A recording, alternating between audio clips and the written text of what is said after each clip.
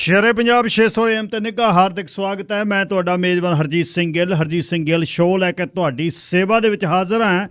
10:14 ਹੋਏ ਨੇ। 24 ਜੂਨ ਦਾ ਦਿਨ ਵਰਾ 2022 ਦਾ ਸ਼ੁੱਕਰਵਾਰ ਹੈ। 10 ਹਾੜੇ ਨਾਨਕ ਸ਼ਸਮਤ 554 ਨਿੱਘਾ ਹਾਰਦਿਕ ਸਵਾਗਤ ਹੈ ਜੀ। ਹਾੜੇ ਵੇ ਹਾੜੇ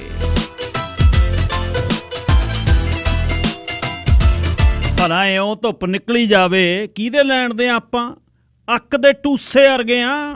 ਚੱਲਾਂਗੇ ਪੰਜਾਬ ਨੂੰ। ਦੇਸ਼ ਪੰਜਾਬ ਦੇ ਝਰੋਖੇ 'ਚੋਂ ਸਰਦਾਰ ਨਵਕਰਨ ਸਿੰਘ ਪੱਤੀ ਗੱਲਬਾਤ ਕਰਨਗੇ ਤੇ ਉਸ ਤੋਂ ਬਾਅਦ ਪੌਣੇ 10 ਵਜੇ ਤੋਂ ਲੈ ਕੇ 12 ਵਜੇ ਤੱਕ ਕਈ ਵਿਸ਼ੇ ਨੇ। ਕੱਲ੍ਹ ਵਾਲੀ ਗੱਲਬਾਤ ਥੋੜ੍ਹੀ ਜਿਹੀ ਅਧੂਰੀ ਰਹਿ ਗਈ ਤੇ ਉਹਨੂੰ ਅੱਜ ਪੂਰੀ ਕਰ ਦਿੰਦੇ ਹਾਂ। ਤੇ ਨਾਲ ਹੀ 12 ਤੋਂ 1 ਤੱਕ ਬੰਦਰਗਾਹ 'ਤੇ ਜਿਹੜੇ ਟਰੱਕ ਚਲਾਉਂਦੇ ਆ ਮੁੰਡੇ, container trucking association, United trucker association ਤੋਂ ਗਗਨ ਸਿੰਘ ਹੁਣੀ ਆਉਣਗੇ। ਟਰੱਕਾਂ ਦੀ ਜਿਹੜੀ ਉਮਰ ਹੈ ਉਹ ਕਿੱਧਰ ਨੂੰ ਚੱਲੀ ਆ, ਝੰਡੇ 'ਚ ਡੰਡਾ ਫੇਰ ਪਊ, ਇਉਂ ਲੱਗਦਾ ਗੱਲ ਨੇੜੇ ਨਹੀਂ ਲੱਗਣੀ। 604 204 0600 ਕਿੱਲੇ 'ਤੇ ਖੜੇ ਜਿਨ੍ਹਾਂ ਦੇ ਸਿੰਘ ਚੋਪੜੇ ਸੀ, ਜਿਨ੍ਹਾਂ ਨੇ ਕੈਂਸਲ ਕਰਾਈਆਂ ਸੀ, ਹੁਣ ਦੇਖਿਓ ਤਾਂ ਮਾੜੀ ਜੀ ਪਾ ਕੇ ਜੋਤ ਫੇਰ ਖੜਦੇ ਆ। 6042040600 ਕਈ ਵਾਰ ਸਾਨੂੰ ਭੁਲੇਖਾ ਲੱਗ ਜਾਂਦਾ। ਇਹੀ ਨੰਬਰ ਹੈ ਜਿਹੜਾ SMS ਦਾ 6042040600 ਤੇ 604 729 1224 WhatsApp ਤੇ ਟੈਕਸਟ ਲਈ। ਇਹ ਦਿਨ ਦਾ ਨੰਬਰ ਹੈ। ਪੌਣੇ 10 ਵਜੇ ਇਹ ਨੰਬਰ ਨਹੀਂ ਮੈਸੇਜ ਕਰਨ ਨੂੰ ਤੇ ਫੋਨ ਕਰਨ ਨੂੰ। ਸੈਕਟਰੀ ਨਹੀਂ ਮੈਂ ਕਿਸੇ ਦਾ ਲੱਗਿਆ ਹੋਇਆ, ਖਿਆਲ ਨਾਲ ਕਰਿਆ ਕਰੋ। ਇੱਜ਼ਤ ਮਾਣ ਆਪਣਾ ਆਪਣਾ। ਰਮਾਣਾ ਜੀ ਉਹਨੇ ਕਹਿੰਦੇ ਹੁੰਦੇ ਨੇ, ਕਹਿੰਦਾ ਇੱਜ਼ਤ ਆਪਣੀ ਤੇ ਬੇਇੱਜ਼ਤੀ ਆਪਣੀ ਇੱਜ਼ਤ ਸਾਂਝੀ। ਸੁਣਿਆ ਕਿ ਤੇਰੇ ਹੱਥਾਂ ਉੱਤੇ ਤਾਰੇ ਮਹਿੰਦੀ ਲਾਉਂਦੇ ਨੇ, ਸੁਣਿਆ ਕਿ ਤੇਰੇ ਹੱਥਾਂ ਉੱਤੇ ਤਾਰੇ ਮਹਿੰਦੀ ਲਾਉਂਦੇ ਨੇ, ਮਹਿਕਾਂ ਦੀ ਇੱਕ ਡਾਰ ਜਿਹੀ ਤੇਰੇ ਸਾਹਾਂ ਦੇ ਵਿੱਚ ਵੱਟਦੀ ਏ। ਸੁਣਿਆ ਤੇਰੇ ਨੈਣਾਂ ਦੇ ਵਿੱਚ ਮੌਸਮ ਟਹਿਲਣ ਆਉਂਦੇ ਨੇ, ਕਦੇ ਕਦੇ ਤੇਰੇ ਕੇਸਾਂ ਦੇ ਵਿੱਚ ਰਾਤ ਵੀ ਰਾਤਾਂ ਕੱਟਦੀ ਹੈ।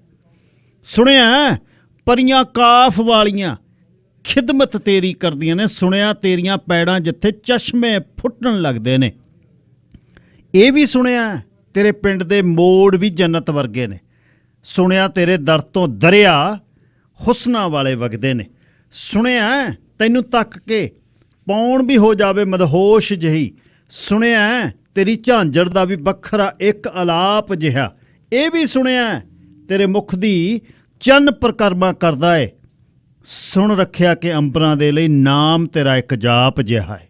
ਸੁਣਿਆ ਤੇਰੀ ਵੰਗ ਛਣ ਕੇ ਤਾਂ ਮੌਨ ਟੁੱਟਣ ਅਸਮਾਨਾਂ ਦੇ, ਪੰਛੀ ਸੁਣਿਆ ਤੋਰ ਤੇਰੀ ਤੇ ਮਹਾਕਾਵ ਲਿਖ ਜਾਂਦੇ ਨੇ। ਇਹ ਵੀ ਸੁਣਿਆ ਸੰਗ ਤੇਰੀ ਤਾਂ ਹਾਂ ਗੱਲ ਹੈ, ਇਹ ਵੀ ਸੁਣਿਆ ਸੰਗ ਤੇਰੀ ਤਾਂ ਡੂੰਘੀ ਸਾਗਰ ਵਰਗੀ ਏ। ਓਏ ਸੁਣਿਆ ਤੇਰੀ ਚੁੰਨੀ ਉੱਤੇ ਕੌਤਕ ਲੱਖਾਂ ਦਿਸ ਜਾਂਦੇ ਨੇ, ਸੁਣਿਆ ਤੇਰੀ ਚੁੰਨੀ ਉੱਤੇ ਕੌਤਕ ਲੱਖਾਂ ਦਿਸ ਜਾਂਦੇ ਨੇ। ਚੁੰਨੀ ਸਿਰ ਜਿਹੜੀ ਢੱਕਦੀ ਹੈ, ਲਮਕਾਉਣ ਲਈ ਨਹੀਂ ਹੁੰਦੀ।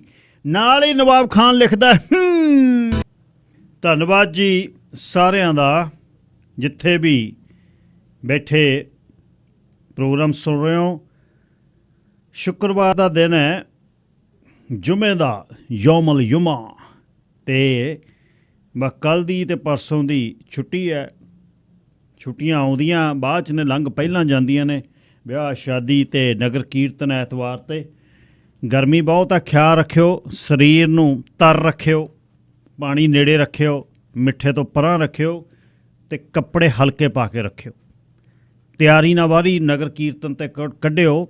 ਕਈ ਵਾਰ ਗਰਮੀ ਦੇ ਨਾਲ ਚਿਹਰਾ ਮੋਹਰਾ ਜਿਹੜਾ ਹੈ ਲਾਇਆ ਮੂੰਹ 'ਤੇ, ਜਿਹੜਾ ਚਿਹਰਾ ਸਮਾਨ ਜਿਹਾ ਲਾਇਆ ਉਹ ਪਿਘਲ ਜਾਂਦਾ, ਬੰਦਾ ਭੂਤ ਵਰਗਾ ਲੱਗਦਾ ਫਿਰ। Ravan is happy. ਅੱਛਾ,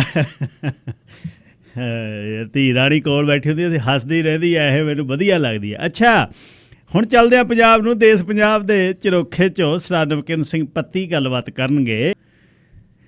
champion driving school. Navkaran Singh ਪੱਤੀ ਜੀ, ਸਵਾਗਤ ਹੈ, ਸਤਿ ਸ੍ਰੀ ਅਕਾਲ। ਸ਼ੁਕਰੀਆ ਜੀ ਗਿੱਲ ਸਾਹਿਬ। ਸਭ ਤੋਂ ਪਹਿਲਾਂ ਤੁਹਾਨੂੰ ਅਤੇ ਸ਼ੇਰੇ ਪੰਜਾਬ ਰੇਡੀਓ ਸੁਣ ਰਹੇ ਸਾਰੇ ਹੀ ਸਰੋਤਿਆਂ ਨੂੰ ਪਿਆਰ ਭਰੀ ਸਤਿ ਸ੍ਰੀ ਅਕਾਲ ਜੀ। ਜੀ ਗਿੱਲ ਸਾਹਿਬ, ਬਜਟ ਸੈਸ਼ਨ ਤੇ ਫਿਰ MLA ਇਕੱਠੇ ਹੋਏ ਤੇ ਕੀ ਕਹਿੰਦੇ ਨੇ LMA ਸਾਹਿਬ ਫਿਰ? ਜੀ ਗੱਲ ਸਾਹਿਬ, ਇਹ ਪਹਿਲਾ ਬਜਟ ਸੈਸ਼ਨ ਹੈ ਜੀ ਇਸ ਸਰਕਾਰ ਦਾ, ਭਗਵੰਤ ਮਾਨ ਹੋਰਾਂ ਦੀ ਦਾ।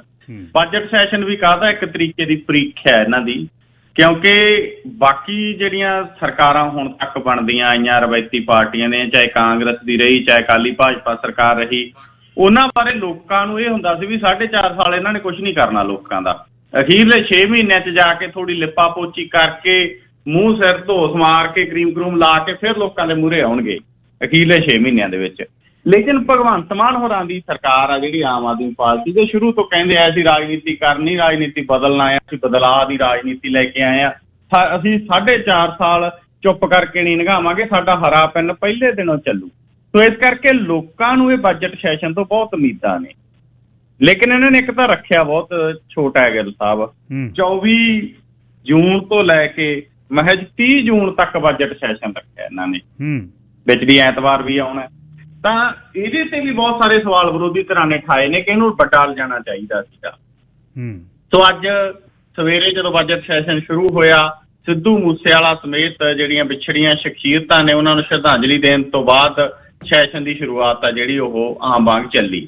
ਉਹਦੇ 'ਚ ਗਿੱਲ ਸਾਹਿਬ ਬਹੁਤ ਤੂੰ ਮੈਂ ਹੋਈ ਆ, ਕਿਉਂਕਿ ਲਾਅ ਐਂਡ ਆਰਡਰ ਦੇ ਮੁੱਦੇ ਦੇ ਉੱਤੇ ਘੇਰ ਲਈ ਸਰਕਾਰ ਵਿਰੋਧੀਆਂ ਨੇ। ਰਾਜੇ ਵੜਿੰਗ ਹੋਰਾਂ ਨੇ ਕਿਹਾ ਕਿ ਇਹ ਹਾਲਤ ਕੀ ਬਣੀ ਹੈ। ਪ੍ਰਤਾਪ ਸਿੰਘ ਬਾਜਵਾ ਨੇ ਮੁੱਦਾ ਉਠਾ ਲਿਆ, ਉਹ ਕਹਿੰਦੇ ਭਗਵੰਤ ਮਾਨ ਇੱਕ ਦਿਨ ਕਹਿੰਦਾ ਸੀ ਮੈਨੂੰ ਧਮਕੀਆਂ ਆਉਂਦੀਆਂ ਨੇ, ਅਸੀਂ ਤਾਂ ਚਰਚਾ ਕਰਨੀ ਹੈ ਇਹਦੇ ਤੇ, ਜੇ ਸਾਡੇ ਮੁੱਖ ਮੰਤਰੀ ਨੂੰ ਧਮਕੀਆਂ ਆਉਂਦੀਆਂ ਨੇ ਫਿਰ ਬਾਕੀ ਪੰਜਾਬ ਦਾ ਕੀ ਬਣੂ, ਸਾਡਾ ਕੀ ਬਣੂ, ਇਸ ਮਸਲੇ ਤੇ ਚਰਚਾ ਕਰੀਏ।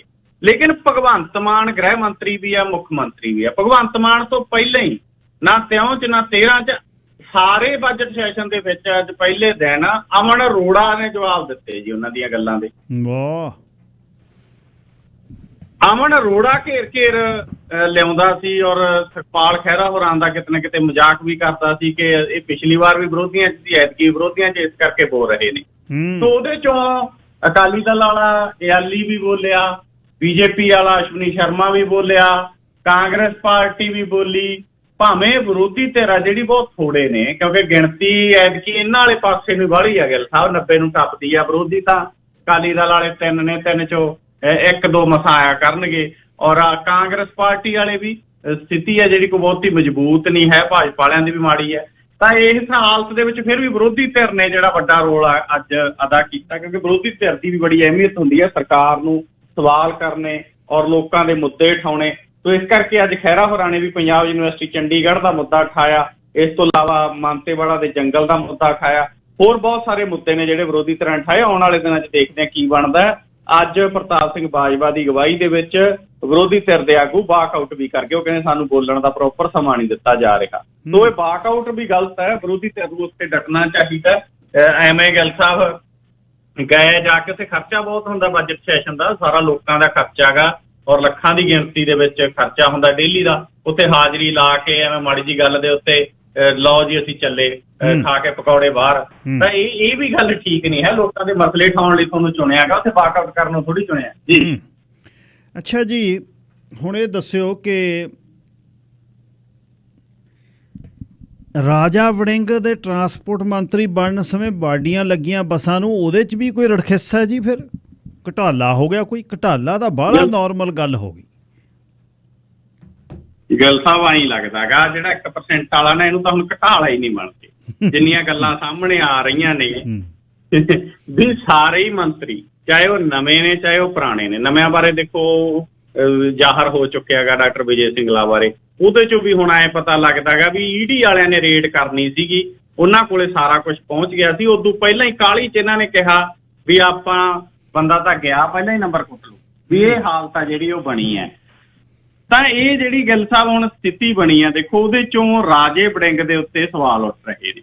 ਪਤਾ ਇਹ ਲੱਗਿਆ ਗਾ ਕਿ ਜਿਹੜੇ ਰਾਜੇ ਵੜਿੰਗ ਦੇ ਅਸਲ ਦੇ ਵਿੱਚ ਸਿਆਸੀ ਵਿਰੋਧੀ ਨੇ, ਉਹਨਾਂ ਨੇ RTI ਪਾਈ ਸੀਗੀ ਗਿੱਦੜਬਾਹੇ ਵਾਲੇ, ਢਿੱਲੋਂ ਟਰਾਂਸਪੋਰਟ ਵਾਲੇ, ਸਣੀ ਢਿੱਲੋਂ, ਔਰ ਉਹਦੇ 'ਚ ਗਿੱਲ ਸਾਹਿਬ ਹੋਇਆ ਖੁਲਾਸੇ ਕਿ 840 ਬੱਸਾਂ ਨੇ ਜਿਹੜੀਆਂ ਨਵੀਆਂ ਪਾਈਆਂ ਸੀ ਰਾਜੇ ਵੜਿੰਗ ਦੇ ਕਾਰਜਕਾਲ ਦੌਰਾਨ। ਰਾਜੇ ਵੜਿੰਗ ਥੋੜਾ ਟਾਈਮ ਹੀ ਟਰਾਂਸਪੋਰਟ ਮੰਤਰੀ ਰਿਹਾ, 4.5 ਸਾਲ ਤਾਂ ਹੋ ਰਿਹਾ ਹੈਗਾ।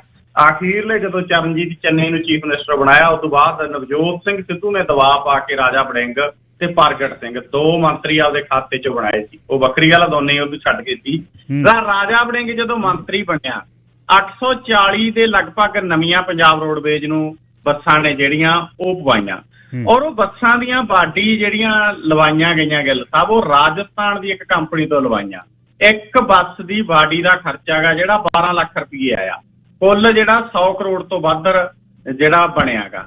ਪਰ ਹੁਣ ਆਰਟੀਆਈ ਤਹਿਤ ਖੁਲਾਸਾ ਹੋਇਆਗਾ ਵੀ ਇਹ ਤਾਂ ਰਾਜਸਥਾਨ ਦੇ ਜੈਪੁਰ ਵਾਗਿਆ ਰਾਜਾ ਵੜਿੰਗ ਤਾਂ 12 ਲੱਖ ਰੁਪਏ ਦੀ ਇੱਕ ਬੱਸ ਦੀ ਬਾਡੀ ਲੈਣ। ਇੱਥੇ ਸਾਡੇ ਬਰਨਾਲੇ ਜ਼ਿਲ੍ਹੇ ਦੇ ਵਿੱਚ ਭਦੌੜ ਬਣਾਉਂਦੇ ਨੇ ਹਰਗੋਬਿੰਦ ਵਾਲੇ ਤੇ ਗੋਬਿੰਦ ਕੋਚ, ਉਹ 2 ਵੱਡੀਆਂ ਮਤਲਬ ਇੰਡਸਟਰੀ ਨੇ, ਹਰਗੋਬਿੰਦ ਕੋਚ ਹੈ, ਇੱਕ ਗੋਬਿੰਦ ਕੋਚ ਹੈ। ਅੱਛਾ ਜੀ। ਉਹ ਦੋਨੇ ਕੋਟੇਸ਼ਨਾਂ ਪਾਈਆਂ ਸੀ। ਉਹ ਕਹਿੰਦੇ ਅਸੀਂ 8,40,000 ਰੁਪਇਆ ਕਹਿੰਦਾ ਅਸੀਂ ਬਾਡੀ ਲਾ ਦਿਆਂਗੇ ਇੱਕ ਬੱਸ ਦੀ, ਇੱਕ ਕਹਿੰਦਾ 8,25,000 ਚ ਲਾ ਦਿਆਂਗੇ, ਕੋਟੇਸ਼ਨਾਂ ਚ ਉਹਨਾਂ ਨੇ ਕਿਹਾ ਸੀ। ਸੋ ਜੇ 840 ਦੇ ਹਿਸਾਬ ਨਾਲ ਹੋ ਸਕਦਾ ਉਹ 7.5 ਲੱਖ ਰੁਪਏ ਜਾਂ 8 ਲੱਖ ਰੁਪਏ ਵੀ ਕਰ ਲੈਂਦੇ ਪਰ ਬੱਸ, ਕਿਉਂਕਿ 840 ਬੱਸਾਂ ਨੇ। ਤਾਂ 12 ਲੱਖ ਰੁਪਇਆ ਫਿਰ ਜੈਪੁਰ ਵਾਲਿਆਂ ਨੂੰ ਕਿਉਂ ਦਿੱਤਾ? ਕਰੋੜ 1.5 ਕਰੋੜ ਦਾ ਕਹਿੰਦੇ ਤੇਲ ਪਾਤਾ ਵੀ ਉੱਥੋਂ ਲਿਆਉਣ ਚ। ਸੋ ਇਸ ਕਰਕੇ ਕਿਤੇ ਨਾ ਕਿਤੇ ਇਹ 30 ਕਰੋੜ ਤੋਂ ਉੱਤੇ ਬਣਦਾਗਾ ਭਦੌੜ ਵਾਲਿਆਂ ਦੇ ਹਿਸਾਬ ਦੇ ਨਾਲ ਵੱਧ ਦਿੱਤਾ ਜਿਹੜਾ, ਉਹਦੇ ਚ ਰਾਜੇ ਵੜਿੰਗ ਤੇ ਉਂਗਲ ਉੱਠ ਸਕੀ ਆ। ਹੁਣ ਇਹ ਸਾਰਾ ਕੁਛ ਡਾਕੂਮੈਂਟਸ ਆ ਗਏ, ਆਰਟੀਆਈ ਤਹਿਤ ਵੀ ਆ ਗਿਆ, ਉੱਥੋਂ ਦੀਆਂ ਪਰਚੀਆਂ ਵੀ ਆ ਗਈਆਂ ਵੀ ਜੈਪੁਰ ਤੋਂ ਆਹ ਰੇਟ ਦੇ ਵਿੱਚ ਬੱਸਾਂ ਦੇ ਬਾਟੀਆਂ ਲਵਾ ਕੇ ਲਿਆਏ, ਇੱਥੋਂ ਭਦੌੜ ਵਾਲਿਆਂ ਦੀਆਂ ਵੀ ਬਰਨਾਲੇ ਵਾਲਿਆਂ ਦੀਆਂ ਆ ਗਈਆਂ ਵੀ ਆਹ ਰੇਟ 'ਚ ਅਸੀਂ ਲਾਉਂਦੇ ਸੀ, ਸਾਥੋਂ ਲਵਾਈਆਂ ਨਹੀਂ। ਤਾਂ ਇਹ ਸਾਰੀ ਸਥਿਤੀ 'ਚੋਂ ਹੁਣ ਇਹ CBI ਕੋਲੇ ਦੇਊ ਪੰਜਾਬ ਸਰਕਾਰ ਕੇਸ ਜਾਂ ਵਿਜੀਲੈਂਸ ਇਸ ਮਸਲੇ 'ਚ ਇਨਕੁਆਇਰੀ ਕਰੂ, ਇਹ ਆਉਣ ਵਾਲੇ ਦਿਨਾਂ 'ਚ ਪਤਾ ਲੱਗੂ। ਪਰ ਤੱਥ ਨੇ ਜਿਹੜੇ ਫੈਕਟ ਉਹ ਰਾਜੇ ਵੜਿੰਗ ਦੇ ਪੱਖ 'ਚ ਨਹੀਂ ਹੈਗੇ, ਰਾਜੇ ਵੜਿੰਗ ਦੇ ਖਿਲਾਫ ਜਾਂਦੇ ਜੀ। ਚੱਲ ਇੰਨਾ ਕੁ ਤਾਂ ਦੇਸੀ ਘਿਓ ਚਾਹੀਦਾ ਹੈ, ਫਿਰ ਵੀ ਇੰਦਰਾ ਗਾਂਧੀ ਨੂੰ ਮਾਂ ਕਹਿਣ ਵਾਲੀ ਟੀ-ਸ਼ਰਟ ਪਾ ਕੇ ਰੱਖੀ ਹੈ ਇੰਨਾ ਚਿਰ। ਅੱਛਾ, ਮਾਂ ਦੇ ਸ਼ਿੰਦੇ ਪੁੱਤ ਨੇ ਡੰਡਾ ਡੁੱਕਤਾ ਫਿਰ ਮਹਾਰਾਸ਼ਟਰ 'ਚ। ਵਾਕਈ ਜੀ ਏਕਨਾਥ ਸ਼ਿੰਦੇ ਅੱਗੇ ਵੱਧ ਰਿਹਾ। 2/3 ਗਿੱਲ ਸਾਹਿਬ MLA ਚਾਹੀਦੇ ਹੁੰਦੇ ਨੇ ਤੁਹਾਡੇ ਕੋਲੇ, ਫਿਰ ਤੁਹਾਨੂੰ ਜਿਹੜਾ ਉਹ ਮਾਨਤਾ ਮਿਲ ਜਾਂਦੀ ਹੈ।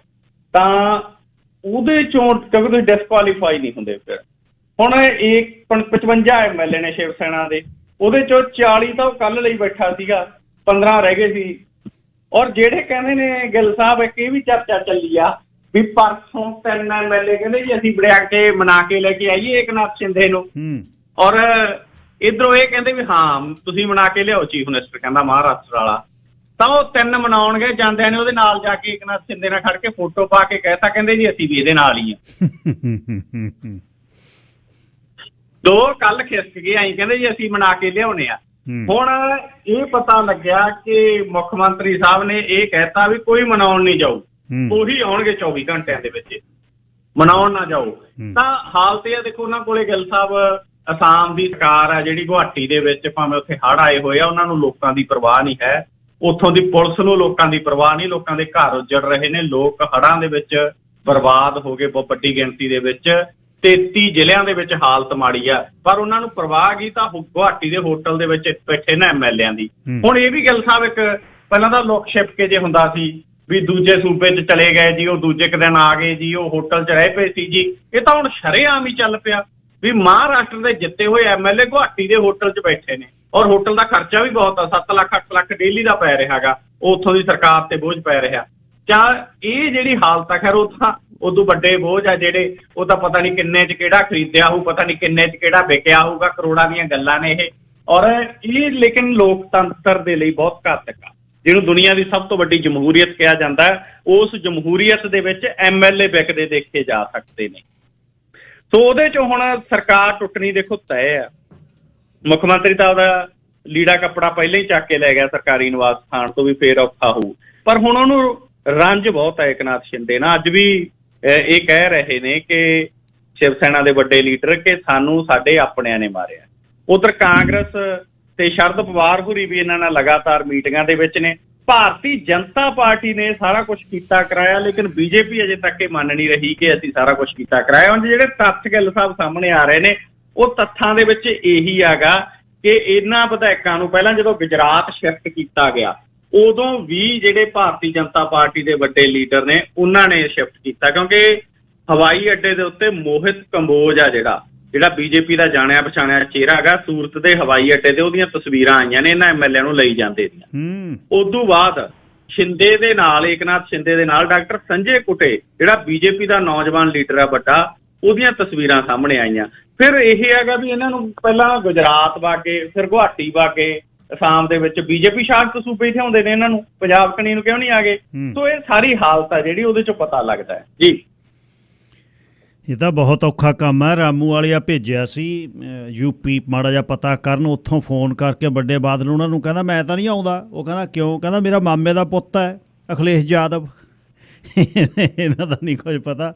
ਸਿੱਧੂ ਮੂਸੇਵਾਲੇ ਨੂੰ ਹਥਿਆਰ ਸਪਲਾਈ ਕਰਨ ਵਾਲਾ ਫੜ ਲਿਆ ਜੀ। ਸਿੱਧੂ ਮੂਸੇਵਾਲੇ ਦੇ ਕਤਲ ਮਾਮਲੇ 'ਚ ਆਪੋਜੀਸ਼ਨ ਵਾਲੇ ਜਿਨ੍ਹਾਂ ਨੇ ਹਮਲਾ ਕੀਤਾ ਹੈ, ਇਹ ਗੱਲ ਤੋਂ ਪਹਿਲਾਂ ਦੱਸਦੇ ਹਾਂ ਵੀ 24 ਘੰਟੇ ਦੇ ਵਿੱਚ 2 ਕਰੋੜ ਵਿਊਅਰ ਹੈ SYL ਤੇ 8 ਲੱਖ ਬਣਦਾ 1 ਘੰਟੇ 'ਚ। ਉਸਤਾਦਾਂ ਨੂੰ ਦੰਦਲ ਪੈਣ ਵਾਲੀ ਕਰਤੀ ਹੈ ਗੀਤ ਨੇ। ਅੱਛਾ, ਇਉਂ ਦੱਸਿਓ ਬਈ ਹਥਿਆਰ ਸਪਲਾਈ ਕਿਹਨੇ ਕੀਤੇ ਜੀ? ਫਿਰ ਗਿੱਲ ਸਾਹਿਬ ਦੇਖੋ, ਇਸ ਮਸਲੇ ਦੇ ਵਿੱਚ ਪੁਲਿਸ ਜਿਹੜੀ ਹੈ ਉਹ ਕਈ ਫੈਕਟਰਾਂ ਦੇ ਉੱਤੇ ਕੰਮ ਕਰਦੀ ਰਹੀ। ਦਿੱਲੀ ਪੁਲਿਸ ਆਪਦੀ ਅੱਡ ਇਨਕੁਆਇਰੀ, ਪੰਜਾਬ ਪੁਲਿਸ ਦੀ ਅੱਡ, ਦੋਨਾਂ ਦੀ ਅੱਡੋ ਅੱਡੀ ਪ੍ਰੈਸ ਕਾਨਫਰੰਸਾਂ, ਸਾਰਾ ਕੁਝ ਪੈਰਲਲ ਚੱਲ ਰਿਹਾ। ਉਹਦੇ 'ਚੋਂ ਹੁਣ ਪੰਜਾਬ ਵਾਲਿਆਂ ਨੇ ਦਾਅਵਾ ਕੀਤਾ ਗਾ ਕਿ ਇੱਕ ਫਾਰਚੂਨਰ ਗੱਡੀ ਬਠਿੰਡਿਓਂ ਤੇਲ ਪਵਾਉਂਦੀ ਦੀ CCTV ਵੀ ਲਈ ਫਿਰਦੇ ਨੇ ਕਿ ਉਹਦੇ 'ਚ ਕਿਤੇ ਨਾ ਕਿਤੇ ਹਥਿਆਰ ਆਏ ਨੇ।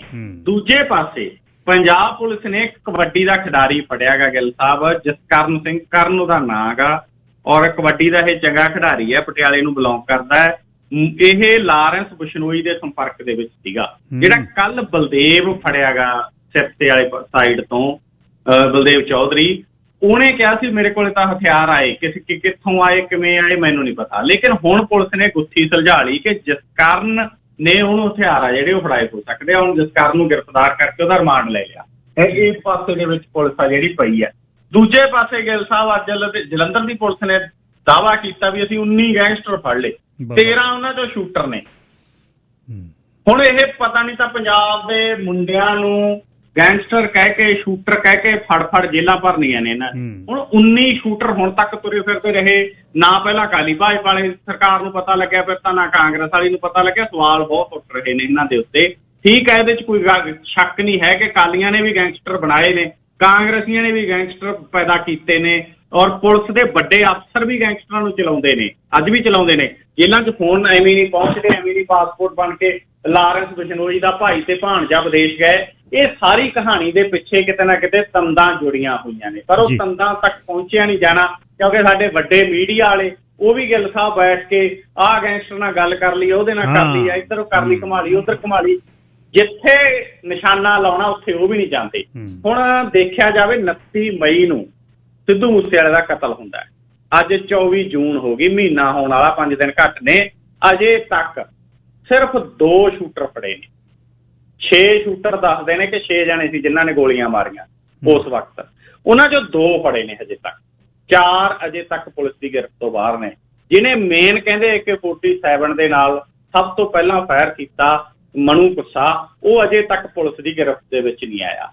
ਸੋ ਦਿੱਲੀ ਪੁਲਿਸ ਲੱਗੀ, ਪੰਜਾਬ ਪੁਲਿਸ ਲੱਗੀ, ਮਹਾਰਾਸ਼ਟਰ ਪੁਲਿਸ ਲੱਗੀ, ਸੈਂਟਰ ਦੇ ਵਿੱਚ NIA 'ਚ ਹੁਣ ਤਾਂ ਪੰਜਾਬ ਦਾ ਸਾਬਕਾ DGP ਪਹੁੰਚ ਗਿਆ। 7 ਥਾਂ ਕੱਲ ਛਾਪੇ ਪੈ ਗਏ NIA ਦੇ ਪੰਜਾਬ 'ਚ, 6 ਥਾਂ ਅੱਜ ਪੈ ਗਏ ਪੰਜਾਬ 'ਚ ਛਾਪੇ NIA ਦੇ।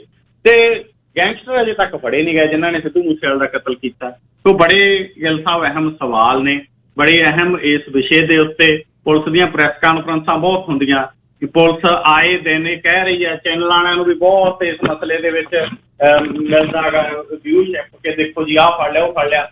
ਪਰ ਜਿੱਥੇ ਉਂਗਲ ਧਰਨੀ ਬਣਦੀ ਹੈ ਕਿ ਜਿਨ੍ਹਾਂ ਨੇ ਕਤਲ ਕੀਤਾ ਉਹਨਾਂ 'ਚੋਂ ਕਿੰਨੇ ਫੜੇ ਜੀ। ਗੱਲ ਪੰਜਾਬ ਪੁਲਿਸ ਸੁਰੇਸ਼ ਅਰੋੜੇ ਤੋਂ ਬਾਅਦ ਮੂੰਹ ਬੋਲੀ ਭੈਣ ਬਿਨੀ ਮਹਾਜਨ ਤੇ ਉਹਦਾ ਘਰ ਵਾਲਾ ਦਿਨਕਰ ਗੁਪਤਾ ਸਾਲਾ ਭਣੋਈਆ। ਹੁਣ ਦਿਨਕਰ ਗੁਪਤਾ ਉਹਨਾਂ ਦਾ NIA ਦਾ ਚੀਫ ਬਣਨਾ। BJP ਵੱਲੋਂ ਜਿਹੜੀਆਂ ਰਹਿਮਤਾਂ ਕੀਤੀਆਂ ਗਈਆਂ ਨੇ, ਹੁਣ ਫਿਰ 2 ਸਾਲਾਂ ਦੇ ਵਿੱਚ 22 ਤੋਂ 24 2 ਸਾਲ ਹੈ। ਪੰਜਾਬ ਦਾ ਤਾਂ ਦੇਖਿਓ ਬਣਦਾ ਕੀ ਆ, ਰਹਿੰਦ ਖੂੰਹਦ ਦਾ ਜਿਹੜੀ ਉਹ ਸ਼ੂਟਰ ਜੀ, ਗੈਂਗਸਟਰ ਜੀ, ਐਕਸਟੋਰਸ਼ਨ ਜਿਹੜੀ ਹੈ, ਪੈਸੇ ਇਕੱਠੇ ਕਰਨੇ ਤੇ ਸਪਾਰੀਆਂ ਤੇ ਇਹ ਜਿਹਾ ਕੁਛ ਹੋ ਕੇ ਪੰਜਾਬ ਖਾਲੀ ਹੋਊਗਾ ਜੀ। ਤੁਹਾਡੇ ਸਾਹਮਣੇ NIA ਦੇਖਿਓ ਕੀ ਕਰਦੀ ਆ, ਅਗਲਾ ਸਮਾਂ ਕਹਿ ਜਾਉਣਾ। ਅੱਛਾ, ਫਗਵਾੜੇ ਦੇ ਵਿੱਚ ਪੁਲਿਸ ਦੇ ਨਾਲ ਸਿੱਧੀ ਗੋਲੀ ਚੱਲੀ ਜੀ। ਫਿਰ ਵਾਕਈ ਜੀ ਗਿੱਲ ਸਾਹਿਬ, ਇੱਕ ਗੱਡੀ ਸਵਾਰ ਜਾ ਰਿਹਾ ਸੀਗਾ ਔਰ ਮੂਹਰੇ ਪੁਲਿਸ ਵਾਲਿਆਂ ਨੇ ਰੋਕਿਆ ਤਾਂ ਸ਼ਰੇਆਮ ਉਹਨੇ ਗੋਲੀਆਂ ਚਲਾਤੀਆਂ ਫਗਵਾੜਾ ਪੁਲਿਸ ਦੇ ਉੱਤੇ, ਔਰ ਦੂਸਰੇ ਪਾਸਿਓਂ ਫਗਵਾੜਾ ਪੁਲਿਸ ਨੇ ਵੀ ਗੋਲੀ ਚਲਾਈ। ਤਾਂ ਉਸ ਤੋਂ ਬਾਅਦ ਇਹ ਵਿਅਕਤੀ ਹੈਗਾ ਜਿਹੜਾ ਉਹ ਫਿਰ ਵੀ ਫਰਾਰ ਹੋ ਗਿਆ। ਲੋਕਾਂ ਦੇ ਵਿੱਚ ਦਹਿਸ਼ਤ ਹੈ, ਔਰ ਇਹ ਘਟਨਾ ਪਿੰਡ ਮਹੇੜੂ ਮੋੜ ਦੀ ਵਿਖੇ ਵਾਪਰੀ ਹੈ। ਔਰ ਇਸ ਮਸਲੇ ਦੇ ਵਿੱਚ ਜਿਹੜਾ ਨਾਮਜ਼ਦ ਕੀਤਾ ਗਿਆ ਰਾਜਨ ਜਲੰਧਰ ਹੈਗਾ, ਔਰ ਪੁਲਿਸ ਦੀ ਨਾਕਾਬੰਦੀ ਤੋੜ ਕੇ ਫਗਵਾੜੇ ਕਨੀ ਨੂੰ ਆ ਰਿਹਾ ਸੀ। ਪੁਲਿਸ ਨੇ ਮਹੇੜੂ ਲਾਗੇ ਨਾਕੇਬੰਦੀ ਕਰਕੇ ਕਾਲਚਾਰਕ ਨੂੰ ਰੋਕਣ ਦੀ ਕੋਸ਼ਿਸ਼ ਕੀਤੀ, ਪਰ ਇਹਨੇ ਗੋਲੀਆਂ ਤਾਬੜਤੋੜ ਪੁਲਿਸ ਦੇ ਉੱਤੇ ਚਲਾਈਆਂ। ਪੁਲਿਸ ਨੇ ਵੀ ਚਲਾਈਆਂ, ਪਰ ਕਹਿੰਦੇ ਇਹ ਫਿਰ ਵੀ ਭੱਜ ਗਿਆ, ਫਰਾਰ ਹੋ ਗਿਆ। ਜੀ ਗਿੱਲ ਸਾਹਿਬ। ਅੱਛਾ ਜੀ, ਪ੍ਰਧਾਨ ਮੰਤਰੀ ਮੋਦੀ ਉਹਨਾਂ ਨੂੰ ਬਿਲਕੁਲ ਕਲੀਨ ਚਿੱਟ ਹੋ ਗਈ ਗੁਜਰਾਤ ਵਾਲੇ ਦੰਗਿਆਂ 'ਚ ਫਿਰ?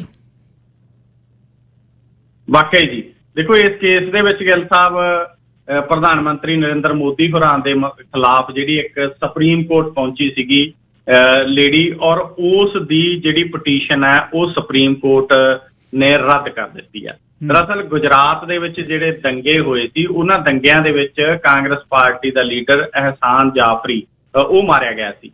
ਉਹਦੀ ਵਿਧਵਾ ਜਾਕਿਆ ਜਾਫਰੀ ਹੈ ਜਿਹੜੀ, ਉਹਨੇ ਅਰਜ਼ੀ ਦਿੱਤੀ ਸੀਗੀ ਕਿ ਕਿਸ ਤਰੀਕੇ ਦੇ ਨਾਲ ਗੁਜਰਾਤ ਦੇ ਵਿੱਚ ਸਪੈਸ਼ਲ ਇਨਵੈਸਟੀਗੇਸ਼ਨ ਟੀਮ ਦੇ ਵੱਲੋਂ, ਜਿਹੜੇ ਉਸ ਵਕਤ ਗੁਜਰਾਤ ਦੇ ਮੁੱਖ ਮੰਤਰੀ ਸੀਗੇ ਨਰਿੰਦਰ ਮੋਦੀ, ਉਹਨਾਂ ਨੂੰ ਕਲੀਨ ਚਿੱਟ ਦਿੱਤੀ ਗਈ।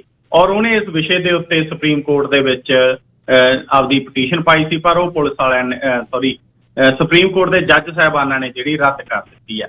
ਸੋ ਹੁਣ ਨਰਿੰਦਰ ਮੋਦੀ ਹੋਰਾਂ ਨੂੰ ਲਗਭਗ ਕਹਿ ਸਕਦੇ ਆਂਗੇ ਕਿ ਚੌਂ ਪਾਸਿਓਂ ਕਿਸੇ ਤਰ੍ਹਾਂ ਵੀ ਕਿਸੇ ਵੀ ਸਮੱਸਿਆ ਦਾ ਸਾਹਮਣਾ ਨਹੀਂ ਕਰਨਾ ਪਊਗਾ। ਇਸ ਵਿਸ਼ੇ ਦੇ ਉੱਤੇ ਗੁਜਰਾਤ ਫਾਈਲਜ਼ ਕਿਤਾਬ ਵੀ ਲਿਖੀ ਸੀਗੀ, ਔਰ ਉਹ ਵੀ ਬਹੁਤ ਚਰਚਾ ਦਾ ਵਿਸ਼ਾ ਬਣੀ ਸੀ। ਅਮਿਤ ਸ਼ਾਹ ਦਾ ਨਾਮ ਵੀ ਆਇਆ ਸੀ, ਲੇਕਿਨ ਇਤਫਾਕ ਹੈ ਜੀ ਇਹ ਗੁਜਰਾਤ ਦਾ ਇੱਕ ਮੁੱਖ ਮੰਤਰੀ, ਇੱਕ ਗੁਜਰਾਤ ਦਾ ਗ੍ਰਹਿ ਮੰਤਰੀ ਹੈ, ਇੱਕ ਦੇਸ਼ ਦਾ ਪ੍ਰਧਾਨ ਮੰਤਰੀ ਹੈ, ਇੱਕ ਦੇਸ਼ ਦਾ ਗ੍ਰਹਿ ਮੰਤਰੀ ਹੈ। ਬਹੁਤ ਸਵਾਲ ਉੱਠੇ, ਬੜੀਆਂ ਚਰਚਾਵਾਂ ਚੱਲੀਆਂ, ਕਈ ਸਪੈਸ਼ਲ ਇਨਵੈਸਟੀਗੇਸ਼ਨ ਟੀਮਾਂ ਬਣੀਆਂ, ਕਈ ਵਾਰ ਜਾਂਚ ਹੋਈ, ਮਸਲੇ ਅਦਾਲਤਾਂ ਦੇ ਵਿੱਚ ਵੀ ਗਏ, ਪਰ ਹੁਣ ਸੁਪਰੀਮ ਕੋਰਟ ਨੇ ਜਿਹੜਾ ਪਟੀਸ਼ਨ ਹੈਗੀ ਉਹ ਰੱਦ ਕਰ ਦਿੱਤੀ ਹੈ। ਜੀ, ਪੈਸਾ ਲੈ ਕੇ ਜਿਹੜੇ ਭੱਜੇ ਉਹਦੇ ਚੋਂ 80% ਗੁਜਰਾਤੀ ਨੇ।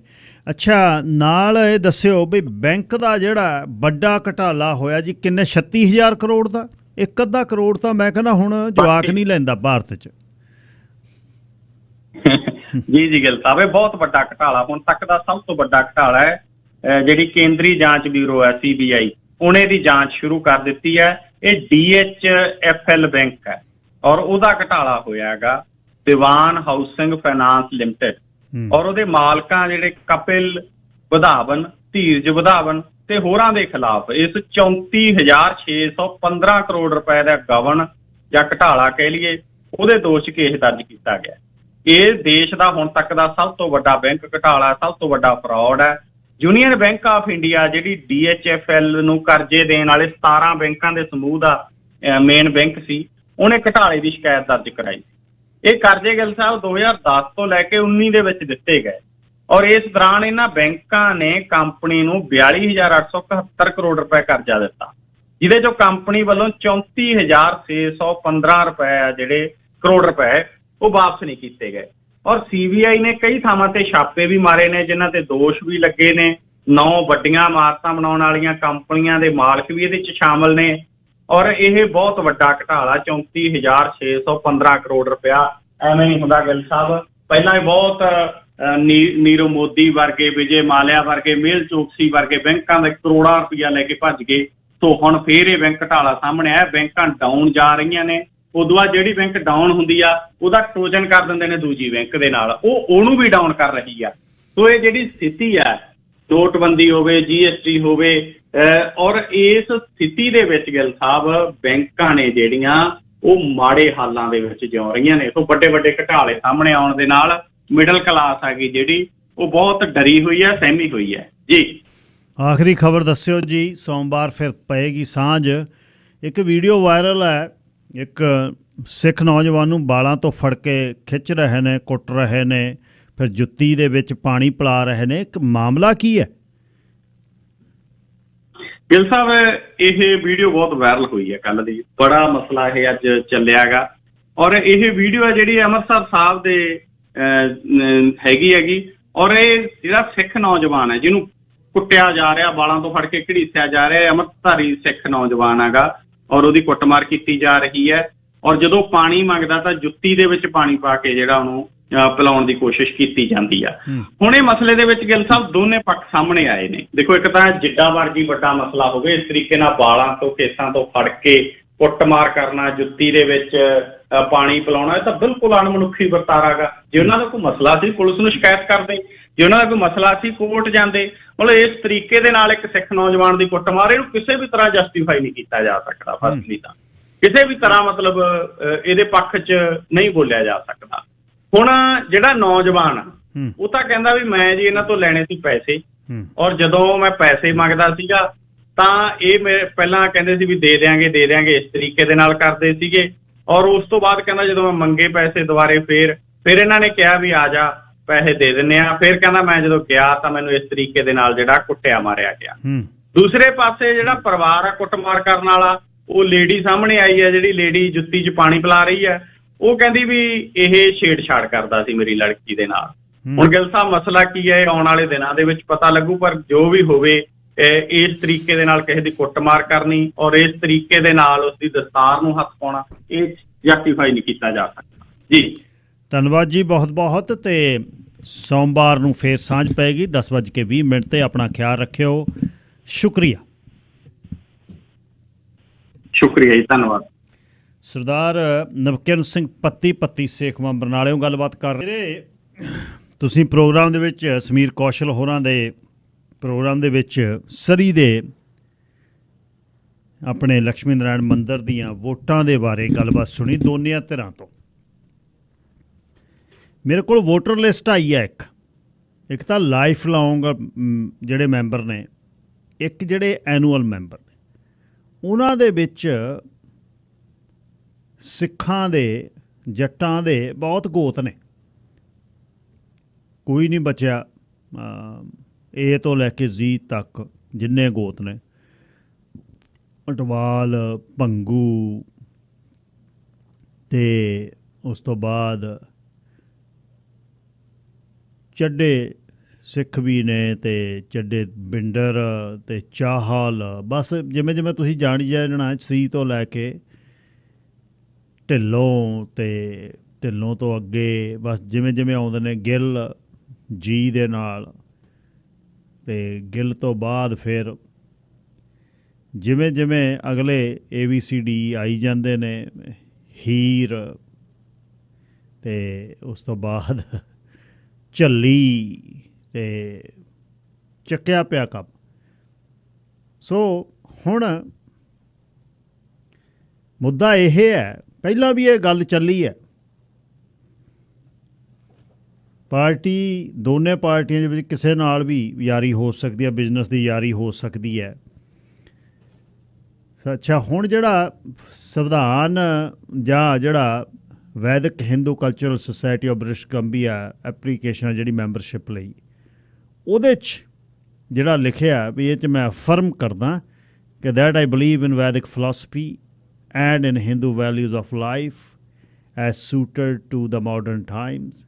Furthermore, I undertake the abide by the constitution and bylaw of Vedic Hindu। ਤੇ ਮਤਲਬ ਹੁਣ ਇਹ ਧਰਮ ਦੇਖੋ ਸਾਰੇ ਸਾਂਝੇ ਨੇ, ਕੋਈ ਸਤਿਕਾਰ ਹੈ, ਪਰ ਇੱਕ ਧਰਮ ਦੀ ਆਪਣੀ ਲਾਈਨ ਹੈ ਜਿਹਦੇ ਤੁਸੀਂ ਰਹਿੰਦੇ ਹੋ। ਧਰਮ ਦੇ ਕਿਸੇ ਵੀ ਧਾਰਮਿਕ ਸਥਾਨ ਦੀ ਮੈਂਬਰਸ਼ਿਪ ਬਣਾਉਣ ਦਾ ਮਤਲਬ ਇਹ ਆ ਵੀ ਤੁਹਾਡੀ ਉਹ ਧਰਮ ਦੇ ਵਿੱਚ ਆਸਥਾ ਹੈ। ਇਉਂ ਹੀ ਸਿੱਖਾਂ ਦੇ ਗੁਰਦੁਆਰਿਆਂ ਦੇ ਵਿੱਚ ਹਿੰਦੂ ਵੀਰਾਂ ਭੈਣਾਂ ਦੇ ਵੀ ਪਰਿਵਾਰਾਂ ਦੀਆਂ ਵੀ ਵੋਟਾਂ ਬਣੀਆਂ ਹੋਣਗੀਆਂ। ਅੱਛਾ, ਸਮਝ ਨਹੀਂ ਆਉਂਦੀ ਹੁਣ ਇਹਦਾ ਵੀ ਬੜਾ ਕੁਝ ਚੱਲ ਰਿਹਾ ਅਦਾਲਤਾਂ ਦੇ ਵਿੱਚ। ਉਹ ਲਿਸਟਾਂ ਨਹੀਂ ਮਿਲੀਆਂ, ਲਿਸਟਾਂ ਮਿਲੀਆਂ, ਫੋਨ ਨੰਬਰ ਨਹੀਂ ਮਿਲੇ। ਅਤੇ ਇਹ ਜੰਗ ਪੜਾਕਾ ਜਿਹੜਾ ਹੈ ਇਹ 1999 'ਚ ਆਪਾਂ ਦੇਖਿਆ। 1999 ਜਾਂ ਉੱਪਰ ਤੇ ਥੱਲੇ ਵਹਿਣ ਦੇ ਚੱਕਰ ਦੇ ਵਿੱਚ ਕੌਮ, ਸਿੱਖ ਕੌਮ ਦੀ ਮੈਂ ਗੱਲ ਕਰਦਾ, ਉਹ ਅਸੀਂ ਬਰਬਾਦ ਹੋਏ ਹਾਂ। ਉਹ ਬਰਬਾਦ ਹੋਏ ਹਾਂ $8-10 ਮਿਲੀਅਨ ਵਕੀਲਾਂ ਨੂੰ ਦੇ ਕੇ, ਅਤੇ ਨਾਲ ਵਕੀਲਾਂ ਦੇ ਨਾਂ ਵੀ ਬਣਾਤੇ। ਇਲੈਕਸ਼ਨਾਂ ਦੇ ਵਿੱਚ ਫਿਰ ਸਾਰਾ ਸਮਾਂ ਕੰਮ ਕਰਕੇ ਫਿਰ ਲਾਲ, ਹਰੀਆਂ ਅਤੇ ਗੁਲਾਬੀ ਰੰਗ ਦੀਆਂ ਫਾਈਲਾਂ ਬਣਦੀਆਂ ਅਖੀਰਲੇ ਦਿਨ, ਜਾਂ ਨਵੇਂ ਆਏ ਸੀ, ਬਹਿ ਜਾਣਾ ਚੱਪ ਮਾਰ ਕੇ ਮੂਹਰੇ। ਫਿਰ ਬੰਦਿਆਂ ਨੇ ਆ ਕੇ ਸਮਝਾਉਣਾ, ਆਇਆ ਲਾਲ ਨੂੰ ਨਹੀਂ ਤੁਸੀਂ ਹੱਥ ਲਾਉਣਾ, ਹਰੀ ਨੂੰ ਨਹੀਂ ਲਾਉਣਾ, ਪਤਾ ਨਹੀਂ ਕਿਹੜੀ ਨੂੰ ਨਹੀਂ ਲਾਉਣਾ। ਤੇ ਹੌਲੀ ਹੌਲੀ ਹੁਣ ਜਾਂ ਜੋਹੇਰ ਕਸ਼ਮੀਰੀ ਨੂੰ ਪੜ੍ਹਦੇ ਹਾਂ ਫਿਰ ਪਤਾ ਲੱਗਦਾ ਹੈ ਵੀ ਕਹਾਣੀਆਂ ਕੀ ਨੇ, ਕੀ ਹੋ ਸਕਦਾ। ਹੁਣ ਇਹ ਜਿਹੜੇ ਸਿੱਖਾਂ ਨੇ ਇਸ ਹਿੰਦੂ ਮੰਦਿਰ ਦੇ ਵਿੱਚ ਵੋਟ ਬਣਾਈ ਹੈ, ਉਹ ਆਪਣੇ ਆਪ ਨੂੰ ਕਿੱਥੇ ਖੜਾ ਮਹਿਸੂਸ ਕਰਦੇ ਨੇ। ਮੈਂ ਫਿਰ ਇਸ ਨੂੰ ਕਰੈਕਟ ਕਰ ਲਵਾਂ, ਮੰਦਿਰ ਦੇ ਵਿੱਚ ਮੱਥਾ ਟੇਕਣਾ ਸਿੱਖਾਂ ਵੱਲੋਂ ਜਾਣਾ ਸ਼ਰਧਾ ਨਾਲ, ਹਿੰਦੂਆਂ ਵੱਲੋਂ ਗੁਰਦੁਆਰੇ ਆਉਣਾ ਕੋਈ ਇਸ਼ੂ ਨਹੀਂ ਹੈ। ਸਾਰੇ ਅਸੀਂ ਦਿਨ ਤਿਉਹਾਰ 'ਤੇ ਪਿੰਡ ਗਏ ਹੋਈਏ, ਸ਼ਿਵਰਾਤਰੀ ਹੈ ਤਾਂ ਉੱਥੇ ਦੇਸੀ ਘਿਓ ਦੇ ਟੀਨ ਦੇਈਦੇ ਨੇ, ਜੇ ਜਨਮ ਅਸ਼ਟਮੀ 'ਚ ਗਏ ਹੋਏ ਆ ਤਾਂ ਜਾ ਕੇ ਮੱਥਾ ਜਾ ਕੇ ਕ੍ਰਿਸ਼ਨ ਜੀ ਦੇ ਮੰਦਿਰ ਦੇ ਵਿੱਚ ਟੇਕੀ ਦਾ, ਇਹ ਨਹੀਂ ਗੱਲ ਹੈ। ਪਰ ਜੇ ਉੱਥੇ ਕਹੇ ਵੀ ਤੂੰ ਮੈਂਬਰ ਬਣਨਾ ਇਹਦਾ, ਮੈਂਬਰ ਮੈਂ ਕਿਉਂ ਬਣੂੰਗਾ, ਮੇਰਾ ਧਰਮ ਹੋਰ ਹੈ। ਸੋ ਇਹ ਜਿਹੜੇ ਬੰਦਿਆਂ ਦੀਆਂ ਲਿਸਟਾਂ ਨੇ ਉਹ ਕਿੱਥੇ ਖੜਾਉਂਦੇ ਨੇ ਆਪਣੇ ਵੋਟਾਂ ਵਾਲੇ ਦਿਨ। ਦੇਖ ਲਿਓ ਕਿਵੇਂ ਖੜੀ ਆ ਹੋਊਗੀ ਡਾਰ ਉੱਥੇ, ਕੀ ਮਹਿਸੂਸ ਕਰਦੇ ਹਾਂ ਅਸੀਂ, ਕੀ ਕਰਨਾ ਚਾਹੁੰਦੇ ਹਾਂ ਕੀ। ਅਤੇ ਫਿਰ ਜਾਂ ਗੁਰਦੁਆਰੇ 'ਚ ਜਥੇਦਾਰੀ ਦੇਣੀ ਆ, ਫਿਰ ਅਸੀਂ ਮੂਹਰੇ ਹਾਂ ਉੱਥੇ ਵੀ ਸਾਨੂੰ ਬਣਾਓ ਛੇਤੀ, ਅਸੀਂ ਬਹੁਤ ਔਖੇ ਹਾਂ, ਸਾਡਾ ਹੀਲਾ ਕਰੋ ਕਿਵੇਂ ਨਾ ਕਿਵੇਂ, ਸਾਨੂੰ ਬਣਾਓ ਬਸ ਇੱਕ ਵਾਰ। ਕੀ ਕਰ ਲਓਗੇ? ਸਿੰਘ ਚੋਪੜਿਆਂ ਹੋਏ, ਬੰਨੇ ਹੋਏ ਜਾਂ ਖੋਲ੍ਹੇ ਹੋਏ, ਉਹਨਾਂ ਨੇ ਕੀ ਕਰਨਾ? ਗੋਡਣੀਆਂ ਲਾਉਣੀਆਂ ਜਦ ਉਹਨਾਂ ਦੇ ਪੰਜਾਲੀ ਰੱਖਣੀ ਹੈ, ਕੱਖ ਨਹੀਂ ਹੋ ਸਕਦੇ। ਕੱਦਾਂ ਦੇ ਨਾਲ, ਸਰੀਰਾਂ ਨਾਲ ਕੀ ਕਰ ਲਓਗੇ? ਦੁਨੀ ਚੰਦ ਦਾ ਵੀ ਐਡਾ ਹੀ ਸਰੀਰ ਸੀ, ਜਦ ਕਿਹਾ ਬਈ ਚੱਲ ਬਈ ਆ ਜਾ ਸ਼ੇਰਾ, ਗੁਰੂ ਸਾਹਿਬ ਨੇ ਹੱਥ ਰੱਖਿਆ, ਕਹਿੰਦਾ ਆ ਜਾ ਵੀ ਹੁਣ ਆਉਂਦਾ ਹਾਥੀ, ਕੰਧ ਟੱਪ ਕੇ ਭੱਜ ਲਿਆ, ਸੱਪ ਲੜਿਆ ਨਾਲ ਲੱਤ ਤੜਾਈ। ਬਚਿੱਤਰ ਸਿੰਘ 5.25 ਫੁੱਟ ਦਾ ਹੀ ਮੋਢੇ 'ਤੇ ਹੱਥ ਰੱਖਿਆ, ਵਿੱਚ ਦੀ ਕੱਢਤੀ ਜਿਹੜੀ ਨਾਗਣੀ। ਸਾਹਿਬ ਟਰੁਥਫੁਲ ਲਿਵਿੰਗ ਦੇ ਬਹੁਤ ਨੇੜੇ ਰਹਿੰਦੇ ਨੇ। ਸੱਚ ਬੋਲਣਾ ਬਹੁਤ ਔਖਾ ਅੱਜ ਦੀ ਦੁਨੀਆ ਦੇ ਵਿੱਚ, ਸੱਚ ਸੁਣਨਾ ਬਹੁਤ ਔਖਾ। ਅਸੀਂ ਖੜ੍ਹੇ ਅੱਜ ਕੱਲ੍ਹ ਇੱਥੇ ਹਾਂ ਵੀ ਮੈਂ ਗਲਤ ਵੀ ਕਰੂੰ, ਮੈਂ ਪਾਪ ਵੀ ਕਰੂੰ, ਮੈਂ ਪੈਸਿਆਂ ਲਈ ਕੌਮ ਦਾ ਸੱਤਿਆਨਾਸ਼ ਵੀ ਕਰੂੰ, ਪਰ ਤੁਸੀਂ ਮੈਨੂੰ ਐ ਨਹੀਂ ਕਹਿ ਸਕਦੇ ਮੈਂ ਸੱਤਿਆਨਾਸ਼ ਕੀਤਾ। ਦੇਖੋ ਕਿੱਡਾ ਜ਼ੁਲਮ ਹੈ। ਕੱਲ੍ਹ 2 ਘੰਟੇ ਗੱਲ ਕੀਤੀ ਤਾਂ ਤੱਥਾਂ 'ਤੇ ਹੀ, ਪਰ ਬਈ ਬਹੁਤ ਘਰੂਟ ਵੱਜੇ ਕਈਆਂ ਦੇ। ਹੁਣ ਜਿਹੜੀਆਂ ਪ੍ਰਚਲਿਤ ਲੋਕਾਂ 'ਚ ਧਾਰਨਾਵਾਂ ਨੇ, ਉਹਨਾਂ ਨੂੰ ਕਿਵੇਂ ਤੁਸੀਂ ਪਰਾਂ ਕਰ ਦੋਗੇ? ਆਪਣੇ ਨਾਂ ਦੇ ਨਾਲ ਮੇਰੇ ਜੇ ਕਲੰਕ ਲੱਗਿਆ, ਮੈਂ ਕਿਹਨੂੰ ਫੋਨ ਕਰਕੇ ਕਲੰਕ ਧੋ ਲੂੰਗਾ? ਮੈਨੂੰ ਐਕਸੈਪਟ ਕਰਨਾ ਪਊ। ਸਾਹਿਬ ਇਵੈਂਚੁਅਲੀ ਕੀ ਕਹਿੰਦੇ ਨੇ, ਉਹ ਕਹਿੰਦੇ ਵੀ ਮੰਨ ਲੈ ਵੀ ਗਲਤੀ ਹੋ ਗਈ, ਸੌਖ ਹੋ ਜੂਗੀ। ਨਾਲੇ ਗਲਤੀ ਕਰਨੀ, ਨਾਲੇ ਸੀਨਾ ਜੋਰੀ ਕਰਨੀ, ਨਾਲੇ ਗਲਤੀ ਕਰਨੀ, 2 ਚੀਜ਼ਾਂ ਕਿਵੇਂ ਹੋ ਜਾਣਗੀਆਂ? ਜਿਹੜੀ ਮੈਂ ਬ੍ਰੈਕਟ 'ਚ ਆ ਗਿਆ, ਉਹ ਬ੍ਰੈਕਟ ਦਾ ਲੋਕਾਂ ਨੂੰ ਪਤਾ ਹੈ, ਮੈਂ ਉਹ 'ਚ ਜੇ ਨਿਕਲਣਾ ਮੈਂ ਤਾਂ ਮਾफ़ੀ ਮੰਗ ਸਕਦਾ ਵੀ ਯਾਰ ਮੇਰੇ ਤੋਂ ਗਲਤ ਹੋ ਗਈ, ਜਾਣੇ ਅਣਜਾਣੇ 'ਚ, ਹਲੇ ਵੀ ਬੈਨੀਫਿਟ ਆਫ ਡਾਊਟ ਹੈ, ਅਤੇ ਮੈਨੂੰ ਮਾफ़ ਕਰੋ। ਅਤੇ ਜਾਂ ਫਿਰ ਚੈਲੰਜ ਕਰੋ।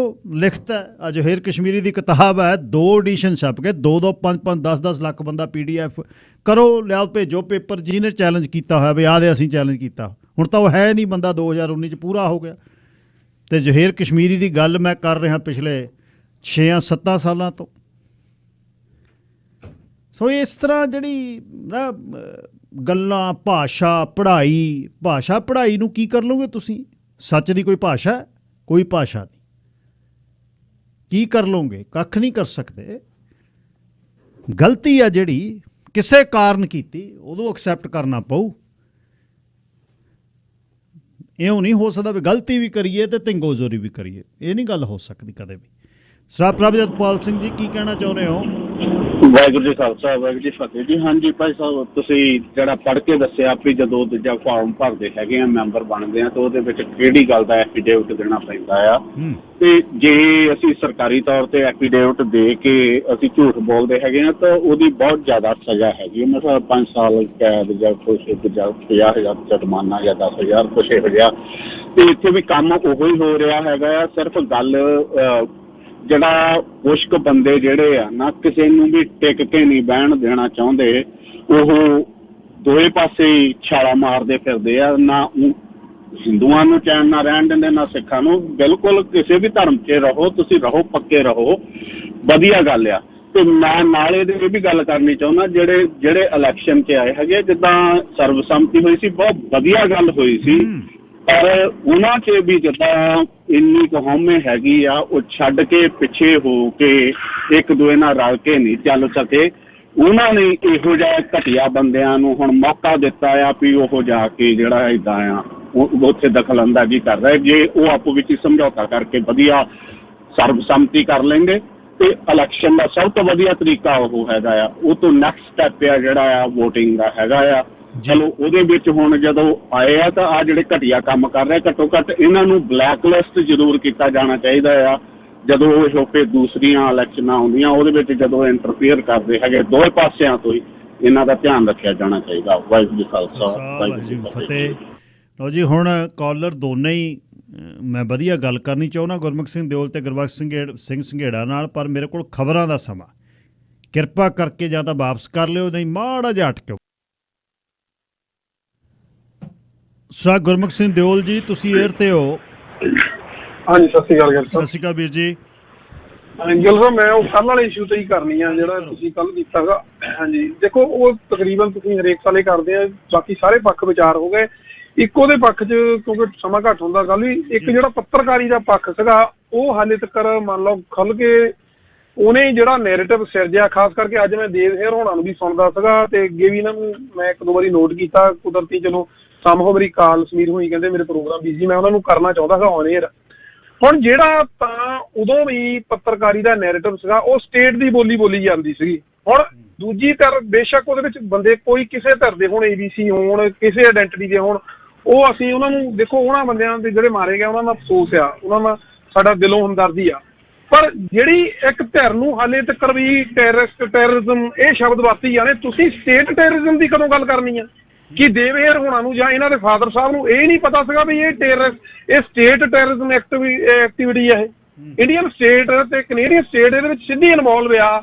ਉਹਨਾਂ ਰਾਹੀਂ ਜੜ ਦੀ ਸਮੱਸਿਆ ਉਹ ਆ, ਉਹਨਾਂ ਨੂੰ ਇਹ ਕਿਉਂ ਨਹੀਂ ਟੈਰਰਿਜ਼ਮ ਐਕਟੀਵਿਟੀ ਦੇ ਵਿੱਚ ਲੈ ਕੇ ਆਉਂਦੇ, ਟੈਰਰਿਸਟ ਐਕਟ ਕਿਉਂ ਨਹੀਂ ਕਹਿੰਦੇ?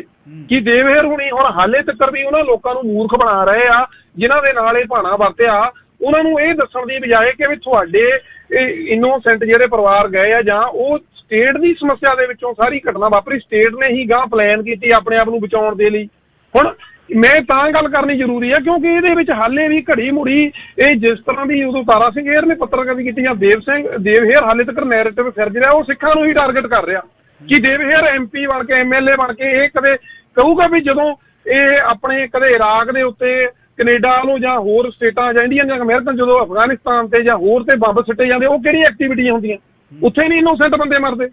ਮੇਰਾ ਕਹਿਣ ਤੋਂ ਭਾਵ ਹੈ ਵੀ ਠੀਕ ਹੈ, ਤੁਸੀਂ ਪੱਤਰਕਾਰੀ ਜਾਂ ਕੋਈ ਪਾਰਲੀਮੈਂਟ ਮੈਂਬਰ ਜੋ ਐਕਟੀਵਿਸਟ, ਤੁਸੀਂ ਜਾਂ ਤਾਂ ਫਿਰ ਆਪਣੇ ਆਪ ਨੂੰ ਪੱਤਰਕਾਰ ਨਾ ਕਹੋ, ਜਿਨ੍ਹਾਂ ਨੂੰ ਸਵਾਲ ਵੀ ਪੁੱਛੇ ਜਾਂਦੇ ਉਹਨਾਂ ਦਾ ਫਰਜ਼ ਬਣਦਾ ਆਪਣੇ ਆਪ ਨੂੰ ਇਹਦੇ ਵਿੱਚੋਂ ਬਾਹਰ ਰੱਖ ਕੇ ਗੱਲ ਕਰੋ। ਤੁਸੀਂ ਕਿਸੇ ਧਿਰ ਨਹੀਂ, ਜੇ ਕਸ਼ਮੀਰ 'ਚ ਭਾਣਾ ਵਰਤਦਾ ਜਾਂ ਇਰਾਕ 'ਚ ਵਰਤਦਾ ਜਾਂ ਕਿਤੇ, ਤੁਸੀਂ ਉਦੋਂ ਸਟੇਟ ਦੀ ਜੋ ਸਟੇਟ ਦੀ ਬੋਲੀ, ਸਟੇਟ ਕੀ ਬੋਲਦੀ ਹੁੰਦੀ ਆ ਵੀ ਅਸੀਂ ਆ ਤੇ ਦੂਜੀ ਧਿਰ ਅੱਤਵਾਦੀ ਆ। ਨੋ, ਇਹ ਪੱਤਰਕਾਰ ਦਾ ਫਰਜ਼ ਨਹੀਂ ਬਣਦਾ ਸਟੇਟ ਦੀ ਬੋਲੀ ਬੋਲਣਾ। ਤੇ ਪੱਤਰਕਾਰ ਨੇ ਦੱਸਣਾ ਵੀ ਭਾਈ ਸਾਹਿਬ ਉਹਨਾਂ ਦੀ ਆਰਮੀ ਆ ਤੇ ਦੂਜੇ ਵੀ ਲੜਾਕੇ ਆ। ਮੈਨੂੰ ਇਸ ਕਰਕੇ ਸਮੱਸਿਆ ਵੀ ਜਿਹੜੀ ਇਹ ਵਾਰ-ਵਾਰ ਜਿਹੜਾ ਨੈਰੇਟਿਵ ਆ ਉਸ ਉਦੋਂ ਵੀ ਹਾਲੇ ਤੱਕ ਵੀ ਉਸ ਨੈਰੇਟਿਵ ਨੇ ਇੰਨਾ ਵੱਡਾ ਨੁਕਸਾਨ ਕੀਤਾ ਸਾਡਾ। ਉਹ ਸਿੱਖਾਂ ਦੀ ਤਾਂ ਇੰਡੀਅਨ ਸਟੇਟ ਦੀ ਸਿੱਧੀ ਲੜਾਈ ਸੀਗੀ, ਉਹ ਸਾਨੂੰ ਵੀ ਪਤਾ, ਅਸੀਂ ਉਹਨੂੰ ਸਿੱਧੀ ਜੰਗ ਉਹਦੇ ਵਿੱਚ ਚਲੋ ਠੀਕ ਹੈ, ਇਨੋਸੈਂਟ ਵੀ ਮਾਰੇ ਜਾਂਦੇ, ਦੂਜੇ ਸਾਨੂੰ ਕੋਈ ਉਹਦਾ ਰੰਜਿਸ਼ ਨਹੀਂ ਹੈਗੀ। ਪਰ ਜਿਹੜਾ ਗਲਤ ਨੈਰੇਟਿਵ ਆ ਦੇਵ ਹੇਅਰ ਹੁਣੀ ਸਵੇਰੇ ਪੇਸ਼ ਕੀਤਾ, ਮੇਰੀ ਬੇਨਤੀ ਹੈ ਜੇ ਦੇਵ ਹੇਅਰ ਹੁਣੀ ਸੁਣਦੇ ਹੋਣ ਜਾਂ ਉਹ ਕਿਤੇ ਵੀ ਇਸ ਗੱਲ ਤੇ ਮੁੱਦੇ ਤੇ ਕਰ ਲੈਣ ਕਿ ਉਹਨਾਂ ਦੇ ਫਾਦਰ ਸਾਹਿਬ ਨੇ ਕਦੋਂ ਸਟੇਟ ਦੇ ਪੱਖ ਨੂੰ ਉਜਾਗਰ ਕੀਤਾ, ਕਦੇ ਉਹਨਾਂ ਨੇ ਸਟੇਟ ਦੀ ਐਕਟੀਵਿਟੀ ਨੂੰ ਕਿਹਾ ਵੀ ਕ੍ਰਿਮੀਨਲ ਜਾਂ ਟੈਰਰਿਸਟ ਐਕਟੀਵਿਟੀ ਸੀਗੀ। ਕਿਉਂਕਿ ਮੈਂ ਗੱਲ ਰਿਪੀਟ ਨਹੀਂ ਕਰਨੀ ਚਾਹੁੰਦਾ, ਪਰ ਆਮ ਲੋਕਾਂ ਨੂੰ ਵੀ ਪਤਾ ਹੋਣਾ ਚਾਹੀਦਾ ਵੀ ਸਾਨੂੰ ਐਵੇਂ ਗਰੁੱਪਾਂ ਨੂੰ ਇਕੱਲਾ ਟਾਰਗੇਟ ਕਰਨ ਤੱਕ ਸੀਮਿਤ ਨਹੀਂ ਰਹਿਣਾ ਚਾਹੀਦਾ। ਸਾਨੂੰ ਜਿਹੜੀ ਵੱਡੀ ਧਿਰ ਹੁੰਦੀ ਆ, ਜਿਹੜੀ ਸਾਰੀ ਸਮੱਸਿਆ ਦੀ ਜੜ ਆ, ਉਹਨੂੰ ਜਿੰਨਾ ਚਿਰ ਅਸੀਂ ਨਹੀਂ ਪਛਾਣਦੇ ਉਨਾ ਚਿਰ ਅਜਿਹੀਆਂ ਘਟਨਾਵਾਂ ਦੀ ਅਸੀਂ ਵਿਆਖਿਆ ਨਹੀਂ ਸਮਝ ਸਕਦੇ। ਇਹਨਾਂ ਨੂੰ ਵੱਡੇ ਦਾਇਰੇ ਵਿੱਚ ਰੱਖ ਕੇ ਸਮਝਣਾ ਚਾਹੀਦਾ, ਕਿਉਂਕਿ ਜਿਹੜੇ ਸਟੇਟ ਵੱਲੋਂ ਸ਼ਬਦ ਦਿੱਤੇ ਜਾਂਦੇ ਹੋ ਕਿਸੇ ਧਿਰ ਨੂੰ ਐਤਵਾਦੀ ਕਹਿ ਦੇਣਾ, ਦੇਸ਼ ਧਰੋਹੀ ਕਹਿ ਦੇਣਾ, ਇਹ ਬਹੁਤ ਛੋਟੀਆਂ ਚੀਜ਼ਾਂ ਹੁੰਦੀਆਂ। ਸਾਨੂੰ ਇਹਨਾਂ ਚੀਜ਼ਾਂ ਦੇ ਵੱਡੇ ਮਾਇਨੇ ਦੇਖਣੇ ਚਾਹੀਦੇ ਵੀ ਇਹ ਕਿਸੇ ਧਿਰ ਨੂੰ, ਕਮਿਊਨਿਟੀ ਨੂੰ ਤਾਂ ਨਹੀਂ ਟਾਰਗੇਟ ਕੀਤਾ ਜਾਂਦਾ, ਕਿਉਂਕਿ ਇਸ ਤਰ੍ਹਾਂ ਦਾ ਤੁਸੀਂ ਕਮਿਊਨਿਟੀਆਂ ਕਿਸੇ ਚੋਂ ਵੀ ਗਰੁੱਪ ਚੱਕ ਸਕਦੇ ਆ, ਫਿਰ ਤੁਸੀਂ ਉਸ ਕਮਿਊਨਿਟੀ ਨੂੰ ਕਹਿ ਦੋਗੇ। ਇੱਦਾਂ ਤਾਂ ਮੇਰਾ ਮੰਨਣਾ ਇਹ ਆ ਬਈ ਮੈਂ ਅੰਕੜਿਆ ਵੀ ਜਿੰਨੀਆਂ 100 ਸਾਲ ਦੇ ਵਿੱਚ ਵੀ ਲੈਫਟਿਸਟ ਜਾਂ ਲਿਬਰਲ ਸੈਕੂਲਰ ਨੇ ਟੈਰਰਿਜ਼ਮ ਐਕਟੀਵਿਟੀਆਂ ਕੀਤੀਆਂ ਸੰਸਾਰ ਭਰ ਦੇ ਵਿੱਚ, ਜਾਂ ਇਹ ਸਟੇਟਾਂ ਨੇ ਕੀਤੀਆਂ, ਉਹਨਾਂ ਤੋਂ ਵੱਧ ਹੋਰ ਕਿਸੇ ਨੇ ਕੀਤੀਆਂ ਨਹੀਂ। ਪਰ ਕੋਈ ਕਹਿ ਸਕਦਾ ਉਹਨਾਂ ਦੇ ਜਾਂ ਦੇਵ ਹੇਅਰ ਵਰਗੇ ਆ ਕੇ ਕਹਿੰਦੇ ਆ ਵੀ ਇੱਦਾਂ ਵੀ ਅਸੀਂ ਉਹਨਾਂ ਨੂੰ ਕੰਡੈਮ ਕਰਦੇ ਆ? ਕਦੇ ਕੋਈ ਨਹੀਂ ਕਹਿੰਦਾ। ਤੇ ਮੇਰੇ ਖਿਆਲ ਨਾਲ ਪੱਤਰਕਾਰਾਂ ਨੂੰ ਖਾਸ ਕਰਕੇ ਜਦੋਂ ਇਹ ਆਉਂਦੇ ਸ਼ਬਦ ਉਹ ਸੋਚ ਸਮਝ ਕੇ ਬੋਲਣੇ ਚਾਹੀਦੇ ਆ। ਤੁਸੀਂ ਜਾਂ ਤਾਂ ਆਪਣਾ ਅੰਤਰੀਕ ਸਾਹਮਣੇ ਲਿਆਵੋ, ਭਾਈ ਅਸੀਂ ਇਸ ਧਿਰ ਦੇ ਨਾਲ ਖੜੇ ਆ, ਇਸ ਕਰਕੇ ਹੀ ਸ਼ਬਦ ਵਰਤਦੇ ਆ, ਨਹੀਂ ਤਾਂ ਆਪਣੇ ਆਪ ਨੂੰ ਨਿਰਪੱਖ ਉਦਾਂ ਹੀ ਕਹੀ ਜਾਣਾ ਵੀ ਅਸੀਂ ਨਿਰਪੱਖ ਆ। ਤੇ ਬੋਲੀ ਤੁਸੀਂ ਸਟੇਟ ਦੀ ਬੋਲ ਰਹੇ ਹੁੰਦੇ ਆ ਜੀ, ਦੇਖੋ ਜੀ ਉੱਥੇ ਇੰਨੇ ਅੱਤਵਾਦੀ ਮਾਰਦੇ ਫਲਾਨੇ ਕਰਦੇ, ਸਾਡੇ ਲਈ ਤਾਂ ਲੜਾਕੇ ਹੁੰਦੇ ਆ, ਭਾਵੇਂ ਕਸ਼ਮੀਰ 'ਚ ਲੜਦੇ ਹੋਣ ਤੇ ਭਾਵੇਂ ਉਹ ਤਾਲਿਬਾਨ ਅਫਗਾਨਿਸਤਾਨ 'ਚ ਇਰਾਕ 'ਚ। ਮੈਂ ਤਾਂ ਨਹੀਂ ਉਹਨਾਂ ਨੂੰ ਸਮਝਦਾ, ਠੀਕ ਆ ਤੁਹਾਡੇ ਤੇ ਕੋਈ ਸਿੱਧਾ ਹਮਲਾ ਕਰਦਾ ਉਦੋਂ ਤੁਸੀਂ ਆਪਣੇ ਤੌਰ ਤੇ ਵਰਤ ਸਕਦੇ, ਪਰ ਸਟੇਟ ਦੀ ਬੋਲੀ ਬੋਲਣ ਦਾ ਮੇਰੇ ਖਿਆਲ ਨਾਲ ਨਾ ਤਾਂ ਕਿਸੇ ਮੈਂਬਰ ਪਾਰਲੀਮੈਂਟ ਨੂੰ ਤੇ ਨਾ ਕਿਸੇ ਹੋਰ ਤੀਜੇ ਚੌਥੇ ਬੰਦੇ ਨੂੰ, ਪੱਤਰਕਾਰ ਨੂੰ ਇਹ ਨਹੀਂ ਅਧਿਕਾਰ ਹੋਣਾ ਚਾਹੀਦਾ। ਤੇ ਮੈਂ ਇਹ ਚਾਹੁੰਦਾ ਵੀ ਤੁਸੀਂ ਵੀ ਜਿਹੜੀ ਪੱਤਰਕਾਰਤਾ ਨੇ ਜਿਹੜਾ ਕੀਤਾ ਖਾਸ ਕਰਕੇ ਇਹ ਤੇ ਜ਼ਰੂਰ ਗੱਲ ਹੋਣੀ ਚਾਹੀਦੀ, ਕਿਉਂਕਿ ਨੈਰੇਟਿਵ ਸਾਰਾ ਸਟੇਟ ਦਾ ਪੱਤਰਕਾਰ ਇਹ ਖਾਸ ਕਰਕੇ ਦੇਵੇ ਆਪਣੇ ਤਾਰਾ ਸਿੰਘ ਹੇਰ ਆ ਰਹੇ ਨੇ। ਸਭ ਤੋਂ ਘਟੀਆ ਪੱਤਰਕਾਰੀ ਜਿਹੜੀ ਸਟੇਟ ਦੇ ਹੱਕ 'ਚ ਸੀ ਉਹ ਹੀ ਨਹੀਂ ਭਗਤਾਈ ਆ, ਤੇ ਹੁਣ ਆਪ ਹੀ ਇਨੋਸੈਂਟ ਬਣਦੇ ਆਪਣੇ ਉਹਨਾਂ ਕੰਮਾਂ ਕਰਕੇ ਹੀ ਲੋਕਾਂ ਦੀ ਉਹਨਾਂ ਵਿਚਾਰਿਆਂ ਨੂੰ ਬੇਵਕੂਫ ਬਣਾ ਕੇ ਹਾਲੇ ਤੱਕ ਉਹਨਾਂ ਦੀ ਝੂਠੀ ਹਮਦਰਦੀ ਲੈ ਕੇ ਉਹ ਸਟੇਟ ਨੂੰ ਬਚਾ ਰਹੇ ਆ। ਧੰਨਵਾਦ ਜੀ। ਤੇ ਇੱਕ ਦੋ ਹੋਰ ਵਿਸ਼ੇ ਵਿਚਾਰਨੇ ਨੇ ਜੀ ਅਗਲੇ ਘੰਟੇ ਦੇ ਵਿੱਚ। ਬੰਦਰਗਾਹ ਤੇ ਜਿਹੜੇ ਟਰੱਕ ਚਲਾਉਂਦੇ ਨੇ ਉਹਦੇ ਬਾਰੇ ਜਾਣਕਾਰੀ ਗਗਨ ਸਿੰਘ ਹੋਣੀ ਦੇਣਗੇ। ਵਾਹ ਜੀ ਵਾਹ, ਘੱਗ ਸਾਹਿਬ ਆ ਗਏ ਰਾਜਸਥਾਨੀ ਜੀ, ਸਤਿ ਸ੍ਰੀ ਅਕਾਲ।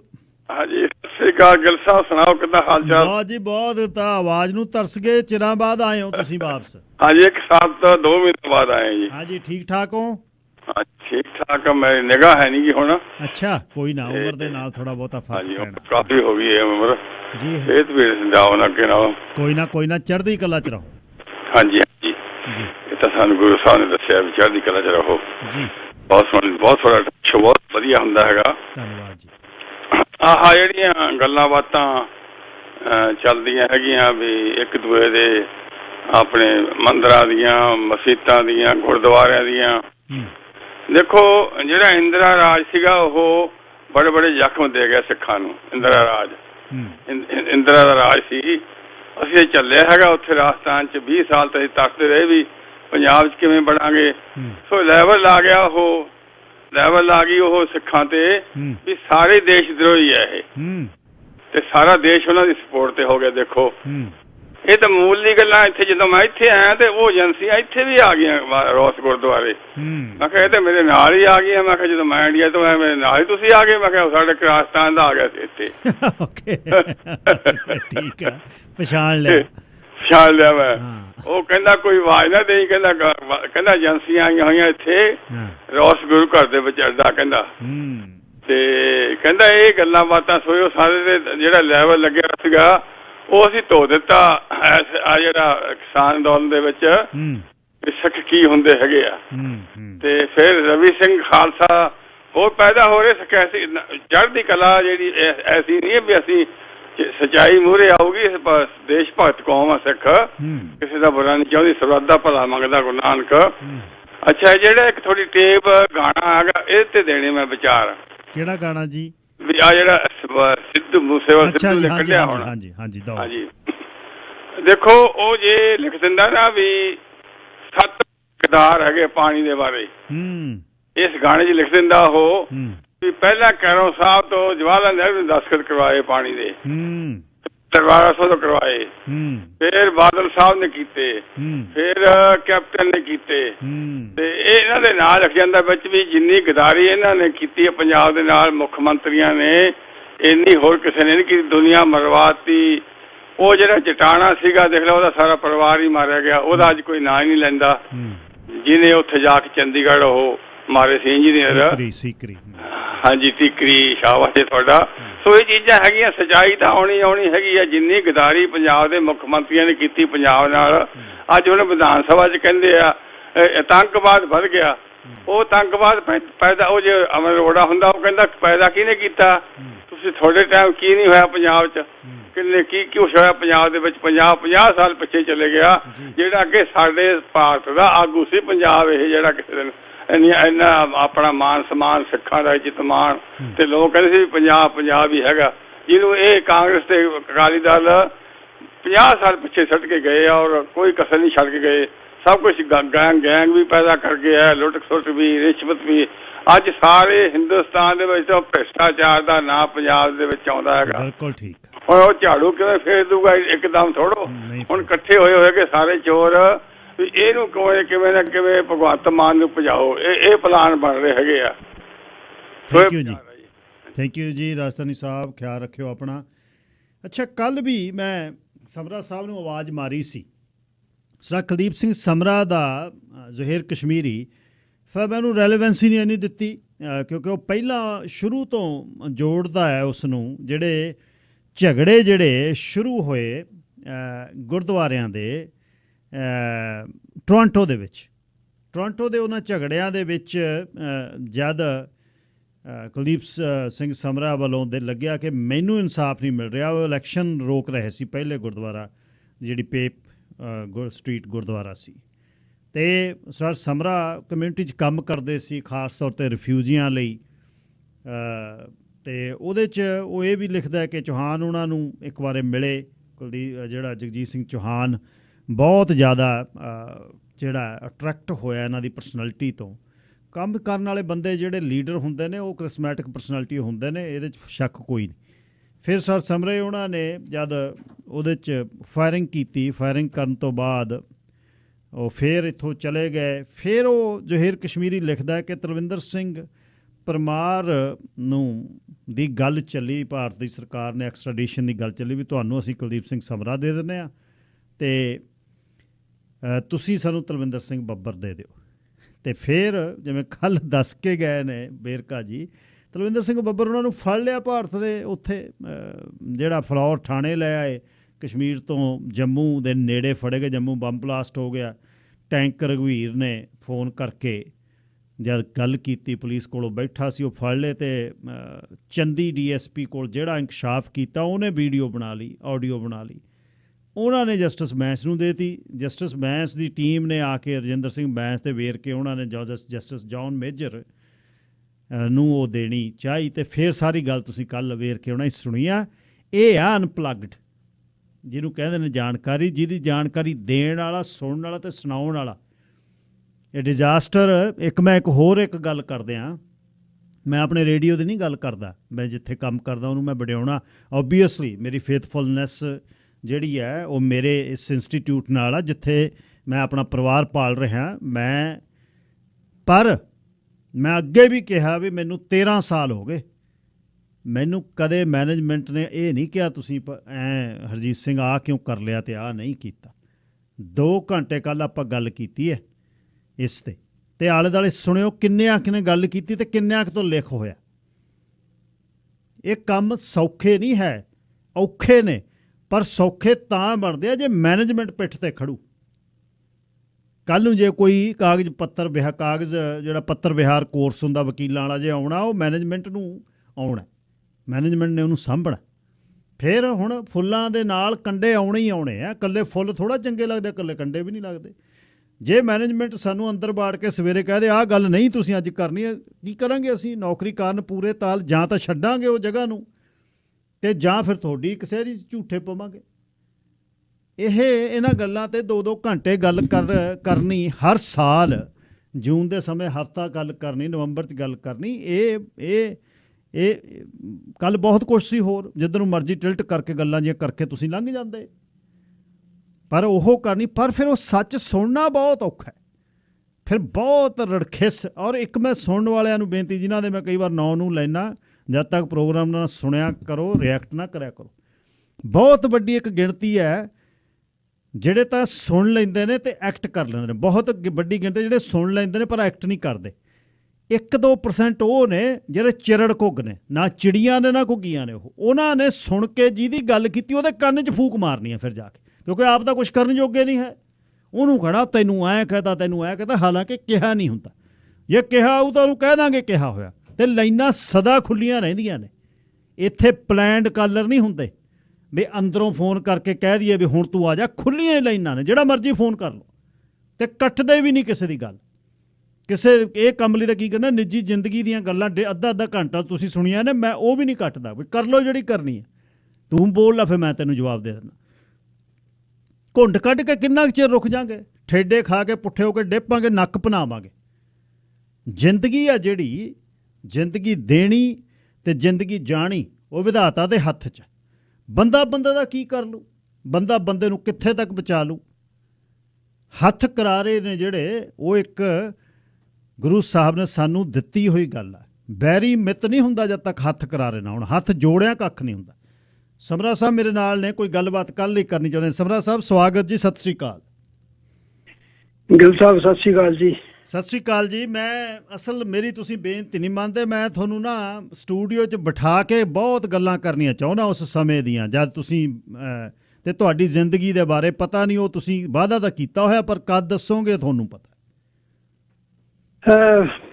ਹੁਣ ਆਪਾਂ ਕਿਤੇ ਪ੍ਰਾਈਵੇਟ ਗੱਲ ਕਰਾਂਗੇ, ਫਿਰ ਕੋਈ ਟਾਈਮ ਫਿਕਸ ਕਰ ਲਵਾਂਗੇ। ਠੀਕ ਹੈ। ਤੇ ਅੱਜ ਮੈਂ ਥੋੜਾ ਜਿਹਾ ਜੋ ਕੁਛ ਰੇਡੀਓ ਤੇ ਦੱਸਿਆ ਜਾ ਰਿਹਾ ਸੀ ਆਪਣੇ ਇਹ ਵੀ ਝੂਠ, ਹੇਰਾ ਫੇਰੀ, ਰਿਸ਼ਵਤਖੋਰੀ ਤੇ ਕੀ ਇੱਕ ਦੂਜੇ ਦੇ ਝੂਠੇ ਦੋਸ਼ ਲਾਉਂਦੇ ਆ, ਉਹ ਕਰਦੇ ਮੈਂ ਸਮਝਦਾ ਕੋਈ ਨਵੀਂ ਗੱਲ ਨਹੀਂ।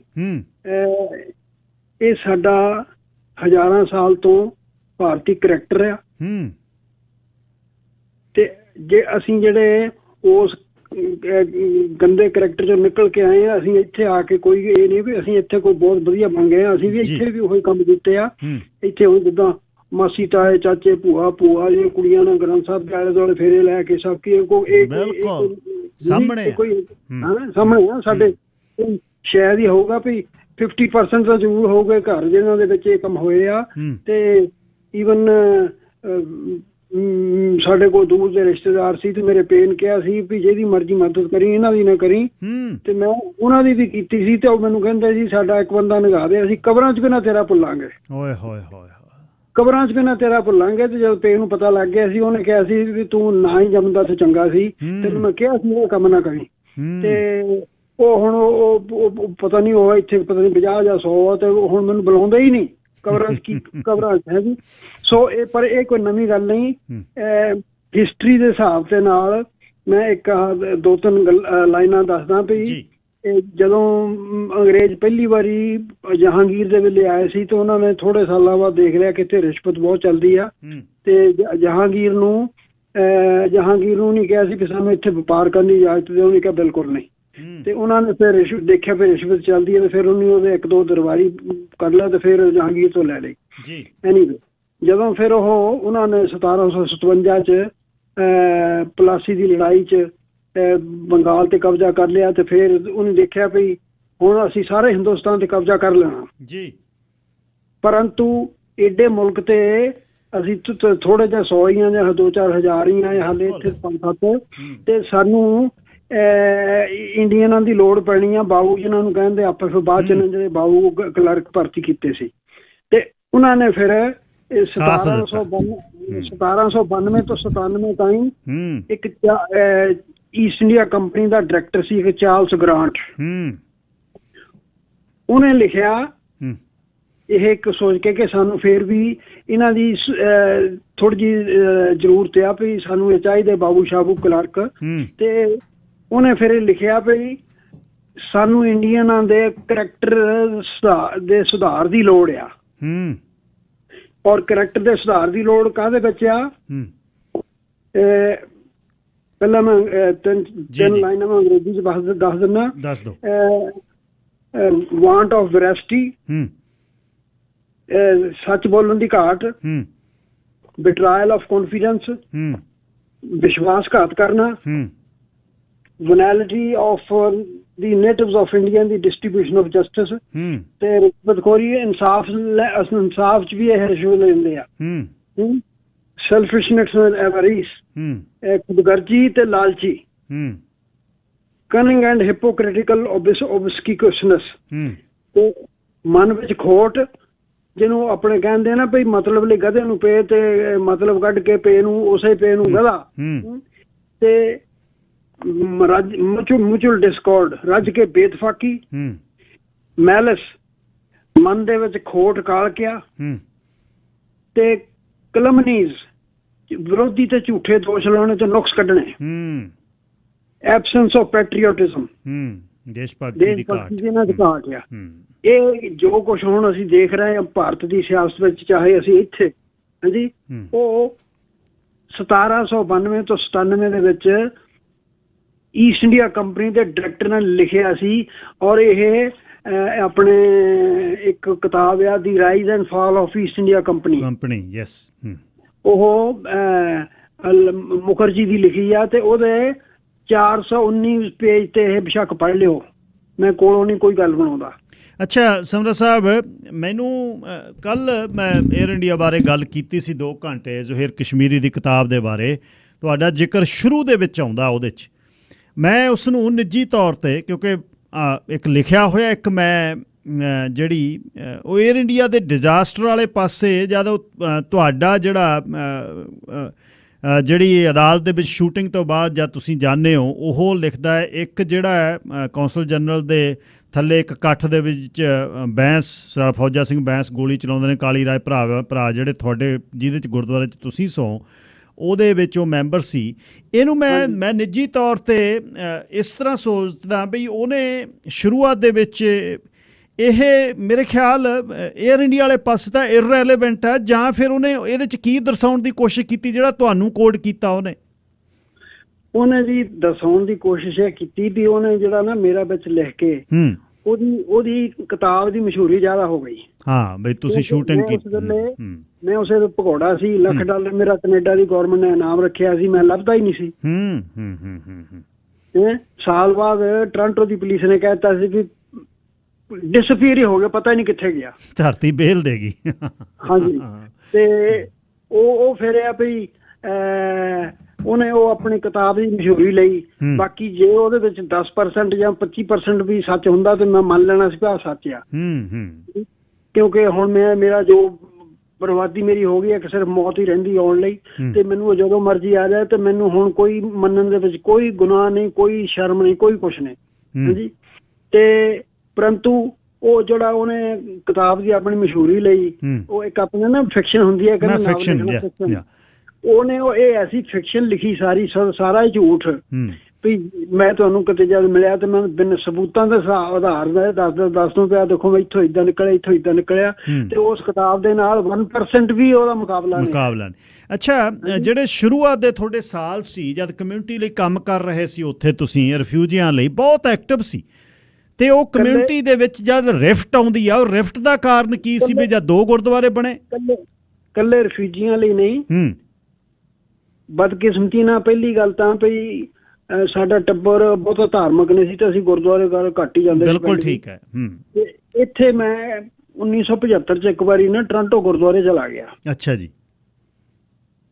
ਉਹ ਪਹਿਲੀ ਵਾਰੀ ਗਿਆ ਤੇ ਉੱਥੇ 2 ਗਰੁੱਪਾਂ ਦੀ ਲੜਾਈ ਹੋਵੇ ਤੇ ਇੱਕ ਦੂਜੇ ਦੇ ਸਿਰ ਪਾੜ ਦਿੱਤੇ। ਮੇਰੇ ਦਿਮਾਗ ਦੇ ਵਿੱਚ ਤੇ ਇਹ ਸੀਗਾ ਵੀ ਗੁਰਦੁਆਰੇ ਬੰਦੇ ਮਨ ਦੀ ਸ਼ਾਂਤੀ ਲਈ ਜਾਂਦੇ ਆ। ਮੈਂ ਤਾਂ ਸ਼ੌਕ ਹੀ ਹੋ ਗਿਆ, ਮੈਂ ਕਿਹਾ ਇੱਥੇ ਆ ਵੀ ਕੰਮ ਹੋ ਜਾਂਦੇ, ਗੁਰਦੁਆਰੇ ਤੇ ਸ਼ਾਂਤੀ ਲਈ ਆਈਦਾ। ਉਹ ਤੇ ਉਹਨਾਂ ਦਿਨਾਂ ਮੈਂ ਵੀ ਬੜਾ ਜਵਾਨ ਸੀ, ਚੜ੍ਹਦੀ ਕਲਾ ਸੀ, ਤੇ ਮੇਰਾ ਛੋਟਾ ਭਰਾ ਵੀ ਇੰਗਲੈਂਡ ਤੋਂ ਆਇਆ ਸੀ ਮੈਨੂੰ ਮਿਲਣ। ਜਿਹੜੀ ਉਹ ਸਟੈਬਿੰਗ ਉਦਣ ਹੋਈ ਜੀ ਫਿਰ? ਹਾਂਜੀ। ਨਹੀਂ ਅੱਛਾ, ਉਹ ਜਿਨ੍ਹਾਂ ਦੇ ਮੈਂ ਕਿਹਾ ਨਾ ਵੀ ਇੱਥੇ ਆ ਵੀ ਕੰਮ ਹੋ ਜਾਂਦੇ, ਉਹ ਜਿਹਦਾ ਸਿਰ ਪਾੜਿਆ ਸੀ ਤੇ ਉਹਦਾ ਇੱਕ ਸਪੋਰਟਰ ਖੜਾ ਸੀ, ਉਹਨੇ ਲਾਗੇ ਫਟਾਫਟ ਉਹਨੇ ਸੋਚਿਆ ਵੀ ਇਹ ਤਾਂ ਮੇਰੇ ਬੌਸ ਦੀ ਗੱਲ ਕਰਦਾ, ਤੇ ਮੇਰਾ ਨੰਬਰ ਲੈ ਲਿਆ, ਆਪਣਾ ਨੰਬਰ ਦਿਓ ਜੀ। ਮੈਂ ਨੰਬਰ ਦੇ ਦਿੱਤਾ ਤੇ ਜੀ ਉਹ 2-3 ਦਿਨਾਂ ਬਾਅਦ 3-4 ਜਣੇ ਮੇਰੇ ਘਰ ਆ ਗਏ ਇਕੱਠੇ ਹੋ ਕੇ। ਦੇਖੋ ਜੀ ਸਾਡੇ ਨਾਲ ਆ ਹੋਇਆ, ਦੇਖੋ ਜੀ ਏਦਾਂ ਸਾਨੂੰ ਇਨਸਾਫ ਦਿਵਾਓ। ਤੇ ਮੈਨੂੰ ਹੁਣ ਮੰਨਦਿਆਂ ਨੂੰ ਕੋਈ ਸ਼ਰਮ ਨਹੀਂ ਆਉਂਦੀ, ਮੈਂ ਲਾਈ ਲੱਗ ਸਕਾਂ। ਮਦਦ ਕਰਤੀ ਉਹਨਾਂ ਦੀ, ਮੈਨੂੰ ਜਿੱਦ ਨੂੰ ਮਰਜ਼ੀ ਕੋਈ ਤੋੜ ਲਵੇ, ਮੈਂ ਕਿਹਾ ਹਾਂ ਬਈ ਬਿਲਕੁਲ ਸੱਚ ਸੀ ਨਾ ਪੱਲੇ, ਗੱਲ ਇਹ ਹੈ। ਤੇ ਮੈਂ ਈਵਨ ਉੱਥੇ ਕੰਜ਼ਿਊਮਰ ਗਲਾਸ ਕੰਮ ਕਰਦਾ ਸੀ ਤੇ ਮੇਰੀ ਸ਼ਿਫਟ ਸੀਗੀ ਉਦਣ। ਮੈਂ ਕਿਹਾ ਐਤਵਾਰ ਨੂੰ ਚੱਲਾਂਗੇ ਤਾਂ ਉਹਨਾਂ ਨੇ ਜਾ ਕੇ ਤੁਹਾਨੂੰ ਤੋਂ ਮਾਫੀ ਮੰਗਾਵਾਂਗੇ ਤੁਹਾਨੂੰ। ਹਾਂਜੀ, ਤੇ ਉਹ ਮੈਂ ਸ਼ਿਫਟ ਚੇਂਜ ਕੀਤੀ, ਮੈਂ ਰਾਤ ਨੂੰ ਅਰਲੀ ਸ਼ਿਫਟ ਲਾਈ ਤਾਂ ਕਿ ਦੂਜਾ ਦਿਨ ਮੈਂ ਗੁਰਦੁਆਰੇ ਜਾਵਾਂ। ਤੇ ਉਹ ਜਦੋਂ ਤੁਰਨ ਲੱਗੇ ਤਾਂ ਘਰੋਂ 12-1 ਵਜੇ ਤਾਂ ਮੇਰੇ ਛੋਟੇ ਭਰਾ ਨੇ ਛੋਟੀ ਜੀ ਨਾ ਉਹ ਘਰ ਚ ਪਤਾ ਨਹੀਂ ਉਹ ਖੁਆੜੀ ਜੀ ਪਈ ਸੀ, ਉਹਨੇ ਉਹ ਆਪਣੇ ਕੋਟ ਚ ਲਗੋ ਲਈ। ਹਾਂਜੀ, ਉਹ ਮੈਂ ਕਿਹਾ ਇਹ ਕੀ ਕਰਦਾ ਓਏ? ਕਹਿੰਦਾ ਹੋਰ ਉੱਥੇ ਜਿੱਥੇ ਚੱਲੇ ਉੱਥੇ ਕਿਤੇ ਆਪਣੇ ਇਹ ਸ਼ੱਕਰ ਘੇ ਨਾਲ ਰੋਟੀ ਖਾਣੀ, ਉੱਥੇ ਇਹ ਕੰਮ ਹੋਣੇ ਆ। ਮੈਂ ਕਿਹਾ ਨਾ ਉੱਥੇ ਦੀ ਆਪਣੇ ਮਰਿਆਦਾ ਭੰਗ ਹੋ ਜਾਊਗੀ। ਉਹਨੇ ਇੰਗਲੈਂਡ ਚ ਇਹ ਛਿੱਤਰ-ਪਤਾਨ ਹੁੰਦੇ ਦੇਖੇ ਸੀ। ਅਸੀਂ ਉੱਥੇ ਗਏ ਜੀ, ਜਾਂਦਿਆਂ ਨੂੰ ਅਸੀਂ ਇੱਕ ਸਾਡੇ ਪਿੰਡ ਨਾਲ ਦੇ ਪਿੰਡ ਦਾ ਸੀ, ਉਹ 5-7 ਸਾਲ ਪਹਿਲਾਂ ਆਇਆ ਸੀ, ਤੇ ਉਹ ਜਿਨ੍ਹਾਂ ਦੇ ਜਿਨ੍ਹਾਂ ਨੇ ਪਹਿਲੇ ਐਤਵਾਰ ਕੁੱਟੇ ਸੀ ਬੰਦੇ, ਤਾਂ ਉਹਨਾਂ ਨੇ ਫਿਰ ਜਿਹੜਾ ਉਹਨਾਂ ਦਾ ਜਾਵੇ, ਉਹ ਨਹੀਂ ਸੋਚਿਆ ਵੀ ਉਹਨਾਂ ਨੂੰ ਪਤਾ ਲੱਗ ਗਿਆ ਵੀ ਬੰਦਿਆਂ ਨੂੰ ਨਹੀਂ ਆਉਣ ਬਦਲਾ ਲੈਣ, ਉਹਨੂੰ ਢਾਹ ਲੈਣ। ਉਹ ਸਾਡੇ ਨਾਲ ਦੇ ਪਿੰਡ ਦਾ ਬੰਦਾ ਸੀ ਤੇ ਉਹਨੂੰ ਨਹੀਂ ਢਾਇਆ, ਸਿਰ ਪਾੜੀ ਜਾਵੇ, ਤੇ ਮੈਂ ਉਹਨੂੰ ਬਚਾਉਣ ਲੱਗਾ, ਫਿਰ ਤੁਹਾਨੂੰ ਸਟੈਬ ਹੋਇਆ। ਮੈਨੂੰ ਉਹਨਾਂ ਨੇ ਫਟਾਫਟ 5-10 ਚਾਕੂ ਮਾਰ ਦਿੱਤੇ ਮੇਰੇ। ਉਹ ਮੈਨੂੰ ਡਿੱਗੇ ਨੂੰ ਦੇਖ ਕੇ ਤੇ ਮੇਰਾ ਛੋਟਾ ਭਰਾ ਹਲੇ ਆਪਣੀ ਜੁੱਤੀ ਲਾਉਂਦਾ ਸੀ, ਉਹ ਉਹਨੂੰ ਬਚਾਉਣ ਲੱਗਾ ਤੇ ਉਹਦੇ 15-18 ਲੱਗ ਗਿਆ ਚਾਕੂ। ਤੇ ਮੈਂ 6-7 ਦਿਨ ਇੰਟੈਂਸਿਵ ਕੇਅਰ ਤੇ ਰਿਹਾ ਤੇ ਮੇਰਾ ਭਰਾ 11 ਦਿਨ ਰਿਹਾ, ਮਰਨੋਂ ਬਚਿਆ ਮੈਂ। ਤੇ ਫਿਰ ਉਹ ਕਮੇਟੀ ਨਵੀਂ ਬਣ ਗਈ ਤੇ ਜਿਨ੍ਹਾਂ ਨੇ ਚਾਕੂ ਮਾਰੇ ਸੀ ਉਹ ਛੱਡ ਗਏ ਗੁਰਦੁਆਰਾ, ਤੇ ਜਿਨ੍ਹਾਂ ਦੇ ਚਾਕੂ ਵੱਜੇ ਸੀ ਉਹਨਾਂ ਨੇ, ਉਹ ਮੇਰੇ, ਕਿਉਂਕਿ ਅਸੀਂ 2 ਭਰਾਵਾਂ ਨੇ ਚਾਕੂ ਖਾਧੇ ਸੀ, ਇਸ ਕਰਕੇ ਮੈਨੂੰ ਉਹਨਾਂ ਨੇ ਕਮੇਟੀ 'ਚ ਪਾ ਲਿਆ।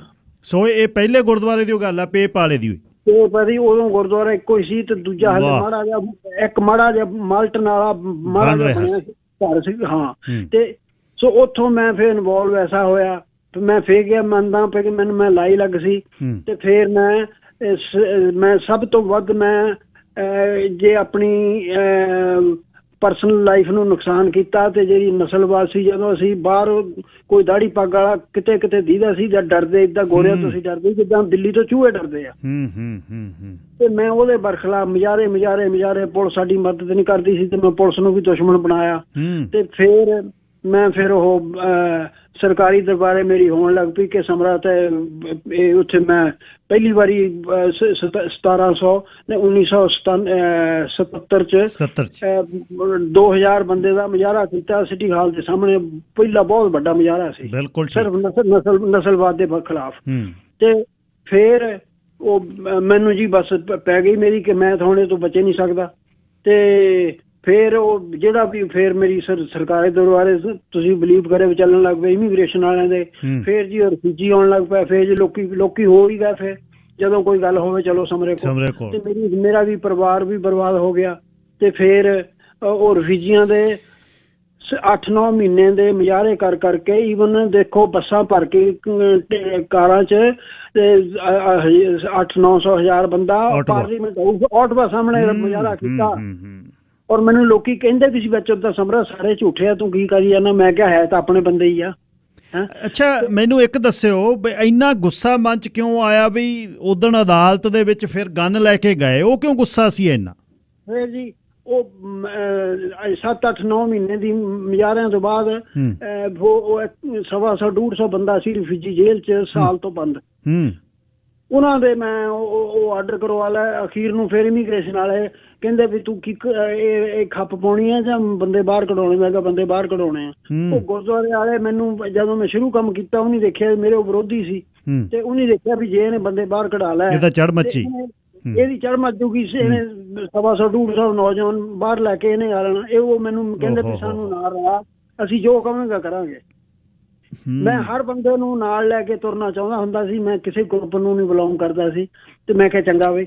ਦੇਖੋ ਐਡੀ ਬਦਕਿਸਮਤੀ ਕਿ ਫਿਰ ਉਹਨਾਂ ਦੇ ਆਰਡਰ ਹੋਏ, ਇਹਨਾਂ ਨੇ ਉਹ ਗੁਰਦੁਆਰੇ ਵਾਲਿਆਂ ਨੇ ਕੈਂਸਲ ਕਰਵਾਤੇ ਵੀ ਜੇ ਇਹਦਾ ਕ੍ਰੈਡਿਟ ਤਾਂ ਸਮਰੇ ਨੂੰ ਜਾਣਾ। ਤੇ ਮੈਨੂੰ ਉਦੋਂ 72 'ਚ ਆਇਆ ਸੀ ਤੇ 92 ਦੀ 72 'ਚ ਆਇਆ ਸੀ, 82 ਦੀ ਗੱਲ। ਤੇ ਮੈਂ 10 ਸਾਲਾਂ 'ਚ ਆਪਣੇ ਪੇ ਨੂੰ ਕਿਰਾਇਆ ਵੀ ਨਹੀਂ ਮੋੜਿਆ ਸੀ। ਮੈਨੂੰ ਹੁਣ ਸ਼ਰਮ ਆਉਂਦੀ, ਮੇਰਾ ਦਿਲ ਫਟਦਾ। ਅੱਛਾ ਸਮਰਾ ਸਾਹਿਬ, ਫਿਰ ਉਹ ਗੱਲ ਗਾਹਾਂ ਅਦਾਲਤ ਵਾਲੇ ਪਾਸੇ ਕਿਵੇਂ ਚੱਲੀ ਜਿੱਦਣ ਫਿਰ ਐਕਸਟ੍ਰੀਮ ਗਏ? ਉਹ ਬਸ ਉਹ ਜੀ ਉਹ ਫਿਰ ਜਿਨ੍ਹਾਂ ਦੇ ਬੰਦੇ ਅੰਦਰ ਸੀ ਉਹ ਕਹਿੰਦੇ ਵੀ ਸਮਰਾ ਜੇ ਤੂੰ ਗੁਰਦੁਆਰੇ ਦਾ ਕੰਟਰੋਲ ਹੁੰਦਾ ਤੇਰੇ ਕੋਲ ਤਾਂ ਸਾਡੇ ਬੰਦੇ ਬਾਹਰ ਸੀ। ਫਿਰ ਇਲੈਕਸ਼ਨ ਰੋਕਣ ਗਏ। ਫਿਰ ਜੀ ਉਹਨਾਂ ਨੇ ਫਿਰ ਜੀ ਉਹ ਵੋਟਾਂ ਹੀ ਨਾ ਬਣ ਜਾਣ, ਆਪਣੀਆਂ ਘਰ ਜਾ ਕੇ ਲੋਕਾਂ ਦੇ ਬਣਾਈ ਜਾਣ, ਮੇਰੀਆਂ ਵੋਟਾਂ ਨਾ ਬਣਾਈ ਜਾਣ, ਮੇਰੇ ਵੋਟਾਂ ਬਣਾਉਣ। ਤੇ ਉਹ ਮੈਂ ਫਿਰ ਉਹ ਕੋਰਟ 'ਚ ਕੇਸ ਕੀਤਾ ਸੀ ਕਿ ਜੀ ਮੇਰੀਆਂ ਵੋਟਾਂ ਨਹੀਂ ਬਣ ਦਿੰਦੇ, ਆਪਣੀ ਏਦਾਂ ਬਣਾਈ ਜਾਂਦੇ ਆ। ਤੇ ਇੱਕ ਸਰਜੈਂਟ ਰਿਟਾਇਰਡ ਆ ਮੁਹੰਮਦ ਨਜ਼ੀਰ, ਉਹਨੂੰ ਵਿਖਾ ਕੇ ਪੁੱਛ ਲਿਓ। ਉਹਨੇ 4 ਦਿਨ ਪਹਿਲਾਂ ਗੁਰਦੁਆਰੇ ਬਹਿ ਕੇ ਕੋਸ਼ਿਸ਼ ਕੀਤੀ ਸੀ ਵੀ ਸਾਡਾ ਸਮਝੌਤਾ ਜਾ। ਮੈਂ ਕਿਹਾ ਸੀ ਸਮਝੌਤਾ ਕਰ ਲਓ, ਸਾਂਝੀ ਕਮੇਟੀ ਬਣਾ ਲਓ, ਤੇ 5 ਤੁਹਾਡੇ 4 ਮੇਰੇ, ਤੇ ਮੈਂ 4 'ਚ ਮੈਂ ਬਿਲਕੁਲ ਨਹੀਂ ਆਊਂਗਾ। ਤੇ ਉਹ ਤੋਂ ਵੀ ਮੁੱਕਰ ਗਿਆ ਸੀ। ਤੇ ਉਧਰੋਂ 8 ਸਾਲ ਮੇਰੇ ਵਿਆਹ ਨੂੰ ਹੋ ਗਿਆ ਸੀ ਤੇ ਘਰ ਵਾਲੀ ਮੇਰੀ ਕਹਿੰਦੀ ਸੀ ਵੀ ਮੈਂ ਤਾਂ ਨਾ ਹੀ ਕਰਾਉਂਦੀ ਤੇ ਇੰਨਾ ਚੰਗਾ ਸੀ, ਤੈਨੂੰ ਕਿਹੜੇ ਚੱਕਰਾਂ 'ਚ ਪਿਆ ਤੇ ਲੋਕਾਂ 'ਚ ਦਿਨ ਰਾਤ ਕੰਮ ਕਰਦਾ, ਤੂੰ ਇਹ ਕੰਮ ਕਰਦਾ, ਸਾਰਾ ਦਿਨ ਬਰਬਾਦ ਕਰਕੇ ਆ ਜਾਣਾ। ਤੇ ਮੈਂ ਸਾਰੇ ਪਾਸੇ ਧੋਕਿਆ ਸੀ। ਤੇ ਉਹਨਾਂ ਦਿਨਾਂ 'ਚ ਮੈਂ ਕਿਉਂਕਿ ਮੇਰਾ ਇਹਨਾਂ ਨੇ ਔਰ ਫਿਜੀ 125-150 ਦੀ ਰਿਹਾਈ ਦਾ ਵੀ ਸੁਪਨਾ ਫੇਲ ਕਰਵਾਤਾ ਸੀ ਤੇ ਮੈਂ ਉਹਨਾਂ ਦਿਨਾਂ 'ਚ ਸੀਰੀਅਸਲੀ ਸੁਸਾਈਡ ਕਰਨ ਦੀ ਸੋਚਦਾ ਸੀ। ਇੰਨਾ ਮੈਂ ਦੁਖੀ ਸੀ। ਤੋ ਕੋਰਟ ਦੇ ਵਿੱਚ ਫੈਸਲਾ ਜੋ ਮੈਂ ਆਪੋਜੀਸ਼ਨ ਦੇਤਾ ਮੈਂ ਕੋਰਟ 'ਚ ਗਿਆ ਹੀ ਨਹੀਂ। ਤੇ ਮੈਂ ਆਪਣੇ ਨਿਆਣਿਆਂ ਨੂੰ ਸਵੇਰੇ ਡਾਕਟਰ ਦੇ ਲੈ ਕੇ ਗਿਆ ਤੇ ਉਹ ਅਗਲੇ ਕੋਰਟ 'ਚ ਬੈਠੇ ਆ ਤੇ ਮੈਂ ਫਿਰ ਉਹ ਤੋਂ ਬਾਅਦ ਨਿਆਣਿਆਂ ਨੂੰ ਮੈਂ ਆਪਣੇ ਮੈਕਡੋਨਲਡ ਖਾਣ ਲੈ ਗਿਆ। ਤੇ ਉਹ ਜਦੋਂ 1 ਵਜੇ ਜੱਜ ਨੇ ਕੇਸ ਸੁਣਿਆ ਉਹਨੇ ਦੇਖਿਆ ਵੀ ਗੱਲ ਤਾਂ ਸਿੰਪਲ ਜਿਹੀ ਆ ਤੇ ਇੱਕ ਕਹਿੰਦਾ ਵੀ ਇਹਨੇ ਹੇਰਾਫੇਰੀ ਕੀਤੀ ਆ, ਉਹ ਕਹਿੰਦੇ ਵੀ ਨਹੀਂ ਕੀਤੀ ਤੇ ਉਹ ਕਹਿੰਦਾ ਆ ਵੀ ਇਲੈਕਸ਼ਨ ਥੋੜੀ ਜਿਹੀ ਰੋਕੀ ਜਾਵੇ। ਤੇ ਉਹ ਕਹਿੰਦਾ ਉਹ ਜੱਜ ਨੇ ਦੋਨਾਂ ਵਕੀਲਾਂ ਨੂੰ ਕਿਹਾ ਵੀ ਤੁਸੀਂ ਆਪੋ ਵਿੱਚ ਹੀ ਬਹਿ ਕੇ ਗੱਲ ਕਰਕੇ ਦੇਖ ਲਓ, ਜੇ ਫੈਸਲਾ ਹੁੰਦਾ ਠੀਕ ਹੈ, ਨਹੀਂ ਮੈਂ ਦੇ ਦੂੰਗਾ। ਉਹ ਕਿਸ ਗੱਲ ਤੇ ਫੈਸਲਾ ਹੋਵੇ, ਉਦੋਂ ਸੈੱਲਫੋਨ ਹੁੰਦੇ ਨਹੀਂ ਸੀ। ਮੇਰੇ ਵਕੀਲ ਨੇ ਮੇਰੀ ਰੀਅਲ ਸਟੇਟ ਦੀ ਆਫਿਸ 'ਚ ਮੈਸੇਜ ਛੱਡ ਦਿੱਤਾ ਕਿ ਮੈਨੂੰ ਸੀ ਮਿੰਦੀ ਕੋਰਟ 2 o'clock। ਉਹ ਬਦਕਿਸਮਤੀ ਨਾਲ ਮੈਂ 2:30 ਵਜੇ ਆਪਣੇ ਕੋਰਟ 'ਚ ਆਫਿਸ ਚਲਾ ਗਿਆ। ਉੱਥੇ ਮੈਨੂੰ ਮੈਸੇਜ ਮਿਲਿਆ ਤੇ ਫਿਰ ਉਹ ਮੈਂ ਫਿਰ ਤਾਂ ਕੋਰਟ ਗਿਆ ਬਸ। ਤੇ ਉਹ ਸਾਰੀ ਐਵੀਡੈਂਸ ਆਈ ਆ ਇਕੱਲੇ ਇਕੱਲੀ। ਤੇ ਮੈਂ ਫਿਰ ਅਖੀਰ ਨੂੰ ਬਾਜੀ ਉਹ ਜੱਜ ਨੇ ਫਿਰ ਉਹ ਫੈਸਲਾ ਮੇਰੇ ਬਰਖਲਾਫ ਦੇ ਦਿੱਤਾ ਤੇ ਮੈਂ ਬਸ ਜਾਨੀ ਬਦਕਿਸਮਤੀ ਨਾਲ ਠਾਠਾ ਕਰਕੇ ਤਾਂ ਉੱਥੋਂ ਮੈਂ ਨਿਕਲ ਗਏ। ਮੈਂ ਮੇਰੀ ਪਲਾਨ ਸੀਗੀ ਵੀ ਮੈਂ ਅਖੀਰਲੀ ਆਪਣੇ ਮਾਰਨੀ ਆ, ਉਹ ਸਾਰੀਆਂ ਨਿਕਲ ਗਈਆਂ ਤੇ ਮੈਂ ਘਬਰਾ ਕੇ ਮੈਂ ਬਾਹਰ ਨੂੰ ਦੌੜ ਗਿਆ। ਫੇਰ ਜੀ ਲੰਮੀ ਚੌੜੀ ਸਟੋਰੀ। ਬਿਲਕੁਲ ਜੀ ਬਿਲਕੁਲ, ਉਹਦਾ ਮੈਨੂੰ ਖਾਸਾ ਪਤਾ ਤੇ ਸੋ ਮੈਂ ਮਾਫੀ ਚਾਹੁੰਦਾ, ਪਰੰਤੂ ਜੋ ਕੁਝ ਇੰਡੀਆ 'ਚ ਹੋ ਰਿਹਾ, ਜੋ ਕੁਝ ਇੱਥੇ ਹੋ ਰਿਹਾ, ਕਿਤੇ ਇੱਕ ਗੁਰਦੁਆਰੇ ਨਹੀਂ, ਉਹ ਜਦੋਂ ਸਾਡੇ ਚਾਕੂ ਲੱਗੇ ਉਹ ਤੋਂ ਮਹੀਨਾ ਕੁ ਪਹਿਲਾਂ ਇੱਥੇ ਵੈਨਕੂਵਰ ਗੁਰਦੁਆਰੇ ਵੀ ਚਾਕੂ ਲੱਗੇ ਸੀ ਇੱਕ ਦੂਜੇ ਦੇ। ਹਾਂਜੀ, ਅੱਜ ਉਹਨੇ ਦਾ ਵੈਨਕੂਵਰ ਅਸਲੀ ਚੀਫ ਖਾਲਸਾ ਦੀਵਾਨ ਹੈ। ਇਹ ਕੋਈ ਨਵੀਂ ਗੱਲ ਨਹੀਂ। ਬਰਬਾਦੀ ਹੋ ਰਹੀ ਹੈ ਕੌਮ ਦੀ। ਸੋ ਇਹ ਮੇਰਾ ਇਹ ਮਕਸਦ ਫੋਨ ਕਰਨ ਦਾ ਇੱਕੋ ਹੀ ਸੀ ਵੀ ਗੱਲੀਆਂ ਅਸੀਂ ਚੰਗੀਆਂ ਅਚਾਰੀ ਬੁਰੀਆਂ ਮਨੋਂ ਸਿੱਧਾ ਕਾਲੀਆਂ, ਪਰ ਇਹ ਸਾਡਾ ਕਰੈਕਟਰ ਅੱਜ ਦਾ ਨਹੀਂ। ਔਰ ਇਹ ਇੱਕ ਮੈਂ ਹੋਰ ਨਿੱਕੀ ਜੀ ਗੱਲ ਦੱਸ ਦਿੰਦਾ ਵੀ ਇਹ ਜਿਹੜਾ ਨਾ ਮੈਂ ਮੇਰੇ ਹਿਸਾਬ ਨਾਲ 99% ਦੇ ਸਾਡੇ ਲੋਕਾਂ ਦਾ ਕਰੈਕਟਰ ਇਹ ਆ। ਇੱਕ 1980 'ਚ ਮੈਂ ਆਪਣੇ ਪੰਜਾਬੀ ਦਾ ਇੱਕ ਲਿਖਾਰੀ ਸੀ ਬਹੁਤ ਟੌਪ ਦਾ, ਮੈਂ ਉਹਨੂੰ ਇਹ ਨਹੀਂ ਕਹੂੰਗਾ ਕਿ ਉਹਨੂੰ ਬਾਬਾ ਬੋੜ ਕਹਿੰਦੇ ਸੀ, ਕਈ ਬਾਬੇ ਬੋੜ ਹੋਏ ਆ।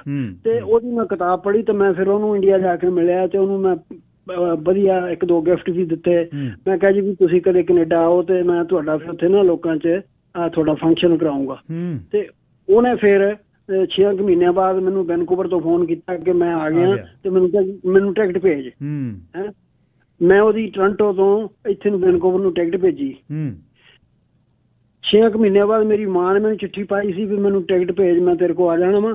ਤੇ ਮਾਂ ਦੀ ਟਿਕਟ ਭੇਜਣੀ ਮੇਰੇ ਕੋਲ ਪੈਸੇ ਹੈ ਨਹੀਂ ਸੀ ਤੇ ਬਾਬਾ ਬੋੜ ਨੂੰ ਮੈਂ ਟਿਕਟ ਭੇਜ ਦਿੱਤੀ ਸੀ। ਹਾਂਜੀ, ਤੇ ਉਹ ਫਿਰ ਬਾਬਾ ਬੋੜ ਗਿਆ ਤੇ ਉੱਥੇ ਫਿਰ ਜੀ ਫਿਰ ਉਹ ਮੈਨੂੰ ਇੱਕ ਵਾਰੀ ਕਹਿੰਦਾ ਵੀ ਜਿੱਦਣ ਫੰਕਸ਼ਨ ਕਰਾਉਣਾ ਸੀ ਉਹ ਤੋਂ 2 ਦਿਨ ਪਹਿਲਾਂ ਕਹਿੰਦਾ ਮੈਨੂੰ ਅਮਰੀਕਾ ਛੱਡਿਆ। ਮੈਂ ਕਿਹਾ ਮੈਂ ਕਿਉਂ ਕਿ ਜਦੋਂ ਅਸੀਂ ਉਸੇ ਵਿੰਡਸਰ ਤੋਂ ਕ੍ਰਾਸ ਕਰਨ ਲੱਗੇ ਕਹਿੰਦਾ ਆ ਬੈਂਕ ਤੋਂ ਮੈਨੂੰ ਨਾ $800 ਲੈ ਦੇ, ਮੈਂ ਤੈਨੂੰ ਜਾਂਦਾ ਦੇ ਦਊਂਗਾ। ਮੈਂ ਉਹਨੂੰ ਮੇਰੀ ਬੈਂਕ ਦੇ ਅਕਾਊਂਟ 'ਚ ਕਦੇ $200 ਵੀ ਨਹੀਂ ਹੋਇਆ ਸੀ, ਪਰ ਮੇਰਾ ਵੀਜ਼ੇ ਦਾ ਕਾਰਡ ਹੁੰਦਾ ਸੀ, ਮੈਂ ਉੱਤੇ ਨੂੰ $800 ਲੈ ਦਿੱਤਾ। ਤੇ ਉਹ ਫਿਰ ਜਾਂਦਾ ਕਹਿੰਦਾ ਇੱਕ ਫੁਕਰਾ ਜਿਹਾ ਲਿਖਾਰੀ ਸੀ, ਉਹਨੇ ਆਪਣੀ ਕਿਤਾਬ 'ਚ ਉਹ ਲਿਖਾਉਣਾ ਸੀ ਕਿ ਇਹਦੀ ਕਿਤਾਬ ਬਹੁਤ ਵਧੀਆ। ਉਹ ਜਿਹੜਾ ਬਾਬਾ ਬੋੜ ਸੀ ਉਹਨੂੰ ਕਹਿ ਗਿਆ ਲੈ ਬਈ ਫਲਾਣੇ ਬੰਦੇ ਤੋਂ ਨਾ $100 ਲੈ ਕੇ ਇਹਨੂੰ $800 ਮੋੜ ਦੂੰ। ਉਹ ਕਹਿੰਦਾ ਮੋੜ ਦਊਂਗਾ ਜੀ। ਹੈਂ, ਉਹ ਜਦੋਂ ਉਹ ਬਾਬਾ ਬੋੜ ਚਲਾ ਗਿਆ ਤੇ 6 ਮਹੀਨਿਆਂ ਬਾਅਦ ਜਾਂ 4 ਮਹੀਨਿਆਂ ਬਾਅਦ ਮੈਂ ਉਸ ਫੁਕਰੇ ਲਿਖਾਰੀ ਨੂੰ ਕਿਹਾ, ਮੈਂ ਕਿਹਾ ਵੀ ਉਹ ਵੀ ਮੇਰੇ ਪੈਸੇ ਇਕੱਠੇ ਕਰਕੇ ਦੇ ਦੇ। ਉਹ ਕਹਿੰਦਾ ਮੈਂ ਤੈਨੂੰ ਕਿੱਥੋਂ ਕਰ ਦੇਵਾਂ। ਮੈਂ ਕਿਹਾ ਉਹਨੂੰ ਕਿਹਾ ਸੀ ਵੀ ਹਾਂ ਮੈਂ ਦਊਂਗਾ। ਕਹਿੰਦਾ ਮੈਂ ਤਾਂ ਉਹਦੇ ਕੋਲੋਂ ਆਪਣੀ ਕਿਤਾਬ ਤੇ ਲਿਖਾਉਣਾ ਸੀ ਵੀ ਮੇਰੀ ਕਿਤਾਬ ਬਹੁਤ ਵਧੀਆ, ਮੇਰੇ ਕੋਲੋਂ ਤਾਂ $200 ਦੀ ਉਹ ਸ਼ੈਂਪੇਨ ਪੀ ਗਿਆ। ਸੋ ਜੇ ਨਵੇਂ ਰਸਤੇ ਸਮਾਜ ਨੂੰ ਬਦਲਣ ਦੀ ਫਿਲਾਸਫਰਾਂ ਨੇ ਤੇ ਲਿਖਾਰੀਆਂ ਨੇ ਬਦਲਨੇ ਹੁੰਦੇ। ਜੇ ਉਹਨਾਂ ਦਾ ਹਾਲ ਹੈ ਤੇ ਆਮ ਲੋਕਾਂ ਤੋਂ ਕੀ ਉਮੀਦ ਕਰ ਸਕਦੇ ਆ। ਸੌਰੀ ਮੈਂ ਟਾਈਮ ਜ਼ਿਆਦਾ ਲੈ ਕੇ ਕਰਾਂਗੇ ਮਹਾਰਾਜ, ਪਰ ਆ ਕਦੇ ਨਾ ਭੁੱਲਣਾ ਚਾਹੀਦਾ ਸਾਨੂੰ ਲੋਕਾਂ ਨੂੰ ਕਿ ਇਹ ਇਤਿਹਾਸ ਦੀਆਂ ਕਿਤਾਬਾਂ ਦੇ ਵਿੱਚ ਆ ਚਾਰਲਸ ਗ੍ਰਾਂਟ ਨੇ ਇੰਡੀਅਨ ਕਰੈਕਟਰ ਬਾਰੇ ਇਹ ਲਿਖਿਆ ਸੀ। ਬਿਲਕੁਲ ਠੀਕ ਹੈ, ਧੰਨਵਾਦ ਬਜ਼ੁਰਗੋ। ਨਾ ਮਾਫੀ ਨਹੀਂ, ਮੈਂ ਕੱਲ ਵੀ ਤੁਹਾਨੂੰ ਉਡੀਕਦਾ ਸੀ ਕਿਉਂਕਿ ਤੁਸੀਂ ਆਪੇ ਹੀ ਆਉਨੇ ਹੋ ਤੁਹਾਡੀ ਮਰਜ਼ੀ ਨਾਲ ਹੀ, ਮੈਂ ਤਾਂ ਹੀ ਕੱਲ ਮੈਂ ਸੁਣਦਾ ਸੀ ਤਾਂ ਫਿਰ ਮੈਂ ਕਰਦਾ ਬਸ ਮੈਨੂੰ ਫਿਰ ਕੋਈ ਨਾ ਨਹੀਂ ਹੋਇਆ ਤੇ ਅੱਜ ਫਿਰ ਮੈਂ ਕਿਹਾ ਵੀ ਅੱਜ ਕਰਨਾ ਹੈ। ਸੌਰੀ ਜੀ, ਓਕੇ ਜੀ, ਥੈਂਕ ਯੂ, ਧੰਨਵਾਦ ਸਮਰਾ ਸਾਹਿਬ, ਧੰਨਵਾਦ ਸਮਰਾ ਸਾਹਿਬ। ਇਹ ਹੁਣ ਚੀਜ਼ਾਂ ਨੇ ਜਿਨ੍ਹਾਂ ਨੇ ਸਿਸਟਮ ਸੁਧਾਰਨ ਦੀ ਗੱਲ ਕੀਤੀ, ਉਹ ਆ ਕਗਾਰ ਤੇ ਖੜੇ ਆ ਇੱਥੇ, ਨਾਲੇ ਚੋਰੀ ਨਾਲੇ ਸੀਨਾ ਚੋਰੀ, ਨਾਲੇ ਗਲਤ ਕੀਤਾ ਨੇ। ਤੂੰ ਗਲਤ ਨਹੀਂ ਕਹਿ ਸਕਦਾ ਸਾਨੂੰ, ਆਉਨੇ ਯਾਰ ਸਾਡਾ ਨੰਬਰ ਨਹੀਂ ਲੈ, ਕਹਿ ਨਹੀਂ ਸਕਦਾ, ਅਸੀਂ ਕ੍ਰਿਮੀਨਲ ਵਕੀਲ ਰਹੇ ਹਾਂ।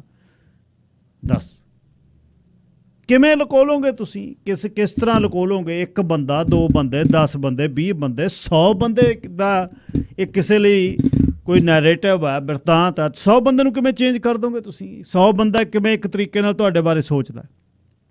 ਕੱਲ ਇੱਕ ਡਿਬੈਂਚਰ ਦੀ ਮੈਂ ਗੱਲ ਕੀਤੀ ਸੀ, ਮੈਨੂੰ ਤੁਸੀਂ ਪੁੱਛਿਆ ਵੀ ਜਿਹੜਾ $2 ਮਿਲੀਅਨ ਜੋਹੇਰ ਕਸ਼ਮੀਰੀ ਨੇ ਲਿਖਿਆ 84 ਦੇ ਵਿੱਚ, ਕੁਝ ਮਹੀਨੇ ਪਹਿਲਾਂ ਮਈ 3 ਮਹੀਨੇ ਪਹਿਲਾਂ ਬਲੂ ਸਟਾਰ ਤੋਂ ਜਿਹੜਾ ਰਪਦੁਮਨ ਮਲਕ ਉਹਨਾਂ ਨੂੰ 2 million state bank of India ਦੇ ਵਿੱਚੋਂ ਮਿਲਿਆ। ਉਹ ਡਿਵੈਂਚਰ ਦਾ ਇਹ ਹੁੰਦਾ ਵੀ ਉਹ ਅਨਸਿਕਿਉਰਡ ਲੋਨ ਹੁੰਦਾ। ਹੁਣ ਜਿਵੇਂ ਆਪਾਂ ਲੋਨ ਲੈਂਦੇ ਨਾ ਘਰ 'ਤੇ, ਘਰ ਗਹਿਣੇ ਰੱਖਿਆ ਹੁੰਦਾ ਤਾਂ ਉਹ ਕਹਿੰਦੇ ਨੇ ਲਾਈਨ ਆਫ ਕ੍ਰੈਡਿਟ, ਉਹ 2 million the line of credit ਦੇ ਅਗੇਂਸਟ ਡਿਵੈਂਚਰ ਦਾ ਮਤਲਬ ਇਹ ਆ ਵੀ ਜਿਹਦੇ ਵਿੱਚ ਕੋਈ ਕੋਲੈਟਰਲ ਨਾ ਹੋਵੇ। ਓਬਵੀਅਸਲੀ ਬਿਜ਼ਨਸ ਹੋਊਗਾ, ਕੋਈ ਬਿਜ਼ਨਸ। ਪੈਪੀਲੀਅਨ ਜਿਹੜੀ ਕੰਪਨੀ ਸੀ ਪੈਪੀਲੋਨ, ਉਹਦੀ ਜਿਹੜੀ ਆ ਉਹ ਹੋਏਗਾ, ਉਹਦੀ ਦੁਕਾਨ, ਉਹ 'ਚ ਕੋਈ ਸਮਾਨ ਜਿਹੜਾ ਹੋਊਗਾ, ਪਰ ਉਹਦੇ ਅਗੇਂਸਟ ਕੋਈ ਜਾਇਦਾਦ ਨਹੀਂ ਸੀ 2 ਮਿਲੀਅਨ 'ਚ। ਇਹ 84 ਦੀ ਗੱਲ ਹੈ, ਜਦ ਮੇਰੇ ਖਿਆਲ 25-30 ਹਜ਼ਾਰ ਦਾ ਘਰ ਹੋਊਗਾ, 40 ਦਾ ਸਰੀ 'ਚ। ਸੋ ਇਹ ਉਹ ਡਿਬੈਂਚਰ ਦਾ ਇਹ ਮਤਲਬ ਸੀ। ਬਹੁਤਾਂ ਦੇ ਫੋਨ ਹੈ ਜੀ ਡਿਬੈਂਚਰ ਦਾ ਮਤਲਬ ਦੱਸਿਓ। ਡਿਬੈਂਚਰ ਨੂੰ ਜੇ ਗੂਗਲ ਕਰਦੇ ਹੋ ਡਿਕਸ਼ਨਰੀ 'ਚ ਇਹ ਆ ਵੀ ਉਹ ਅਨਸਿਕਿਉਰਡ ਲੋਨ ਹੁੰਦਾ। ਇਹ ਸਾਰੇ ਬਿਰਤਾਂਤ ਦੇ ਵਿੱਚੋਂ ਇੱਕ ਹੀ ਕੌਮ ਦੇ ਨੂੰ ਬੇਨਤੀ ਹੈ ਕਿ ਆਪਣੇ ਆਪ ਦਾ ਖਿਆਲ ਰੱਖੋ, ਹਰ ਇੱਕ ਚੀਜ਼ ਨੂੰ ਕੈਲਕੂਲੇਟ ਕਰੋ, ਹਰ ਇੱਕ ਚੀਜ਼ ਨੂੰ ਪੜ੍ਹੋ, ਹਰ ਇੱਕ ਬੰਦੇ ਨੂੰ ਚੈੱਕ ਕਰੋ। ਕਿਸੇ 'ਤੇ ਵਿਸ਼ਵਾਸ ਕਰਨ ਤੋਂ ਪਹਿਲਾਂ ਸਮਰਾ ਸਾਹਿਬ ਜਿਵੇਂ ਕਹਿੰਦੇ ਨੇ, ਆਪਣੇ ਵੱਸ ਨਹੀਂ ਹੁੰਦੀ। ਸੱਚੇ ਬੰਦੇ ਜਿਹੜੇ ਹੁੰਦੇ ਨੇ ਉਹ ਝੱਟ ਘੋੜੀ 'ਤੇ ਸਵਾਰ ਹੁੰਦੇ ਨੇ। ਵਿਗੜਿਆ ਬੰਦਾ ਪਹਿਲਾਂ ਦੇਖਦਾ ਵੀ ਇਹਦੀ ਕਾਠੀ ਦੇਖਾਂ, ਇਹਦੇ 'ਤੇ ਖਰਖਰਾ ਫੇਰਿਆ ਦੇਖਾਂ। ਜਿਹੜੇ ਸਾਊ ਬੰਦੇ ਉਹ ਕਹਿੰਦੇ ਨਾ ਜਿਹੜਾ ਘੋੜੀ ਨੇ ਲਿਆ ਕੇ ਖੜੀ ਕੀਤੀ ਉਹ ਕਹਿੰਦਾ ਚੜ੍ਹ ਜਾ ਇਹਦੇ 'ਤੇ। ਪਤਾ ਹੀ ਜਦ ਲੱਗਦਾ ਵੀ ਤੰਦ ਨਹੀਂ ਕੱਸਿਆ ਅਤੇ ਘੁੰਮ ਕੇ ਬੰਦਾ ਪੈਰਾਂ 'ਚ ਪਿਆ ਹੁੰਦਾ। ਇੱਥੇ 1984 ਦੇ ਘੱਲੂਘਾਰੇ ਦੇ ਸੰਬੰਧ ਜਿਹੜਾ ਗੁੱਸਾ ਸੀ ਕੌਮ ਦੇ ਵਿੱਚ, 78 ਤੋਂ ਹੀ ਸ਼ੁਰੂ ਹੋ ਗਿਆ ਨਿਰੰਕਾਰੀਆਂ ਤੋਂ। ਉਸ ਗੁੱਸੇ ਨੂੰ ਕੌਮ ਦੇ ਅਗੇਂਸਟ ਹੀ ਵਰਤ ਕੇ ਕੌਮ ਨੂੰ ਉਸ ਜਗ੍ਹਾ 'ਤੇ ਖੜਾ ਕੀਤਾ, ਉਸ ਕਗਾਰ 'ਤੇ, ਬਰਬਾਦੀ 'ਤੇ, ਜਿੱਥੋਂ ਤੁਸੀਂ ਕਿਸੇ ਪਾਸੇ ਨਹੀਂ ਜਾ ਸਕਦੇ। ਇਹਦਾ ਕਨਕਲੂਜ਼ਨ, ਬੰਦਾ ਬੰਦੇ ਲਈ ਬਹੁਤ ਕੁਛ ਕਰਦਾ, ਬੰਦਾ ਨਿੱਜੀ ਜ਼ਿੰਦਗੀ ਲਈ ਬਹੁਤ ਕੁਛ ਕਰਦਾ। ਦੂਰੋਂ ਸਾਨੂੰ ਦਿਖੂਗਾ ਵੀ ਦੇਖ ਇਹ ਕਿੰਨਾ ਖੁਸ਼ ਹੈ, ਕਿੱਡੇ ਘਰ ਨੇ, ਮਹਿਲ ਨੇ, ਮਾੜੀਆਂ ਨੇ, ਆਹ ਬਿਜ਼ਨਸ ਨੇ, ਇਹਦੇ ਕੋਲ 100 ਮਿਲੀਅਨ ਆ, 50 ਮਿਲੀਅਨ ਆ, ਪਰ ਅੰਦਰ ਉਹ ਇੰਨਾ ਬਰਬਾਦੀ 'ਚ ਦੇ ਆਲਮ 'ਚ ਹੁੰਦਾ ਹੈ। ਕੋਈ ਮੁਸ਼ਕਲਾਂ ਜਿਹੜੀਆਂ ਸਾਨੂੰ ਨਹੀਂ ਦਿਖ ਰਹੀਆਂ, ਉਹਨੇ ਬਾਹਰ ਆ ਕੇ ਹੱਸਣਾ ਹੁੰਦਾ। ਫਿਰ ਇਸ ਧਰਤੀ ਤੋਂ ਜਾਣ ਤੋਂ ਪਹਿਲਾਂ ਹਿਸਾਬ ਦੇਣਾ ਪੈਂਦਾ। ਤੁਸੀਂ ਨਹੀਂ ਜਾ ਸਕਦੇ ਇੱਥੋਂ। ਕੁੱਤੇ ਦੇ ਸੋਟੀ ਕਿਸੇ ਦੇ ਦਰਵੇਸ਼ ਦੇ ਮਾਰੀ, ਦਰਵੇਸ਼ ਦੇ ਮਾਰਨੀ ਨਹੀਂ ਚਾਹੀਦੀ। ਉਹ ਬੰਦਾ ਨੂੰ ਰੜਕਦਾ। 331 ਬੰਦੇ ਜਿਹੜੇ ਮਾਰ ਦੇਣੇ, ਉਹਨਾਂ ਦਾ ਹਿਸਾਬ ਕਿਤਾਬ ਤਾਂ ਮਿੱਤਰਾ ਦੇਣਾ ਪੈਣਾ। ਸੱਚ ਦੇ ਵਧੀਆ ਸ਼ਬਦ ਨਹੀਂ ਹੁੰਦੇ, ਸੱਚ ਦੇ ਲਾਈਨ ਵਾਲੇ ਸ਼ਬਦ ਵੀ ਨਹੀਂ ਹੁੰਦੇ, ਸੱਚ ਦੀ ਵਕੀਲਾਂ ਵਾਲੀ ਭਾਸ਼ਾ ਵੀ ਨਹੀਂ ਹੁੰਦੀ। ਸੱਚ ਸੱਚ ਹੈ। ਜ਼ਹੀਰ ਕਸ਼ਮੀਰੀ ਵਰਗੇ ਬੰਦਿਆਂ ਨੇ ਜਿਨ੍ਹਾਂ ਨੇ ਲਿਖਿਆ, ਠੀਕ ਹੈ ਕਈ ਵਾਰ ਕੁਛ ਵੇਚਣ ਲਈ ਬੰਦਾ ਕੁਛ ਚੀਜ਼ਾਂ ਇਹੋ ਜਿਹੀਆਂ ਲਿਖਦੇ। ਜਿਵੇਂ ਸਮਰਾ ਸਾਹਿਬ ਦੀ ਮੈਂ ਕਹਾਣੀ ਨੂੰ ਇਰਰੈਲੇਵੈਂਟ ਸਮਝਦਾ ਸੀ ਵੀ ਇੰਡੀਅਨ ਜਿਹੜਾ ਏਅਰ ਇੰਡੀਆ ਦੀ ਬੋਂਬਿੰਗ ਦੇ ਵਿੱਚ ਨਥਿੰਗ, ਪਰ ਉੱਥੋਂ ਉਹਨਾਂ ਨੇ ਸ਼ੁਰੂ ਕੀਤੀ। ਇਹ ਪੇਪ ਸਟਰੀਟ ਤੋਂ ਬਾਅਦ ਜਿਹੜਾ ਕਮਿਊਨਿਟੀ ਦੇ ਵਿੱਚ ਇਨਵੋਲਵਮੈਂਟ ਦਵਿੰਦਰ ਆਹਲੂਵਾਲੀਏ ਦੇ ਰਾਹੀਂ ਹੋਈ, ਜਿਹੜਾ ਕੌਂਸਲ ਸੀ ਉੱਥੇ, ਕੀ ਕਰਦਾ ਰਿਹਾ? ਸ਼ਰਾਬ ਦੇ ਨਾਂ 'ਤੇ, ਵੀ ਸ਼ਰਾਬ ਤੁਹਾਨੂੰ ਮੈਂ ਸਸਤੀ ਦੇ ਦੂੰ, ਸ਼ਰਾਬ 'ਤੇ ਖਰੀਦਦਾ ਰਿਹਾ ਕਮਿਊਨਿਟੀ 'ਚੋਂ ਬੰਦੇ। ਦਵਿੰਦਰ ਸੋਢੀ ਵਰਗੇ ਬੰਦਿਆਂ ਨੂੰ ਪਹਿਲੀ ਇੱਕ ਰਾਤ ਕਿਹਾ ਵੀ ਸਵੇਰੇ ਕੌਂਸਲ ਜਨਰਲ ਦੇ ਬਾਹਰ ਹੋਣਾ ਹੰਗਾਮਾ, ਉੱਥੇ ਹੋਣੀਆਂ ਗੜਬੜ, ਤੂੰ ਤਿਆਰ ਰਹੀ ਫੋਟੋਆਂ ਖਿੱਚਣ ਨੂੰ। ਉਹ ਕਹਿੰਦਾ ਮੈਨੂੰ ਰਾਤ ਨੂੰ ਕਹਿ ਗਿਆ ਦਵਿੰਦਰ ਸੋਢੀ ਨੂੰ ਉੱਥੇ ਫਿਰ ਗੋਲੀ ਚੱਲੀ, ਜਦ ਲੜਾਈ ਹੋਈ 2 ਬੰਦੇ ਪੇਪ ਸਟਰੀਟ ਵਾਲੇ ਦੂਜੇ ਗੁਰਦੁਆਰੇ ਵਾਲੇ ਆਏ, ਇੱਕ ਗਰਮ ਖਿਆਲੀ ਸੀ, ਇੱਕ ਨਰਮ ਖਿਆਲੀ ਸੀ। ਨਰਮ ਖਿਆਲੀ ਗਲ ਪੈ ਗਏ, ਗਰਮ ਖਿਆਲੀ ਬੈਂਸ ਸਾਹਿਬ ਫੌਜਾ ਸਿੰਘ ਬੈਂਸ ਉਹਨਾਂ ਦੇ ਪਿਤਾ ਜੀ ਨੂੰ ਧੱਕਾ ਦੇਤਾ। ਉਹਨੇ ਆਪ ਦੇਖਿਆ ਮੇਰਾ ਪਿਤਾ ਜਿਹੜਾ ਉਹ ਸਿੱਟਤਾ, ਉਹਨੇ ਰਿਵਾਲਵਰ ਕੱਢਿਆ, ਉੱਥੋਂ ਚੱਲ ਪਈ। ਇਹ ਸੇਮ ਪੈਟਰਨ 99 'ਚ ਤੁਹਾਡੇ ਨਾਲ ਹੋਇਆ ਇੱਥੇ, ਸੇਮ ਗਰਮ ਖਿਆਲੀ ਨਰਮ ਖਿਆਲੀ, ਗਰਮ ਖਿਆਲੀ ਨਰਮ ਖਿਆਲੀ। ਫਿਰ ਹੀ ਚਲੋ 15 ਸਾਲ ਗੁਰਦੁਆਰਿਆਂ ਦੇ ਵਿੱਚ ਗੇੜੇ ਕੱਢਦੇ, ਅਖੀਰ ਉਹਦੇ 'ਚੋਂ 4-5 ਗੁਰੂ ਘਰ ਹੋਰ ਬਣ ਗਏ, 20-25 ਮਿਲੀਅਨ ਕਮਿਊਨਿਟੀ ਨੇ ਕੋਲੋਂ ਦੇਤਾ ਹੋਰ। ਜਿਹੜੇ ਉਸ ਗੁਰੂ ਘਰ 'ਚ ਵੀ ਜਾਂਦੇ ਨੇ ਉਹ ਵੀ ਪੈਸਾ ਕਮਿਊਨਿਟੀ 'ਚੋਂ ਆਇਆ, ਜਿਹੜੇ ਪਹਿਲੇ ਗੁਰੂ ਘਰ ਚੱਲਦੇ ਨੇ ਉਹ ਵੀ ਕਮਿਊਨਿਟੀ 'ਚੋਂ ਆਇਆ। ਹੋ ਗਏ ਨਾ ਇਕੱਠੇ। ਔਰ ਉਹਨਾਂ ਮਿਲੀਅਨਸ ਦੇ ਵਿੱਚੋਂ ਆਊਟਕਮ ਕੀ ਆ ਮੈਨੂੰ ਦੱਸ ਦੇਵੇ ਕੋਈ ਵੀ, ਆਹ ਆਊਟਕਮ ਹੈ ਸਾਡੀ। ਇੰਨੇ ਅਸੀਂ ਵਧੀਆ ਬੰਦੇ ਬਣਾਤੇ। ਉਹ ਤੁਸੀਂ ਗੁਰੂ ਸਾਹਿਬ ਦੀ ਜਗ੍ਹਾ ਹੋਵੇ, ਗੁਰਦੁਆਰਾ ਹੋਵੇ, ਅਤੇ ਉੱਥੇ ਕੰਮ ਤੁਹਾਡਾ ਹੁਣ ਵਿਜ਼ਿਟ ਵੀਜ਼ਿਆਂ ਦਾ ਚੱਲਣ ਲੱਗਿਆ ਹੋਵੇ। ਵਿਜ਼ਿਟ ਵੀਜ਼ੇ ਲੈ ਆਉਂਦੇ, ਸੱਦ ਲਏ, ਪੱਕੇ ਕਰਾਤੇ, LMI ਦੇਤੀ, ਇਹਨੂੰ ਇੱਥੇ ਰੱਖਤਾ, ਇਹਨੂੰ ਇੱਥੇ ਰੱਖਤਾ, ਇਹਨੂੰ ਇੱਧਰ ਕਰਤਾ। ਕਿਹੜੇ ਕੰਮਾਂ 'ਚ ਤੁਸੀਂ ਲੱਗੇ ਹੋ? ਇਹਦੇ 'ਚੋਂ ਕੀ ਕੱਢ ਲਓਗੇ? ਕਮਾਈ ਕਰਕੇ ਇਹ ਜੀ ਗੁਰੂ ਦੀ ਕਿੱਥੇ ਨੂੰ ਜਾਓਗੇ ਤੁਸੀਂ, ਕਿੱਥੇ ਨੂੰ ਲੈ ਜਾਓਗੇ? ਔਰ ਨਾਲ ਹੀ ਹੋ ਰਿਹਾ ਤੁਹਾਡੇ ਨਾਲ ਹੀ ਹੁੰਦਾ। ਪਰ ਬੰਦਾ ਐਡਾ ਤੇਜ਼ ਹੋਇਆ ਹੁੰਦਾ ਹੈ, ਕਿੱਧਰ ਨੂੰ ਕਹਾਣੀ ਚਲੇਗੀ। ਮੈਂ ਤਾਂ ਬਾਕੀ ਛੱਡੋ, ਤੁਸੀਂ ਜਿਹੜਾ ਕੋਈ ਮਰਜ਼ੀ ਕਰੀ ਚਲੋ। 25, 30, 40 ਮਿਲੀਅਨ ਕਿੰਨਾ ਔਖੇ ਇੰਸਟੀਟਿਊਟ ਕੌਮ ਨੇ ਬਣਾਏ, ਮੋਢਿਆਂ 'ਤੇ ਸ਼ਤੀਰੀਆਂ ਚੱਕ ਕੇ ਢੋਏ ਹੋਣਗੇ। ਜਿੱਦਣ ਸਾਡੇ ਪੁਰਖੇ ਅੱਜ ਤੋਂ 125 ਸਾਲ ਪਹਿਲਾਂ ਰਹਿੰਦੀ ਵਧੀਆ ਕੌਮ ਨੂੰ ਵੰਡਤਾ ਲਿਆ ਕੇ ਉੱਪਰ ਤੇ ਥੱਲੇ ਦਾ ਰੌਲਾ ਪਾ ਕੇ, ਉਹਦੇ 'ਚੋਂ ਕਿੰਨੇ ਇੰਸਟੀਟਿਊਟ ਨਿਕਲੇ। ਗਿਣ ਦੇਖ ਲਓ ਸਰੀ ਦੇ ਵਿੱਚੋਂ, ਤੇ ਐਬਸਪੋਰਟ ਤੇ ਵੈਨਕੂਵਰ 'ਚ ਕਿੰਨੇ ਗੁਰਦੁਆਰੇ ਬਣ ਗਏ, 8-9, ਤੇ 4 ਮਿਲੀਅਨ ਐਵਰੇਜ ਲਾ 32-34 ਮਿਲੀਅਨ ਕੌਮ ਦੇ ਵਿੱਚੋਂ ਗਿਆ। 32-34 ਮਿਲੀਅਨ ਨਾਲ ਇੱਕ ਯੂਨੀਵਰਸਿਟੀ ਬਣ ਸਕਦੀ ਹੈ। ਗੁਰਦੁਆਰਾ ਤਾਂ ਪਹਿਲਾਂ ਵੀ ਗੁਰੂ ਤਾਂ ਉੱਥੇ ਸਾਰੇ ਜਗ੍ਹਾ ਹੀ ਹੈ। ਹੁਣ ਜਿਹੜੇ ਬਾਅਦ 'ਚ ਬਣੇ, ਪਹਿਲੇ ਬਣੇ, ਉੱਥੇ ਸੰਗਤ ਨਹੀਂ ਆਉਂਦੀ। ਖਰਚੇ ਹੁਣ ਘਟ ਰਹੇ ਨੇ, ਮਿੰਨਤਾਂ ਹੋ ਰਹੀਆਂ ਨੇ, ਆ ਜਾਓ ਸੰਗਤ ਜੀ ਆ ਜਾਓ। ਇਕੱਠ ਕਰਨ ਲਈ ਸਾਨੂੰ ਕੰਨ ਰਸ ਚਾਹੀਦਾ, ਅਤੇ ਪੂਰਾ ਐਨ ਸਿਰ 'ਤੇ ਜਿਹੜਾ ਖੋਪੜਾ ਬੰਦ ਕਰਨ ਵਾਲੀਆਂ ਚੀਜ਼ਾਂ ਚਾਹੀਦੀਆਂ ਨੇ, ਉੱਥੇ ਇਕੱਠ ਹੋਊ। ਮੈਂ ਨਵਾਂ ਆਇਆ 97 'ਚ, ਸਰੀ ਦੇ ਗੁਰਦੁਆਰੇ ਦੇ ਵਿੱਚ ਇੱਕ ਖਾਸ ਦਿਨ 'ਤੇ ਇਕੱਠ ਕਰਤਾ ਜੀ। ਪੂਰਾ ਇਕੱਠ ਕਰਨ ਵਾਲਿਆਂ ਵਿੱਚ ਇੱਕ ਪ੍ਰਧਾਨਗੀ ਦੇ ਏਰੀਏ ਦੇ ਵਿੱਚ ਵੀ ਬੰਦਾ ਲੰਗਰ 'ਚ ਬੈਠਾ, ਲੱਤ ਨਸਾਲੀ ਉਹਨੇ, ਖੱਬੀ ਸੱਜੀ ਲੱਤ 'ਤੇ ਹੱਥ ਰੱਖਿਆ, ਇੱਕ ਲੱਤ ਲੰਬੀ ਕੀਤੀ ਹੋਈ, ਰਗਾਂ 'ਚ ਬੋਲੇ, ਉੱਪਰੋਂ ਜਲੇਬੀਆਂ ਖਾ ਲੀਆਂ। ਨਾਲ ਦੇ ਲੰਘਦੇ ਕਹਿੰਦਾ, ਦੇਖਿਆ ਮੇਲਾ? ਕਿਉਂ ਇਉਂ ਮੇਲਾ ਕਰਦੇ ਹਾਂ ਅਸੀਂ? ਮੇਰਾ ਬਹੁਤ ਮਨ ਸੀ ਵੀ ਇਸ ਧਰਤ 'ਤੇ ਆਜ਼ਾਦੀ ਦੀ ਗੱਲ ਹੁੰਦੀ ਹੈ। ਖੈਰ ਉਹਦੇ ਨਾਲ ਕਹਿਣ ਨਾਲ ਤਾਂ ਟੁੱਟ ਵੀ ਕੀ ਜਾਣਾ ਵੀ ਇੱਥੇ ਸਿਪਾ ਸਲਾਰ ਨੇ। ਜਦ ਉਹਨੇ ਆਹ ਗੱਲ ਕੀਤੀ, ਮੈਂ ਕਿਹਾ ਗੁਰੂ ਦੇ ਲੰਗਰਾਂ 'ਚ, ਗੁਰੂ ਦੇ ਘਰ ਦੇ ਵਿੱਚ ਬੈਠਾ ਇਹ ਮੇਲਾ ਕਹਿ ਰਿਹਾ। ਪਰ ਕੁਛ ਨਹੀਂ ਲੰਘਣਾ ਉਹਨਾਂ ਦੇ ਮੂਹਰੇ, ਉਹਨਾਂ ਕੋਲ ਵੀ ਕੁਛ ਨਹੀਂ ਹੈ, ਖਾਲੀ ਹੱਥ ਹੈ, ਡੁਗਡੁਗੀ ਹੈ, ਦਿਖਾਉਣ ਨੂੰ ਹੀ ਆ ਵੀ ਆਹ ਦੇਖੋ ਮੇਰਾ ਆਹ ਜਿਹੜਾ ਹਿੰਦੀ ਵਾਲਾ ਸ਼ਬਦ ਅੱਜ ਕੱਲ੍ਹ ਬੋਲਣ ਲੱਗੇ ਨਾ, ਤਾਮ ਝਾਮ, ਉਹ ਤਾਮ ਝਾਮ ਹੀ ਹੈ। ਕੁਛ ਨਹੀਂ ਹੈ ਪੱਲੇ, ਕੱਖ ਨਹੀਂ ਹੈ। ਕਿਉਂਕਿ ਪੱਲੇ ਇਹ ਨਹੀਂ ਮੈਂ ਪੈਸੇ ਨਹੀਂ, ਵੀ ਸਾਹਿਬ ਦੀਆਂ ਵਡਿਆਈਆਂ ਤੋਂ ਜਾਂ ਤੁਸੀਂ ਪਿੱਠ ਕਰਨੀ ਹੈ, ਝੂਠ, ਠੱਗੀ, ਯਾਰੀ, ਮਾਰ ਕਰਨੀ ਹੈ, ਯਾਰ ਦੀ ਜਨਾਨੀ ਵੱਲ ਵੇਖਣਾ, ਉਹ 'ਚੋਂ ਕੱਢਣਾ ਕੀ ਹੈ? ਫਿਰ ਖਤਮ, ਓਵਰ।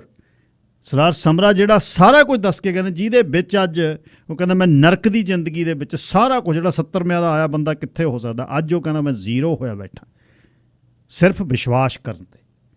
ਸਿੰਗੜਾ ਸਾਹਿਬ ਕੀ ਕਹਿਣਾ ਚਾਹੁੰਦੇ ਹੋ? ਮੈਂ ਤਾਂ ਗਿੱਲ ਸਾਹਿਬ ਤੁਹਾਡੀਆਂ ਗੱਲਾਂ ਇਹ ਸੁਣ ਰਿਹਾ ਸੀਗਾ, ਔਰ ਇਹਨਾਂ ਦੇ ਵਿੱਚੋਂ 200% ਸਾਰਾ ਕੁਝ ਸੱਚ ਆ।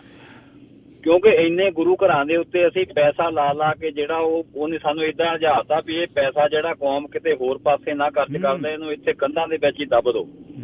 ਤੁਸੀਂ ਪਹਿਲਾਂ ਮੈਂਬਰਸ਼ਿਪ ਦੀ ਗੱਲ ਕਰਦੇ ਸੀ ਨਾ, ਸਾਡਾ ਧਰਮ, ਅਸੀਂ ਇੱਡੇ ਕੁ ਧਾਰਮੀ ਮਤਲਬ ਰਹਿ ਗਏ ਆ ਹੁਣ ਕਿ ਸਾਡੇ ਜਿਹੜਾ ਫਾਰਮ ਆ ਗੁਰਦੁਆਰਾ ਸਾਹਿਬ ਦਾ, ਉੱਤੇ ਲਿਖਿਆ ਆ ਕਿ ਮੈਂ ਸਿੱਖ ਧਰਮ ਦੇ ਵਿੱਚ ਵਿਸ਼ਵਾਸ ਰੱਖਦਾ ਹਾਂ ਤੇ ਮੈਂ ਗੁਰੂ ਗ੍ਰੰਥ ਸਾਹਿਬ ਇਹਨੂੰ ਗੁਰੂ ਮੰਨਦਾ ਹਾਂ।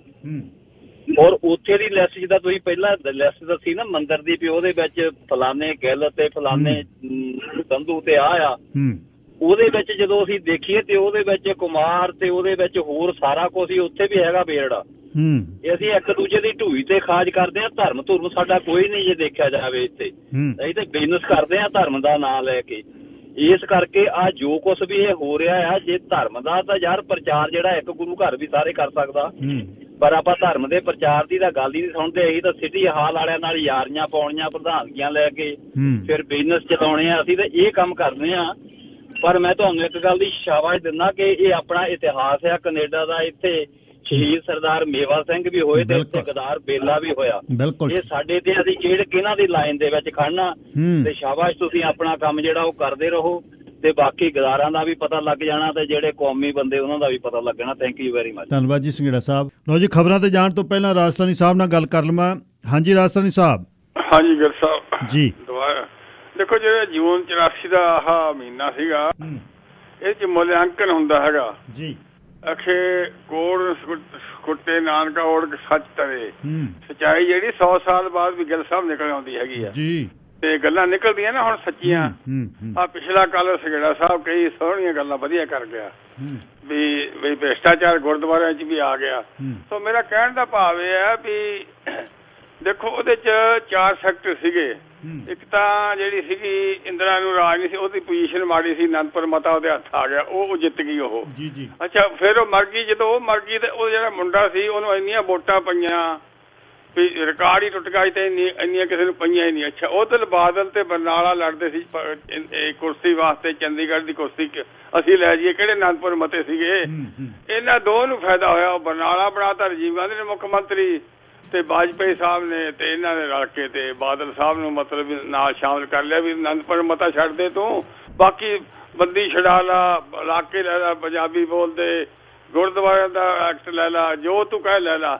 ਨਹੀਂ ਕਹਿੰਦਾ ਜੀ ਮੈਂ ਤਾਂ ਬਿਨਾਂ ਸ਼ਰਤ ਸ਼ਾਮਲ ਹੈਗਾ, ਮੇਰਾ ਮੁੰਡਾ ਇੰਡਸਟਰੀ ਮਿਨਿਸਟਰ।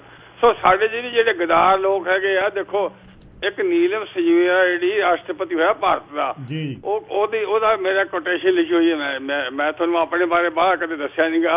ਉਹ ਕਹਿੰਦਾ ਸੀ ਵੀ ਕਿਸਾਨਾਂ ਨੂੰ ਅਣਗੌਲਿਆ ਨਾ ਕਰੋ, ਇਹ ਆਉਣ ਵਾਲੀਆਂ ਪੀੜ੍ਹੀਆਂ ਤੁਹਾਨੂੰ ਬਖਸ਼ਣਗੀਆਂ ਨਹੀਂ। ਸੋ ਕਿਸਾਨਾਂ ਦੀ ਕਿੰਨੀ ਵੱਡੀ ਲੜਾਈ ਹੋਈ, ਸੋ ਇਹਨਾਂ ਨੂੰ ਬਖਸ਼ਿਆ ਤਾਂ ਨਹੀਂ ਜਾਊਗਾ। ਜਿਹੜੇ ਗਦਾਰ ਲੋਕ ਹੈਗੇ, ਆਪਣੇ ਬਥੇਰੇ ਗਦਾਰ, ਬੜੀ ਗਦਾਰੀ ਕੀਤੀ ਕੌਮ ਨਾਲ। ਆਪਾਂ ਕਹਿ ਦਿੰਦੇ ਇੰਦਰਾ ਗਾਂਧੀ ਨੂੰ, ਪਰ ਸਾਡਿਆਂ ਨੇ ਕਿਹੜਾ ਘੱਟ ਕੀਤੀ ਆ। ਤੇ ਇਹ ਚੀਜ਼ਾਂ ਹੁੰਦੀਆਂ। ਇਹ ਕੁਰਸੀ ਦਾ ਲਾਲਚ ਜਿਹੜਾ ਹੁੰਦਾ, ਉਹਦੇ ਬਦਲੇ ਸਭ ਕੁਝ ਹੋਇਆ। ਇਹ ਭੁਗਤਿਆ ਕਿਹਨੇ? ਭੁਗਤਿਆ ਆਪਾਂ, ਤੂੰ, ਮੈਂ। ਲੋਕਾਂ ਦੇ ਬੱਚੇ ਮਾਰੇ ਗਏ, ਅਕਾਲ ਤਖਤ ਢਹਿ ਢੇਰੀ ਹੋ ਗਿਆ, ਸੰਸਾਰ ਸਾਰਾ ਹਿੱਲ ਗਿਆ ਵੀ ਸਿੱਖਾਂ ਨੇ ਇਹ ਕੀ ਹੋ ਗਿਆ, ਹਾਹਾਕਾਰ ਮੱਚ ਗਈ ਦੁਨੀਆ ਦੇ ਵਿੱਚ। ਤੇ ਇੱਥੇ ਬਹੁਤ ਕੁਝ ਹੋਇਆ। ਮੈਂ ਉੱਥੇ ਦੇਖਦਾ ਰਹਿੰਦਾ ਸੀ ਟੀਵੀ ਤੇ, ਲੋਕਾਂ ਨੇ ਕਿਹਾ ਵੀ ਸਾਡਾ ਅਕਾਲ ਤਖਤ ਢਾਤਾ। ਇੰਨਾ ਜੋ ਸੀ ਇੰਗਲੈਂਡ, ਅਮਰੀਕਾ, ਕੈਨੇਡਾ, ਦੁਨੀਆ ਦੇ ਉੱਤੇ ਤੇ ਰੌਲਾ ਸਾਰਾ ਕੁਰਸੀਆਂ ਦਾ ਸੀ। ਕੁਰਸੀਆਂ ਲੈ ਕੇ ਬਹਿ ਗਏ ਆਰਾਮ ਨਾਲ ਸਾਰੇ। Thank you. ਹੁਣ ਮੈਨੂੰ ਖਬਰਾਂ ਸੁਣਾਉਣੀਆਂ ਪੈਣੀਆਂ। ਹਾਹਾਕਾਰ ਦੁਨੀਆ 'ਚ ਮੱਚੀ, ਫਿਰ ਕਨਿਸ਼ਕਾ ਡਿੱਗਿਆ, ਫਿਰ ਹਾਹਾਕਾਰ ਦੂਜੇ ਬੰਨੇ ਮੱਚ ਗਈ ਵੀ ਅੱਤਵਾਦੀ ਉਹ ਅੱਤਵਾਦੀ ਉਹ ਅੱਤਵਾਦੀ। ਇਹ ਰੌਲਾ ਪਿਆ। ਉਹ ਕਦੇ ਸੱਚ ਮੂਹਰੇ ਆਵੇ, ਕੋਈ ਸਮਾਂ ਕਿਸੇ ਦੀ ਰੂਹ ਜਾਣ ਵੇਲੇ ਕ੍ਰਿਪਲਡ ਹੋ ਕੇ ਕਹੇ ਵੀ ਮੈਂ ਹੁਣ ਦੱਸ ਕੇ ਜਾਣਾ, ਮੇਰੇ ਤੇ ਵਜ਼ਨ ਬਹੁਤ ਹੈ। ਤੜਫਦੇ ਤਾਂ ਹੁਣ ਵੀ ਨੇ, ਜਾਣ ਤੋਂ ਪਹਿਲਾਂ ਦੱਸ ਦੇਣ ਤਾਂ ਬਹੁਤ ਚੰਗਾ ਹੋ ਜੂ। ਨਹੀਂ ਤਾਂ ਲੱਭਿਆ ਜਾਣਾ, ਹੌਲੀ ਹੌਲੀ ਲੱਭ ਜਾਣਾ। ਹਰ ਸਾਲ ਨਵੀਂ ਜਾਣਕਾਰੀ ਹੈ, ਹਰ ਸਾਲ। ਹੁਣ ਜਿਹੜੀ ਮੈਂ ਗੱਲ ਕਰਨੀ ਹੈ ਤੁਹਾਡੇ ਨਾਲ, ਪੋਰਟ ਤੇ ਜਿਹੜੇ ਸਾਡੇ ਕੰਟੇਨਰ ਟਰੱਕਿੰਗ ਇੰਡਸਟਰੀ ਆ, 1700 ਦੇ ਕਰੀਬ ਟਰੱਕ ਨੇ, ਉਹਨਾਂ ਦਾ ਰੇਟ ਖਤਮ ਨਹੀਂ ਹੁੰਦਾ। ਕਦੇ ਕਦੇ ਸਾਨੂੰ ਵਧੀਆ ਲੱਗਣ ਲੱਗ ਜਾਂਦਾ ਹੈ, ਕਦੇ ਕਦੇ ਜਦ ਅਸੀਂ ਢਿੱਲੇ ਹੁੰਦੇ ਹਾਂ, ਕਦੇ ਕੋਈ ਗੋਲੀ ਵਧੀਆ ਲੱਗ ਗਈ ਤਾਂ ਅਸੀਂ ਗੁੱਡ ਮਹਿਸੂਸ ਕਰਦੇ ਹਾਂ, ਦੂਜੇ ਦਿਨ ਡਾਊਨ ਹੋ ਜਾਂਦੇ ਹਾਂ। ਰਾਜਨੀਤਿਕ ਪੈਂਤੜੇ ਦੇ ਵਿੱਚ ਰਾਜਨੀਤਿਕ ਬੰਦੇ ਇਕੱਠਾਂ ਦੇ ਵਿੱਚ ਆ ਕੇ ਗੱਲਾਂ ਵਧੀਆ ਕਰ ਜਾਂਦੇ ਨੇ। ਯੂਨੀਅਨ ਨੂੰ, ਟਰੱਕਰਜ਼ ਐਸੋਸੀਏਸ਼ਨ ਨੂੰ ਚੰਗਾ ਲੱਗਦਾ ਵੀ ਚਲੋ ਗੱਲ ਤੁਰੀ, ਮੁੜ ਕੇ ਗੱਲ ਫੇਰ ਠੁੱਸ ਹੋ ਜਾਂਦੀ ਹੈ।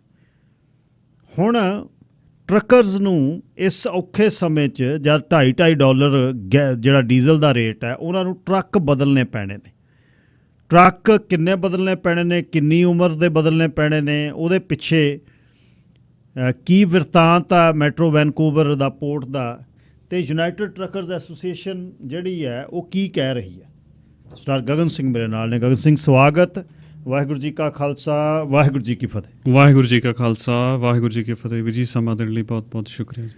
ਅੱਛਾ, ਹੁਣ ਇਹ ਭੰਡਾ ਭੰਡਾਰੀਆ ਕਿੰਨਾ ਕੁ ਭਾਰ ਵਾਲੀ ਗੱਲ ਹੈ। ਇੱਕ ਚੀਜ਼ ਕਦੇ ਕੋਈ ਸ਼ੁਰੂ ਹੋ ਜਾਂਦੀ ਹੈ, ਕਦੇ ਕੋਈ।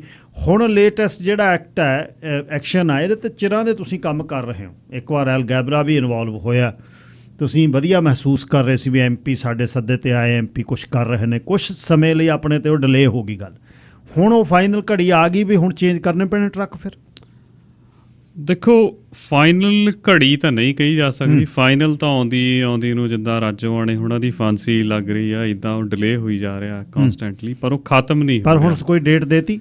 ਹੁਣ 15 ਸਤੰਬਰ ਦੇਤੀ ਉਹਨਾਂ ਨੇ। ਠੀਕ ਹੈ। ਸੋ 15 ਸਤੰਬਰ ਤੋਂ ਸ਼ੁਰੂ ਕਿਵੇਂ ਕੀਤੀ ਵੀ ਪਹਿਲੋਂ ਕੰਪਨੀ ਟਰੱਕ ਨੂੰ ਕੀਤਾ ਟਾਰਗੇਟ ਵੀ ਨੰਬਰ ਇਹ ਦਿੱਤਾ ਜਾ ਰਿਹਾ ਵੀ ਨਹੀਂ ਸਿਰਫ 15 ਹੀ ਨਿਕਲਣੇ ਆ ਜੀ। ਪਰ ਜੇ ਅੱਜ ਦੇ ਸਮੇਂ ਦੇ ਵਿੱਚ ਦੇਖੀਏ ਜਾਂ ਮੰਨ ਲਓ ਕੰਪਨੀ ਦੇ ਪਰਸਪੈਕਟਿਵ ਤੋਂ ਜੇ ਮੈਂ ਗੱਲ ਕਰਾਂ, ਜੇ ਕੰਪਨੀ ਨੇ $2.5 ਲੱਖ ਤੋਂ ਉੱਪਰ ਦਾ ਟਰੱਕ ਲੈਣਾ, ਕੰਪਨੀ ਦਾ ਲਾਇਸੈਂਸ ਸਿਰਫ 2 ਸਾਲ ਲਈ ਆ। ਸੇਮ ਇੱਦਾਂ ਜੇ ਕੰਪਨੀ ਦਾ 2 ਸਾਲ ਲਈ ਆ ਤੇ ਓਨਰ ਆਪਰੇਟਰ ਵੀ ਕੰਪਨੀ ਤੇ ਹੀ ਡਿਪੈਂਡੈਂਟ ਆ, ਕੰਪਨੀ ਦੇ ਵਿੱਚ ਰਹਿ ਕੇ ਹੀ ਕੰਮ ਕਰੂਗਾ। ਹਾਂ, ਪਰ ਕੰਪਨੀ ਦੇ ਵਿੱਚ ਓਨਰ ਆਪਰੇਟਰ ਹੀ ਕੰਮ ਕਰਦੇ ਆ ਜਾਂ ਇਹਨੂੰ ਅਨਦਰ ਪਾਸੇ ਕਹਿ ਸਕਦੇ ਵੀ ਕੰਪਨੀ ਦੇ ਵੀ ਵੱਧ ਟਰੱਕ ਕੰਪਨੀ ਦੇ ਵੀ ਟਰੱਕ ਹੋ ਸਕਦੇ ਆ। ਹੁਣ ਮੰਨ ਲਓ ਜੇ ਕੰਪਨੀ 2.5 ਲੱਖ ਤੋਂ ਉੱਪਰ ਦੀ ਇਨਵੈਸਟਮੈਂਟ ਕੱਲਾ ਟਰੱਕ ਦੀ ਕਾਸਟ ਆ, ਉਹਦੀ ਮੇਨਟੇਨੈਂਸ, ਉਹਦਾ ਵਿਆਜ, ਹੋਰ ਸਾਰੇ ਖਰਚੇ ਉਹ ਵੱਖਰੇ, ਜੇ ਹੁਣ $2.5 ਲੱਖ ਮੰਨ ਲਓ ਖਰਚ ਕਰ ਲਿਆ ਤੇ ਤੁਹਾਨੂੰ 2 ਸਾਲ ਬਾਅਦ ਕਿਸੇ ਵੀ ਰੀਜ਼ਨ ਥੱਲੇ ਪੋਰਟ ਨੇ ਕਹਿਤਾ ਜਾਂ ਕਮਿਸ਼ਨਰ ਨੇ ਕਹਿਤਾ ਵੀ ਹਾਂ ਬਈ ਤੁਹਾਡੇ ਟੈਗ ਵੀ ਅਸੀਂ ਲੈ ਲੈਣਾ, ਤੁਹਾਡੇ ਕੋਲ ਕੰਮ ਹੈ ਨਹੀਂ ਗਾ, ਜਾਂ ਕਿਸੇ ਕਾਰਨ ਕਰਕੇ ਤੁਹਾਡਾ ਲਾਇਸੈਂਸ ਹੀ ਕੈਂਸਲ ਆ, ਜੇ ਕੰਪਨੀ ਲਈ ਵੀ ਔਖਾ ਆ। ਜੇ ਓਨਰ ਆਪਰੇਟਰ ਦੇ ਪੱਖ ਤੋਂ ਦੇਖੀਏ, ਹੁਣ ਕੰਪਨੀ ਤਾਂ ਚਲੋ ਥੋੜਾ ਬਹੁਤ ਉਹਨਾਂ ਦਾ ਤਜਰਬਾ ਹੋ ਜਾਂਦਾ, ਥੋੜੀ ਵੱਡੀ ਐਂਟੀਟੀ ਆ, ਪੈਸੇ ਵੀ ਨੇ ਇੱਕ ਓਨਰ ਆਪਰੇਟਰ। ਜਿਵੇਂ ਹੁਣ ਪਿਛਲੇ ਸਾਲ ਅਸੀਂ ਦੇਖਿਆ ਸੀਗਾ ਇੱਕ ਭਾਈ ਸਾਹਿਬ, ਉਹ ਰਿਟਾਇਰਮੈਂਟ ਤੋਂ ਬਿਲਕੁਲ 4-5 ਸਾਲ ਰਹਿ ਗਏ ਉਹਨਾਂ ਦੇ, ਉਹਨਾਂ ਨੂੰ ਜਿਸ ਸਮੇਂ ਉਹਨਾਂ ਦੀ ਕੰਪਨੀ ਨੇ ਲੇ ਆਫ ਕੀਤਾ ਸੀਗਾ ਉਸੇ ਹੀ ਸਾਲ ਦਾ ਟਰੱਕ ਸੀ, 2021 ਚ ਲੇ ਆਫ ਕੀਤਾ, 2021 ਦਾ ਹੀ ਟਰੱਕ ਸੀ। ਉਹ ਕਹਿੰਦੇ ਵੀ ਮੈਂ ਹੁਣ ਕੀ ਕਰਾਂ, ਮੇਰੇ ਕੋਲ ਕੋਈ ਰਾਹ ਹੀ ਹੈ ਨਹੀਂ ਗਾ। ਦੂਜੀ ਗੱਲ, ਅੱਗੇ ਇਦੋਂ ਅਗਲਾ ਜੇ ਆਸਪੈਕਟ ਦੇਖੀਏ, ਹੈ ਨਾ, ਅਸੀਂ ਵਾਤਾਵਰਨ ਦੇ ਕਦੀ ਵੀ ਖਿਲਾਫ ਨਹੀਂ ਗਏ, ਬਿਲਕੁਲ ਹੱਕ 'ਚ ਆ, ਅਸੀਂ ਇੱਥੇ ਰਹਿਣਾ। ਸਾਨੂੰ ਕੱਲਾ ਜਿਹੜੀ ਵਾਤਾਵਰਨ ਦੀ ਗੱਲ ਹੈ ਨਾ, ਸਾਨੂੰ ਸਮਾਜਿਕ ਪੱਖੋਂ ਨਹੀਂ, ਸਾਨੂੰ ਧਾਰਮਿਕ ਪੱਖੋਂ ਵੀ ਅਸੀਂ ਉਸ ਪੱਖ ਤੋਂ ਸਟਰੋਂਗ ਆ, ਜੇ ਇਹਨੂੰ ਉਸ ਆਸਪੈਕਟ ਤੋਂ ਦੇਖੀਏ। ਪਰ ਉਹ ਗੱਲ ਸਿਰਫ ਇਹ ਆ ਵੀ ਜੇ ਤਾਂ ਕੱਲਾ এনवायरमेंट ਨਾਲ ਰਿਲੇਟਡ ਹੋਵੇ, ਜਿਵੇਂ ਆਹ ਪੋਸਟਰ ਆਪਾਂ ਰੱਖਿਆ ਇੱਥੇ, ਲਿਟਰਲੀ ਪਿਛਲੇ ਕਾਫੀ ਦਿਨਾਂ ਤੋਂ ਅਸੀਂ ਬਿਜ਼ੀ ਸੀਗੇ ਤੇ ਮੈਂ ਵੀ ਅੱਜ ਪਹਿਲੀ ਵਾਰੀ ਇਹਨੂੰ ਨੇੜਿਓਂ ਫੋਟੋ ਨੂੰ ਦੇਖਿਆ ਵੀ ਵਾਕਈ ਕੋਲੇ ਦੇ ਢੇਰ ਲੱਗੇ ਆ। ਇਹ ਢੇਰ ਕੋਈ ਇੰਟੀਰੀਅਰ BC ਜਾਂ ਕੋਲੇ ਦੀ ਖਾਨ 'ਚ ਨਹੀਂ, ਲੋਅਰ ਮੇਨਲੈਂਡ 'ਚ ਆ। ਡੈਲਟਾ ਪੋਰਟ ਹੈ, ਇਹਨੂੰ ਪਾਣੀ ਦੇ ਕੰਢੇ ਤੇ ਆ, ਦੂਰੋਂ ਦੇਖਦੇ ਆ ਹੁਣ ਤਾਂ ਬਿਲਕੁਲ। ਸੋ ਜੇ ਓਵਰਆਲ ਦੇਖੀਏ ਤੇ ਤਕਰੀਬਨ ਜਿਹੜਾ 38 ਮਿਲੀਅਨ ਮੀਟ੍ਰਿਕ ਟਨ ਜਿਹੜਾ ਕੋਲਾ ਆ ਉਹ ਵੈਨਕੂਵਰ ਦੇ ਪਾਣੀਆਂ ਤੋਂ ਐਕਸਪੋਰਟ ਹੁੰਦਾ। ਹੁਣ ਇੱਕ ਪਾਸੇ ਇੱਕ ਬੰਦਾ ਦੁਹਾਈ ਦੇ ਰਿਹਾ ਜਾਂ ਇੱਕ ਪੋਰਟ ਦੁਹਾਈ ਦੇ ਰਿਹਾ ਵੀ ਨਹੀਂ ਜੀ ਅਸੀਂ এনवायरमेंट ਦੇ ਪ੍ਰਤੀ ਬਹੁਤ ਸੁਹਿਰਦ ਆ, ਸੇਮ ਟੋਕਨ ਤੇ ਉਹੀ ਪੋਰਟ ਜਿਹੜਾ ਆ 38 ਮਿਲੀਅਨ ਮੀਟ੍ਰਿਕ ਟਨ ਕੋਲਾ ਜਿਹੜਾ ਉਹ ਐਕਸਪੋਰਟ ਕਰ ਰਿਹਾ, ਫਿਰ ਉਹ ਕਿਤੇ ਜਾਣਾ ਤੇ ਜਾ ਕੇ ਉੱਥੇ ਕੋਈ ਉਹਨੂੰ ਰੀਸਾਈਕਲ ਨਹੀਂ ਹੋਣਾ, ਉਹ ਬੜਨਾ ਹੀ ਆ। ਜਿਵੇਂ ਹੁਣ ਜੇ ਲੇਟੈਸਟ ਨਿਊਜ਼ ਹੁਣ ਦੇਖੀਏ ਤੇ ਜਰਮਨੀ ਦੇ ਵਿੱਚ, ਕਿਉਂਕਿ ਜਿਹੜਾ ਰਸ਼ੀਅਨ ਇਸ਼ੂ ਦੇ ਕਰਕੇ ਉੱਥੇ ਤੇਲ ਆਉਣੋਂ ਹਟ ਗਿਆ ਤੇ ਉਹ ਦੁਬਾਰਾ ਆਪਣੇ ਥਰਮਲ ਪਲਾਂਟ ਚਲਾਉਣ ਲੱਗੇ ਆ। ਈਵਨ ਦੋ ਇਦੂ ਵੀ ਅੱਗੇ ਗੱਲ ਸਾਹਿਬ ਜੇ ਹੋਰ ਦੇਖੀਏ ਨਾ ਜੀ, ਜਿਸ ਹਿਸਾਬ ਨਾਲ ਇਲੈਕਟ੍ਰਿਕ ਕਾਰਾਂ ਹੋਰ ਸਾਰੀ ਇਹ ਡਿਮਾਂਡ ਵੱਧਦੀ ਜਾ ਰਹੀ ਆ, ਜਿੱਦਣ ਸਾਰਾ ਹੀ ਇਲੈਕਟ੍ਰਿਕ ਹੋ ਗਿਆ ਪੂਰਾ ਨਹੀਂ ਹੋਣੀ ਬਿਜਲੀ। ਅਗੇਨ ਮੈਂ ਬੈਕ ਆਵਾਂ, ਹੁਣ ਜਿਹੜਾ ਉਹ 38 ਮਿਲੀਅਨ ਮੀਟ੍ਰਿਕ ਟਨ ਕੋਲਾ ਆ, ਉਹਦੇ ਨਾਲ ਜਿੰਨੀ ਕਾਰਬਨ ਡਾਈਆਕਸਾਈਡ ਪ੍ਰੋਡਿਊਸ ਹੁੰਦੀ ਆ ਉਹਦੇ ਨਾਲ ਉਹ ਬਰਾਬਰ ਹੁੰਦੀ ਆ 17 ਮਿਲੀਅਨ ਪੈਸੇਂਜਰ ਕਾਰਾਂ ਦੇ ਬਰਾਬਰ, ਪੌਣੇ 2 ਕਰੋੜ ਦੇ। ਹੁਣ ਜੇ ਉਸ ਲੈਵਲ ਤੋਂ ਦੇਖੀਏ ਤਾਂ ਲੱਗਦਾ ਵੀ ਕਿਤੇ ਨਾ ਸਿਰਫ ਗੱਲ ਕੀ ਆ ਬਈ ਅਸੀਂ ਆਪਣੇ ਹੱਕਾਂ ਲਈ ਲੜਦੇ ਆ ਰਹੇ, ਸਾਨੂੰ ਹੀ ਟਾਰਗੇਟ ਕਿਉਂ ਕੀਤਾ ਜਾ ਰਿਹਾ, ਕਿਉਂਕਿ ਅਸੀਂ 99 'ਚ ਆਪਣੇ ਹੱਕਾਂ ਲਈ ਸਟ੍ਰਾਈਕ ਕੀਤੀ, 2005 ਦੇ ਵਿੱਚ ਕੀਤੀ, 14 ਦੇ ਵਿੱਚ ਕੀਤੀ, ਹੁਣ ਫਿਰ ਅਸੀਂ ਤਿਆਰ ਆ ਰਹੀ। ਉਹ ਸਿਰਫ ਕਿਤੇ ਨਾ ਕਿਤੇ ਜਿਹੜਾ ਬਿਮਾਰੀ ਨਹੀਂ ਠਾਰ ਹੈ, ਬਿਮਾਰ ਨੂੰ ਖਤਮ ਕਰਨ ਦੀ ਇਹ ਕੋਸ਼ਿਸ਼ ਆ ਵੀ ਇਹਨਾਂ ਨੂੰ ਆਹ ਟਰੱਕ ਨਵੇਂ ਲੈਣੇ ਪੈਣਗੇ, ਟੋਟਲੀ ਇਹ ਡਿਪੈਂਡੈਂਟ ਹੋਣਗੇ ਤੇ ਇਹ ਆਪੇ ਇੰਡਸਟਰੀ ਛੱਡ ਕੇ ਚਲੇ ਜਾਣਗੇ, ਜਿਹੜਾ ਇਹਦੇ ਪਿੱਛੇ ਮੋਟਿਵ ਹੈ। ਜੇ ਆਪਾਂ ਟਰੱਕ ਡਰਾਈਵਰ ਹੋਈਏ, ਆਪਣੇ ਕੋਲ ਹੁਣ ਟਰੱਕ ਨਾਲ ਰੋਟੀ ਚੱਲ ਰਹੀ ਹੈ, ਔਖੀ ਚੱਲ ਰਹੀ ਹੈ ਪਰ ਚੱਲ ਰਹੀ ਹੈ। ਹੁਣ ਜਦੋਂ ਮੈਨੂੰ ਸਤੰਬਰ 'ਚ ਬਦਲਣਾ ਪੈਣਾ, ਕਿਹੜਾ ਟਰੱਕ ਮੇਰੇ ਕੋਲ ਹੋਵੇ ਜਿਹੜਾ ਮੈਨੂੰ ਬਦਲਣਾ ਪੈਣਾ, ਕਿਹੜਾ ਟਰੱਕ ਮੈਨੂੰ ਕਿਹੜੇ ਸਾਲ ਤੋਂ ਉੱਪਰਲਾ ਲੈਣਾ ਪੈਣਾ?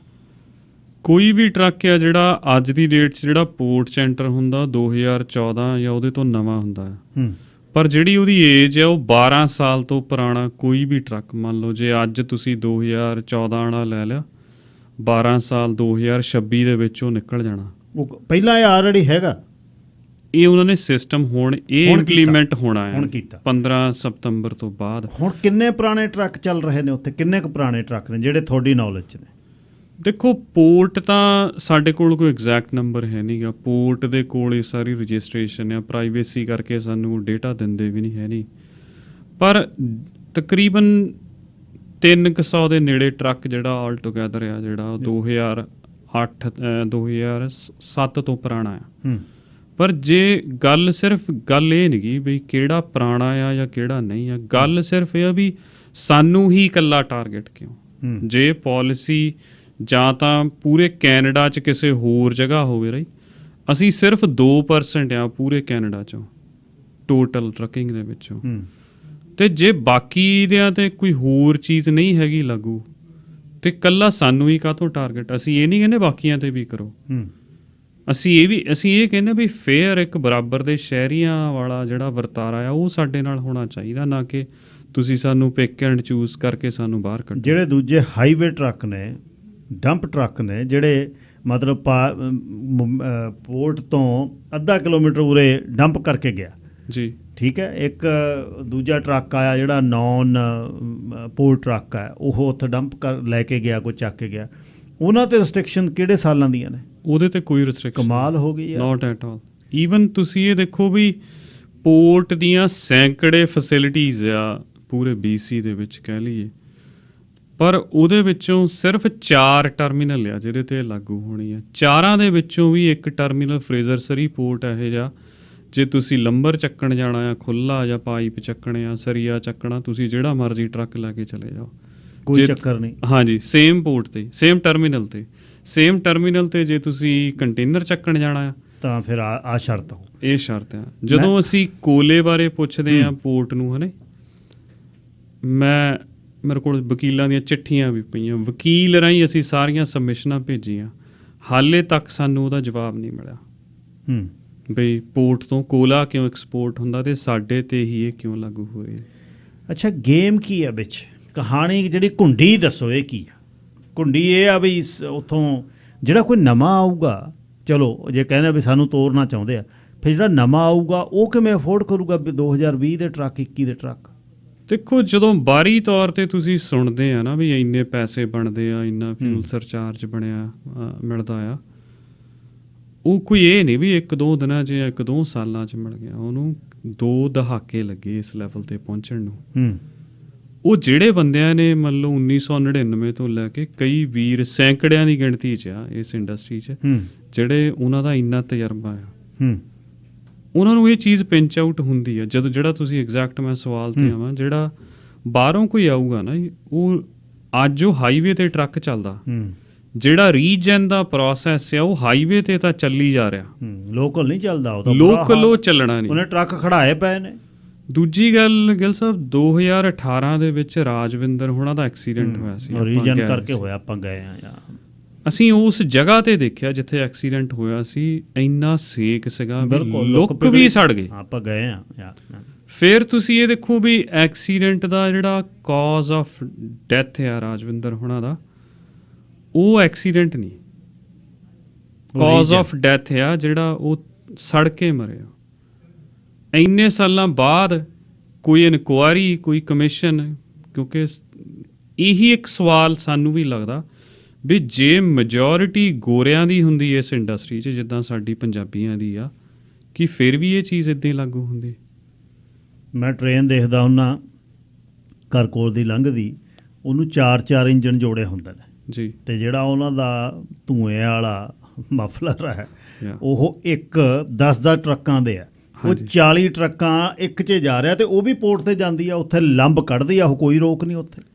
ਅਸੀਂ ਕਨਫਰਮ ਕੀਤਾ ਜੀ, ਡੈਲਟਾ ਪੋਰਟ ਤੇ ਜਿਹੜਾ ਰੇਲ ਦਾ ਇੰਜਣ ਆ ਨਾ, ਜਿਹੜੀ ਵੀ ਰੇਲ ਕੰਪਨੀ ਉਹ 1980 ਦਾ ਆ, ਤੇ ਉਹ ਡੈਲਟਾ ਪੋਰਟ ਤੇ ਰਹਿੰਦਾ, ਕਿਤੇ ਬਾਹਰ ਨਹੀਂ ਜਾਂਦਾ।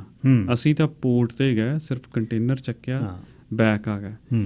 ਈਵਨ ਵੱਧ ਤੋਂ ਵੱਧ ਅੱਧਾ ਘੰਟਾ। ਹਾਂਜੀ, ਸੜਕਾਂ ਨੇ, ਵਾਟਰ ਫਰੰਟ ਤੇ ਪੋਰਟ ਦੇ ਦਫ਼ਤਰ 'ਚੋਂ ਬਹਿ ਕੇ ਦੀਦੇ ਆ ਜਿਹੜੇ ਸ਼ਿਪ ਜਾਂ ਜਿਹੜੇ ਛੋਟੀਆਂ ਟੱਗ ਬੋਟ ਹੋਰ ਪਾਣੀ 'ਚ ਖੜੇ ਆ ਉਹ, ਤੇ ਉਹ ਮਾੜਾ ਮੂੰਹ ਜਿਹੜਾ ਆ ਅਸੀਂ ਕਲੀਅਰ ਡੀਜ਼ਲ ਵਰਤ ਰਹੇ ਉਹ ਜਿਹੜਾ ਮਾੜਾ ਡੀਜ਼ਲ ਉਹ ਵਰਤ ਕੇ ਉੱਥੇ ਪੋਲਿਊਟ ਕਰਦੇ ਤੇ ਉੱਥੇ ਰਹਿੰਦੇ ਆ, ਤੇ ਉਹ ਸਾਡੀ ਟੂਰਿਸਟ ਅਟਰੈਕਸ਼ਨ ਆ।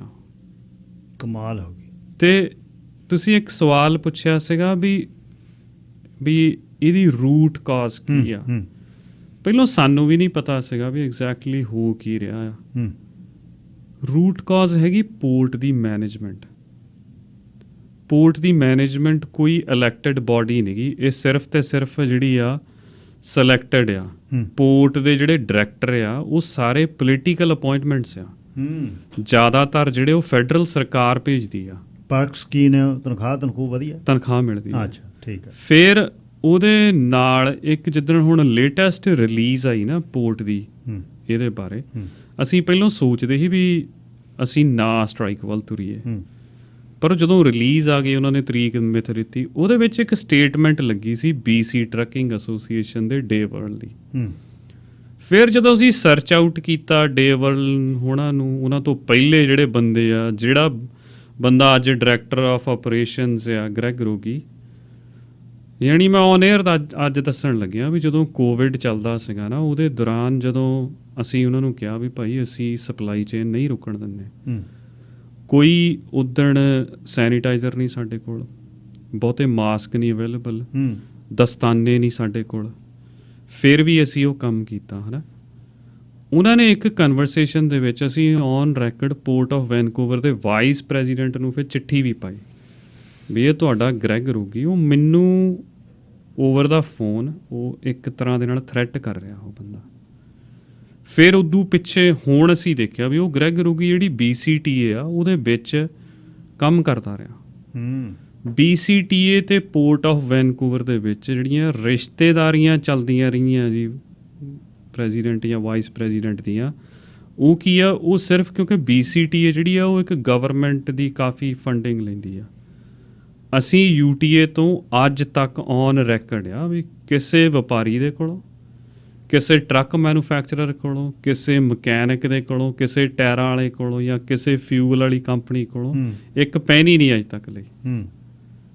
ਮੈਂ ਆਪਣੇ ਬਾਰੇ ਜਦੋਂ ਕੋਈ ਪੁੱਛਦਾ, ਜਦੋਂ ਮੈਂ ਦੱਸਦਾ ਵੀ ਭਾਈ ਮੇਰਾ ਤਾਂ ਕੋਈ ਲੈਣਾ ਦੇਣਾ ਹੀ ਨਹੀਂ ਸਿੱਧਾ, ਵੀ ਨਾ ਮੈਂ ਕੁਛ ਲੈਣਾ ਇੱਥੋਂ, ਵੀ ਇਹ ਤਾਂ ਸਿਰਫ ਇੱਕ ਸੇਵਾ ਹੀ ਆ।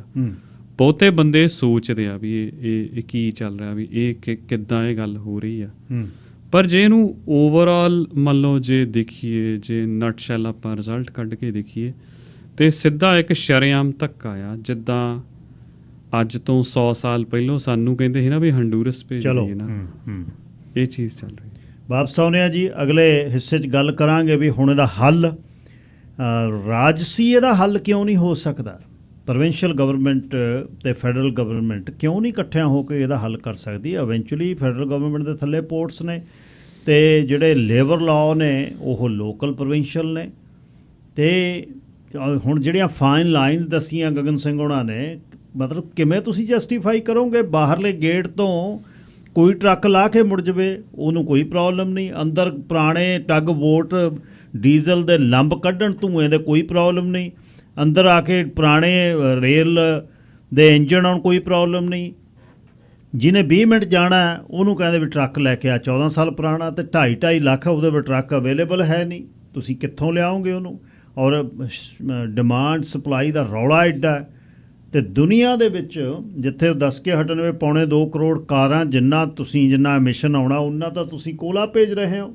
2021 ਦੇ ਵਿੱਚ 38 ਮਿਲੀਅਨ ਮੈਟ੍ਰਿਕ ਟਨ ਉਹ ਐਕਸਪੋਰਟ ਕਰ ਰਹੇ, ਉਹਦੀ ਜ਼ਿੰਮੇਵਾਰੀ ਕੌਣ ਦਊਗਾ। ਵਾਪਸ ਆਉਣਾ 888 ਡਰਾਈਵਿੰਗ ਸਕੂਲ। ਗਗਨ ਸਿੰਘ ਜੀ, ਇਹ ਫਿਰ ਇਹਦਾ ਸਥਾਈ ਹੱਲ ਕੀ ਹੈ, ਜਾਂ ਫਿਰ ਇਹ ਐਂ ਹੀ ਚੱਲੀ ਜਾਣਾ ਬਈ ਮਾੜਾ ਜਿਹਾ ਸਾਹ ਲੈ ਲਿਆ ਤੇ ਦੁਬਾਰਾ ਫਿਰ ਕੋਈ ਚੱਕਰ ਆ ਗਿਆ, ਇਹਦਾ ਪੱਕਾ ਹੱਲ ਕਿਵੇਂ ਹੋ? ਦੇਖੋ, ਜਿਹੜਾ ਪ੍ਰੋਵਿੰਸ ਵਾਲਾ ਆ ਉਹ ਕਾਫੀ ਸਾਲਾਂ ਤੋਂ, ਇਹ ਨਹੀਂ ਵੀ ਉਹ ਸਾਰਾ ਹੱਲ ਹੋ ਗਿਆ, ਹਰਡਲਸ ਆਉਂਦੀਆਂ, ਪਰ ਕਿਤੇ ਨਾ ਕਿਤੇ ਸੁਣਵਾਈ ਹੈਗੀ ਆ। ਪੋਰਟ ਦਾ ਜੋ ਮੈਂ ਪਿਛਲੇ ਸਾਲਾਂ ਤੋਂ ਦੇਖਦਾ, ਉਹਦੇ ਵਿੱਚ ਜਿੰਨਾ ਚਿਰ ਅਸੀਂ ਸਟ੍ਰਾਈਕ ਨਹੀਂ ਕਰਦੇ ਹੈ ਨਾ, ਉਹ ਸਾਨੂੰ ਸੀਰੀਅਸਲੀ ਨਹੀਂ ਲੈਂਦੇ। ਹਰ ਵਾਰੀ ਉਹ ਸੋਚਦੇ ਆ। ਹੁਣ ਵੀ ਉਹਨਾਂ ਦੇ ਮਨ 'ਚੋਂ ਇਹੀ ਗੱਲ ਕੀਤੀ ਉਹ ਆ ਘਰ ਬਈ ਇਹ ਥੋੜ੍ਹੇ ਜਿਹੇ ਬੰਦੇ ਆ, ਜੇ 100 150 200 ਬੰਦਾ ਵੀ ਜੇ ਕੱਢਣਾ ਵੀ ਪੈ ਗਿਆ ਸਾਨੂੰ ਕੋਈ ਕੇਅਰ ਨਹੀਂ। ਸੋ ਜਿਹੜਾ ਉਹ ਹਰ ਵਾਰੀ ਅੰਡਰਮਾਈਨ ਕਰਦੇ ਆ ਨਾ ਜੀ, ਇਹੀ ਇੱਕ ਬਿਮਾਰੀ ਦੀ ਜੜ ਆ। ਜਿਵੇਂ ਮੈਂ ਪਹਿਲਾਂ ਦੱਸਿਆ ਵੀ ਜੇ ਗ੍ਰੈਗ ਰੋਗੀ ਫੋਨ ਕਨਵਰਸੇਸ਼ਨ 'ਤੇ ਮੈਨੂੰ ਕੋਈ ਚੈਲੰਜ ਕਰ ਸਕਦਾ, ਕੋਈ ਪ੍ਰਵੋਕ ਕਰ ਸਕਦਾ, ਆਮ ਬੰਦਿਆਂ ਦੀ ਤਾਂ ਗੱਲ ਹੀ ਛੱਡ ਦਿਓ ਵੀ ਉਹ ਕੀ ਕਰ ਸਕਦੇ ਆ। ਪਰ ਇਹਦਾ ਹੱਲ ਇਹ ਨਹੀਂ ਵੀ ਹੱਲ ਨਹੀਂ ਨਿਕਲ ਸਕਦਾ। ਜੇ ਟਰਾਂਸਪੋਰਟ ਆਪਣਾ ਕੈਨੇਡਾ ਚੁਣੇ ਹੋਏ ਨੁਮਾਇੰਦੇ ਜੇ ਇਹਦੇ ਵਿੱਚ ਦਖਲਅੰਦਾਜ਼ੀ ਕਰਨ, ਇਹ ਕੋਈ ਬਹੁਤੀ ਵੱਡੀ ਗੱਲ ਨਹੀਂ। ਉਹਨਾਂ ਦੇ ਇੱਕ ਪੈਨ ਦੇ ਸਟ੍ਰੋਕ ਦੇ ਨਾਲ ਨਾ ਜੀ ਦੌੜਾਂ ਲੱਗ ਜਾਣੀਆਂ। ਅੱਛਾ, ਕਦੇ ਕਦੇ ਫਿਰ ਆਪਾਂ ਨੂੰ ਐਂ ਲੱਗਦਾ ਵੀ ਇਹਨਾਂ ਨੇ ਸਾਨੂੰ ਸਾਹ ਦੇਤਾ, ਫਿਰ ਉਹ ਹੁਣ ਦੁਬਾਰਾ ਸ਼ਿਫਟ ਕਿਉਂ ਹੁੰਦੇ ਨੇ? ਜਦ ਇੱਕ ਵਾਰ ਤੁਹਾਡੇ ਨਾਲ ਖੜ ਜਾਂਦੇ ਨੇ, ਹੁਣ ਕਿੱਥੇ ਖੜਦੇ ਨੇ? ਦੇਖੋ ਅਸੀਂ 2 ਮਹੀਨੇ ਪਹਿਲਾਂ ਮੀਟਿੰਗ ਕੀਤੀ, ਸਾਰੇ ਹੀ ਇਹ ਨਹੀਂ ਇਕੱਲਾ ਵੀ ਲਿਬਰਲ ਵਾਲੇ, ਸਾਰੇ ਜਿਹੜੇ ਚੁਣੇ ਨੁਮਾਇੰਦੇ ਆ ਫੈਡਰਲ ਲੈਵਲ ਦੇ, ਉਹਨਾਂ ਨੂੰ ਸੱਦਾ ਭੇਜਿਆ। ਸੱਦਾ ਵੀ ਕੋਈ ਇਹ ਨਹੀਂ ਵੀ ਖੜੇ ਪੈਰ ਦਿੱਤਾ, 4 ਹਫ਼ਤੇ ਪਹਿਲਾਂ। ਤੇ ਜਿੰਨੇ ਚੁਣੇ ਨੁਮਾਇੰਦੇ ਆ ਸਾਰਿਆਂ ਦੇ ਵਿੱਚੋਂ ਸਿਰਫ 2 ਜਣੇ ਆਏ, ਇੱਕ ਸੀ ਸੁੱਖ ਧਾਲੀਵਾਲ ਤੇ ਇੱਕ ਸੀ ਰਿਚਮੰਡ ਤੋਂ ਪਰਮ ਬੈਂਸੋਣੀ। ਹੋਰ ਕੋਈ ਨਹੀਂ ਆਇਆ। ਸੋ ਇਹਦੇ ਲਈ ਜਿਹੜੇ ਸਾਡੀ ਪੰਜਾਬੀ ਭਾਈਚਾਰਾ ਪਹਿਲੋਂ ਟਰੱਕਿੰਗ ਵਾਲੇ, ਉਦੋਂ ਬਾਅਦ ਜਿਹੜੇ ਸਮਾਜਿਕ ਜਿਹੜੇ ਆ ਜਾਂ ਜਿਹੜੇ ਧਾਰਮਿਕ ਪੱਖ ਵਾਲੇ ਆ, ਉਹਨਾਂ ਨੂੰ ਇਸ ਗੱਲ 'ਤੇ ਖੜਨਾ ਪਊਗਾ। ਅੱਜ ਉਹਨਾਂ ਨੂੰ ਲੱਗਦਾ ਸ਼ਾਇਦ ਵੀ ਇਹ ਇਕੱਲਾ ਟਰੱਕਿੰਗ ਵਾਲਿਆਂ ਦਾ ਜਾਂ ਇਕੱਲਾ ਗਗਨ ਸਿੰਘ ਦਾ, ਜੇ ਇਹਨੂੰ ਨਿੱਜੀ ਤੌਰ 'ਤੇ ਦੇਖੀਏ ਮੇਰੀ ਕਮਿਊਨਿਟੀ ਦਾ ਇਸ਼ੂ ਆ, ਪਰਸਨਲੀ ਗਗਨ ਸਿੰਘ ਦਾ ਕੋਈ ਰੌਲਾ ਨਹੀਂ। ਪਰ ਜੇ ਮੰਨ ਲਓ ਉਹ ਇਸ ਗੱਲ 'ਤੇ ਨਹੀਂ ਖੜਦੇ, ਫਿਰ ਮੁੜ ਕੇ ਜਿਹੜੇ ਚੁਣੇ ਨੁਮਾਇੰਦਿਆਂ ਦਾ ਹੋਰ ਜਗ੍ਹਾ, ਜਾਂ ਮੰਨ ਲਓ ਮੈਂ ਨਾਂ ਨਹੀਂ ਲੈਂਦਾ, ਪਰ ਜਿਹੜੀਆਂ ਹੋਰ ਧਾਰਮਿਕ ਸੰਸਥਾਵਾਂ ਵੀ ਆ, ਮੰਨ ਲਓ ਜਿਹੜੇ ਝੋਲੀ ਚੁੱਕ ਬਣੇ ਫਿਰਦੇ ਆ ਸਰਕਾਰਾਂ ਦੇ, ਉਹਨਾਂ ਨੂੰ ਇਸ ਗੱਲ ਤੇ ਜਵਾਬ ਦੇਣਾ ਪਊ ਕਿਸੇ ਸਮੇਂ। ਕਈ ਵਾਰੀ ਇਹ ਲੱਗਦਾ ਹੁੰਦਾ ਵੀ ਥੋੜ੍ਹਾ ਚਿਰ ਤੁਸੀਂ ਕਰ ਜੰਨੇ ਆ ਇੱਦਾਂ। ਆਹ ਦੇਖ ਲਓ ਕੱਲ੍ਹ SYL ਗਾਣਾ ਆ ਗਿਆ, ਦੌੜਾਂ ਲੱਗੀਆਂ ਪਈਆਂ, ਕਿੱਥੋਂ ਜੋ ਪੁਰਾਣਾ 2-3 ਦਹਾਕਿਆਂ ਦਾ ਜਿਹੜਾ ਜੋ ਇਤਿਹਾਸ ਆ ਇੱਕ ਵਾਰੀ 'ਚ ਫਰੋਲ ਸਿੱਟਿਆ। ਲੱਭ ਰਹੇ ਨੇ ਲੋਕ ਜਿਹੜੇ 80 ਤੋਂ ਬਾਅਦ ਜੰਮੇ ਨੇ, ਉਹ ਕਹਿੰਦੇ ਵੀ ਕੌਣ ਸੀ ਬਲਵਿੰਦਰ ਸਿੰਘ ਜਟਾਣਾ, ਕੌਣ ਸੀ, ਕੀ ਹੋਇਆ, ਸਾਰੇ ਕਿਊਰੀਅਸ ਹੋਏ ਨੇ। ਜਿੱਦਣ ਇਤਿਹਾਸ ਲਿਖਿਆ ਜਾਊਗਾ ਨਾ ਜੀ, ਓਵਰਆਲ ਇਹ ਇਵੈਲੂਏਸ਼ਨ ਹੋਊਗੀ। ਸ਼ਾਇਦ ਸਾਡੇ ਹੁੰਦਿਆਂ ਹੋ ਜਾਵੇ, ਪਤਾ ਨਹੀਂ ਸਾਡੇ ਤੋਂ ਬਾਅਦ ਹੋਊ, ਪਰ ਇਹ ਹੋਊਗੀ ਜ਼ਰੂਰ ਬਈ ਇਹ ਕੀ ਕੀਤਾ ਸੀਗਾ। ਈਵਨ ਇਦੋਂ ਵੀ ਅੱਗੇ ਜੇ ਦੇਖੀਏ, ਜੇ ਇਨਫਰਾਸਟਰਕਚਰ ਦੀ ਗੱਲ ਕਰੀਏ ਨਾ ਜੀ, ਜੇ ਪੋਰਟ ਨੂੰ ਇੰਨੀ ਤੰਗੀ ਆ ਤੇ ਜਿਹੜੀਆਂ ਤੁਹਾਡੇ ਸਾਹਮਣੇ ਰੋਜ਼ ਆ ਲਾਈਨਾਂ ਲੱਗਦੀਆਂ, ਭਰਿਆ ਪਿਆ, ਕੋਈ ਇਨਫਰਾਸਟਰਕਚਰ ਨਹੀਂ। ਤੁਸੀਂ ਇਹ ਦੇਖ ਲਓ ਵੀ ਇਹ ਤਾਂ ਜਿਹੜੀ ਜੇ ਓਵਰਆਲ ਕੁੱਲ ਮਿਲਾ ਕੇ ਦੇਖੀਏ ਨਾ ਜੀ, ਤੇ ਸਾਰਾ ਸਿਸਟਮ ਹੀ ਜਿਹੜਾ ਆ ਇਹ ਰੀਹਾਲ ਹੋਣਾ ਮੰਗਦਾ ਹੁਣ ਇਸ ਵੇਲੇ। ਅੱਜ ਕਰ ਲੈਣ, ਕੱਲ੍ਹ ਨੂੰ ਕਰ ਲੈਣ, ਨਹੀਂ ਤਾਂ ਅਸੀਂ ਆਪਣੀ ਆਉਣ ਵਾਲੀ ਪੀੜ੍ਹੀ ਦੇ ਲਈ ਕੰਢੇ ਬੀਜ ਰਹੇ। ਮੇਰਾ ਸਪੈਸੀਫਿਕਲੀ ਸੱਚ ਦੱਸਾਂ ਵੀ ਆ UTA ਨਾਲ 9ਵਾਂ ਸਾਲ ਆ, ਸਿਰਫ ਇੱਕੋ ਹੀ ਗੱਲ ਸੀਗੀ ਮੇਨ, ਬਈ ਜੋ ਮੈਂ ਉੱਥੇ ਹਾਲਾਤ ਦੇਖੇ ਸੀ, 8-9 ਮਹੀਨੇ ਮੈਂ ਟਰੱਕ ਚਲਾਇਆ, ਪਰ ਉਹ ਹਾਲਾਤਾਂ ਦੇ ਕਰਕੇ ਇਸ ਲੈਵਲ 'ਤੇ ਆ ਗਏ। ਜਿਹੜੀ ਇੰਡਸਟਰੀ 'ਚ ਮੰਨ ਲਓ ਸਾਨੂੰ $20 20 ਕੰਪਨੀਆਂ ਲਈ ਦੇਣੇ ਔਖੇ ਸੀਗੇ, ਅੱਜ ਉਸੇ ਇੰਡਸਟਰੀ ਦੇ ਵਿੱਚ ਓਵਰ ਟਾਈਮ 'ਤੇ $40 ਪਰ ਆਵਰ ਮਿਲਦੇ ਆ। ਪੈਸੇ ਹੁਣ ਬਣ ਲੱਗ ਗਏ। ਹੁਣ ਜਦ ਲਗੜ ਤਿਆਰ ਹੋ ਗਏ ਵੀ ਹੁਣ ਪੈਸੇ ਬਣ ਗਏ, ਹੁਣ ਚੱਲੀਏ। ਜਦੋਂ ਤੰਗ ਸੀ ਜਾਂ ਉਹ ਵੀ ਗੱਲਾਂ ਆਪਾਂ ਹਰ ਰੋਜ਼ ਕਰਦੇ ਨੇ ਵੀ ਝੋਲਾ ਲਈ ਬੈਠਾ, ਵਿੱਚ ਲੰਚ ਪਿਆ, ਸੱਦੂਗਾ ਜਾਂ ਨਹੀਂ ਸੱਦੂਗਾ। ਜਵਾਕ ਕਹਿੰਦੇ ਨੇ ਵੀ ਡੈਡ ਕੰਮ 'ਤੇ ਜਾਣਾ ਜਾਂ ਨਹੀਂ, ਕਹਿੰਦਾ ਦਸਤਾਰ ਬੰਨ੍ਹ ਕੇ ਬੈਠਾ, 1 ਲੱਗ ਗਿਆ ਟ੍ਰਿਪ, 2 ਲੱਗ ਗਏ ਟ੍ਰਿਪ, ਹੁਣ ਸਭ ਦੇ ਪੈਸੇ ਬਣਦੇ ਨੇ। ਅਸੀਂ ਇਸ ਗੱਲ ਤੋਂ ਖੁਸ਼ ਹਾਂ। ਅਤੇ ਹੁਣ ਇਹਦੇ 'ਚ ਕੋਈ ਇਉਂ ਵੀ ਨਹੀਂ ਕੋਈ ਸ਼ਿਪਿੰਗ ਕੰਪਨੀ ਬੈਂਕਰਪਟ ਹੋ ਗਈ।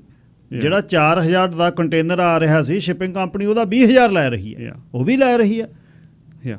ਸੋ ਮੈਂ ਹੁਣ ਕਿਸੇ ਨੇ ਮਰਚੈਂਟ ਨੇਵੀ 'ਚ ਮੁੰਡਾ ਸੰਦੀਪ ਗਰੇਵਾਲ ਆਪਣਾ ਦੋਸਤ, ਉਹ ਕਹਿੰਦਾ 1978 ਦਾ ਸ਼ਿਪ ਸੀ, ਕਹਿੰਦਾ 2005 ਜਦ ਮੈਂ ਛੱਡ ਕੇ ਜਿਹਨੂੰ ਚਲਾਉਂਦੇ ਸੀ, 1978 ਦਾ। ਬਹੁਤ ਪੁਰਾਣੇ ਸ਼ਿਪ ਆ ਜੀ ਜਿਹੜੇ ਚੱਲ ਰਹੇ ਆ। ਨਾਲੇ ਉੱਥੇ ਕਿਹੜਾ 에ਅਰ ਵਾਲ ਬਣਾ ਲਓਗੇ ਤੁਸੀਂ ਵੀ ਤੁਸੀਂ ਉਹ ਚੁਗਿਰਦੇ ਨੂੰ ਸਾਫ਼ ਰੱਖਣਾ, ਉਹਦੇ ਬਾਅਦ ਕੁਦਰਤ ਵਾਤਾਵਰਨ ਤਾਂ ਇੱਕ ਹੈ। ਇਹਨੂੰ ਕਿਵੇਂ ਕਹਿ ਦੋਗੇ ਵੀ ਤੁਸੀਂ ਇਕੱਲਾ ਪੋਰਟ ਹੀ ਸਾਫ਼ ਰੱਖਣਾ ਸੀ, ਬਾਕੀ ਟਰੱਕਾਂ ਦਾ। ਇੱਕ ਕਿਤਾਬ ਹੈ ਜੀ ਬ੍ਰਾਈਟ ਗ੍ਰੀਨ ਲਾਈਜ਼, ਜਦੋਂ ਤੁਸੀਂ ਉਹ ਕਿਤਾਬ ਪੜ੍ਹਦੇ ਆ ਨਾ ਜੀ, ਫਿਰ ਤੁਹਾਨੂੰ ਪਤਾ ਲੱਗਦਾ ਵੀ ਇਹ ਗੱਲਾਂ ਆ ਕਿੱਥੋਂ ਰਹੀਆਂ। ਈਵਨ ਤੁਸੀਂ ਇੱਕ ਸਿੰਪਲ ਜੀ ਗੱਲ ਕਦੀ ਸੋਚ ਕੇ ਦੇਖੋ, ਤੁਸੀਂ ਜੇ ਤੁਰੇ ਜਾਂਦੇ ਇੱਕ ਮਾੜਾ ਜਿਹਾ ਫੋਨ ਨੂੰ ਟੱਚ ਵੀ ਕਰਤਾ ਤੇ ਤੁਹਾਨੂੰ ਟਿਕਟ ਮਿਲਦੀ ਆ। ਟੈਸਲਾ ਦੇ ਵਿੱਚ ਪੂਰੇ ਦਾ ਪੂਰਾ ਆਈਪੈਡ ਵਾਂਗ ਟੱਚ ਸਕਰੀਨ ਆ। ਕਦੀ ਕੋਈ ਪੁਲਿਸ ਵਾਲੇ ਨੇ ਕਦੀ ਘੇਰ ਕੇ ਪੁੱਛਿਆ। ਸਿਰਫ ਗੱਲ ਕੀ ਆ, ਉਹ ਜਿਹੜਾ ਨਰੇਟਿਵ ਸਿਰਜਣਾ ਆ ਨਾ ਵੀ ਉਹ ਸਿਰਜ ਦਿੱਤਾ ਗਿਆ ਬਸ। ਹੋਰ ਕੀ ਨਵੀਆਂ ਬੰਦਸ਼ਾਂ, ਹੋਰ ਕੀ ਆ ਰਹੇ ਟਰੱਕ ਤੋਂ ਬਿਨਾਂ? ਮੈਨੂੰ ਇਹ ਪਤਾ ਲੱਗਾ ਨਵੇਂ GPS ਲਾ ਰਹੇ ਨੇ ਕੁਛ। ਹਾਂਜੀ, ਜਿਹੜੇ ਨਵੇਂ GPS ਆ, ਬਹੁਤਿਆਂ ਹੀ ਤਾਂ ਸਾਡੀ ਇੰਡਸਟਰੀ ਨੂੰ ਤਾਂ ਪਤਾ, ਪਰ ਕਈਆਂ ਨੂੰ ਨਹੀਂ ਵੀ ਪਤਾ। ਉਹਦਾ ਜਿਹੜਾ GPS ਸਿੱਧਾ ਤੁਹਾਡੇ ਟਰੱਕ ਦੇ ਕੰਪਿਊਟਰ ਨੂੰ ਕਨੈਕਟ ਹੋ ਰਿਹਾ ਆ। ਤੇ ਉਹਦੀ ਜਿਹੜਾ ਨਵੇਂ GPS ਦੀ ਰਿਕੁਆਇਰਮੈਂਟ ਵੀ ਇਹੀ ਆ ਵੀ 2008 ਤੋਂ ਨਵੇਂ ਟਰੱਕਾਂ 'ਚ ਹੀ ਲਾ ਰਹੇ ਆ, ਚਲੋ, ਜਿਨ੍ਹਾਂ ਦੇ ਵਿੱਚ ਉਹ ਰੀਜਨ ਵਾਲਾ ਸਟੱਫ ਲੱਗਿਆ। ਸੋ ਉਹਦਾ ਉਹਨਾਂ ਨੇ ਕੀ ਕਰਨਾ, ਉਹਨਾਂ ਨੇ ਉਹ ਡੇਟਾ ਤੁਹਾਡਾ ਚੱਕਣਾ ਵੀ ਕੀ ਤੁਹਾਡਾ ਟਰੱਕ ਵਾਕਈ ਰੀਜਨ ਪ੍ਰੋਪਰਲੀ ਕਰਦਾ ਜਾਂ ਨਹੀਂ ਕਰਦਾ। ਜਿਵੇਂ ਕਈ ਵਾਰੀ ਨਹੀਂ ਸਾਡਾ ਬੱਸ ਚੱਲਦਾ, ਡਿਲੀਟ ਕਰਾਉਣਾ ਪੈ ਜਾਂਦਾ। ਜਦੋਂ ਟਰੱਕ ਚੱਲਦਾ ਹੀ ਨਹੀਂ ਲੋਕਲ, ਕਿੰਨੇ ਕੁ ਪੈਸੇ ਲਾਈ ਜਾਓਗੇ। ਪਰ ਉਹਦੇ ਵਿੱਚ ਵੀ ਉਹ ਸਾਰਾ ਡੇਟਾ ਉਹਨਾਂ ਦੇ ਕੋਲ ਚਲਾ ਜਾਣਾ। ਤੁਹਾਡੀ ਪ੍ਰਾਈਵੇਸੀ ਕੀ ਰਹੀ ਫਿਰ? ਅਸੀਂ ਮੰਨ ਲਓ ਸਭ ਤੋਂ ਵੱਡੇ ਜਿਹੜਾ ਗਰੁੱਪ ਆ UTA, ਜਿਹੜਾ ਸਾਡੇ ਨਾਲ ਹਾਲੇ ਤੱਕ ਵੀ ਕੋਈ ਕੰਸਲਟੇਸ਼ਨ ਨਹੀਂ ਹੋਈ ਵੀ ਆਹ GPS ਅਸੀਂ ਲਾਉਣਾ ਆ, ਆਹ ਡੇਟਾ ਆ, ਆਹ ਗੱਲਾਂ, ਕੁਛ ਵੀ ਨਹੀਂ। ਅੱਛਾ, ਕੈਨੇਡਾ ਦੀਆਂ ਹੋਰ ਪੋਰਟਸ ਤੇ ਗਗਨ ਸਿੰਘ ਕੀ ਰੂਲ ਨੇ? ਕਿਸੇ ਵੀ ਹੋਰ ਪੋਰਟ ਤੇ ਕੈਨੇਡਾ ਦੇ ਵਿੱਚ ਕਿਤੇ ਵੀ ਇਹ ਚੀਜ਼ ਲਾਗੂ ਨਹੀਂ। ਕਮਾਲ ਹੋ ਕੋਈ। ਮੈਂ ਉਹੀ ਦੱਸਿਆ ਜੀ ਵੀ ਸਿਰਫ 2% ਆ ਅਸੀਂ ਕੈਨੇਡਾ 'ਚ ਉਹੀ ਟਾਰਗੇਟ ਹੋ ਰਹੇ ਹਾਂ। 2% ਪੋਰਟ ਮੈਟਰੋ ਵੈਨਕੂਵਰ ਦੇ ਜਿਹੜੇ ਡਰਾਈਵਰ ਨੇ, ਜਿੰਨੇ ਟਰੱਕਰ ਆ ਇਹਦੇ ਵਿੱਚ, ਸਿਰਫ ਅਸੀਂ 2% ਆ ਟੋਟਲ ਟਰੱਕਿੰਗ ਇੰਡਸਟਰੀ ਦੇ। ਹਾਂਜੀ, ਸੋ ਉਹ ਕਹਿੰਦੇ ਵੀ ਤੁਸੀਂ ਬਦਲੋ, 90% ਦਾ ਕੋਈ ਮਤਲਬ ਨਹੀਂ। ਹਾਂਜੀ, ਟਾਰਗੇਟ ਤਾਂ ਹੋ ਰਹੇ ਕਿਉਂਕਿ ਅਸੀਂ ਇੱਕ ਤਾਂ ਗੁਰੂ ਪਾਤਸ਼ਾਹ ਦੇ ਸਿੱਖ ਆ, ਸਿਰ ਕਟਾ ਤਾਂ ਲਵਾਂਗੇ ਪਰ ਨੀਵਾਂ ਨਹੀਂ ਹੋਣ ਦਿੰਦੇ ਕੌਮ ਦਾ। ਉਹ ਕਹਿੰਦੇ ਲੱਤ ਥੱਲੇ ਉਹਦੀ ਲੰਘ ਕੇ ਇੱਕ ਵਾਰੀ ਤੁਹਾਨੂੰ ਨਗਾਉਣਾ। ਪਰ ਉਹ ਜੋ ਮਰਜ਼ੀ ਹੋ ਜਾਵੇ, ਹਾਲੇ ਤੱਕ ਤਾਂ ਗੁਰੂ ਪਾਤਸ਼ਾਹ ਦੀ ਕਿਰਪਾ ਆ। ਪਰ ਇਹੀ ਜਿਹੀ ਗੱਲ ਨਹੀਂ ਵੀ ਹਰ ਥਾਂ, ਜੇ ਇਹਨੂੰ ਓਵਰਆਲ ਦੇਖੀਏ ਨਾ ਜੀ, ਤੁਸੀਂ ਇਹ ਦੇਖੋ ਵੀ ਇੱਕ ਲੇਟੈਸਟ ਜਿਹੜੀ ਰਿਪੋਰਟ ਆਈ ਆ, ਇੱਕ ਸਰਵੇ ਹੋਇਆ ਸੀ ਦੁਨੀਆ ਭਰ ਦੀਆਂ ਪੋਰਟਾਂ ਦਾ, 370 ਪੋਰਟ ਦਾ ਸਰਵੇ ਹੋਇਆ ਤੇ ਵੈਨਕੂਵਰ ਦਾ ਪੋਰਟ ਥੱਲਿਓਂ ਤੀਜੇ ਨੰਬਰ ਤੇ, 370 ਚੋਂ 368ਵੇਂ ਨੰਬਰ ਤੇ ਆਇਆ। ਤੇ ਉਹ 368ਵੇਂ ਵਾਲੇ ਸਾਨੂੰ ਦੱਸ ਰਿਹਾ ਵੀ ਅਸੀਂ ਤੁਹਾਨੂੰ ਦੱਸਾਂਗੇ ਕਿਹੜੇ ਟਰੱਕ ਚੁਣਨੇ। ਲਾਈਨ ਆਫ ਐਕਸ਼ਨ ਕੀ ਆ ਫਿਰ ਹੁਣ?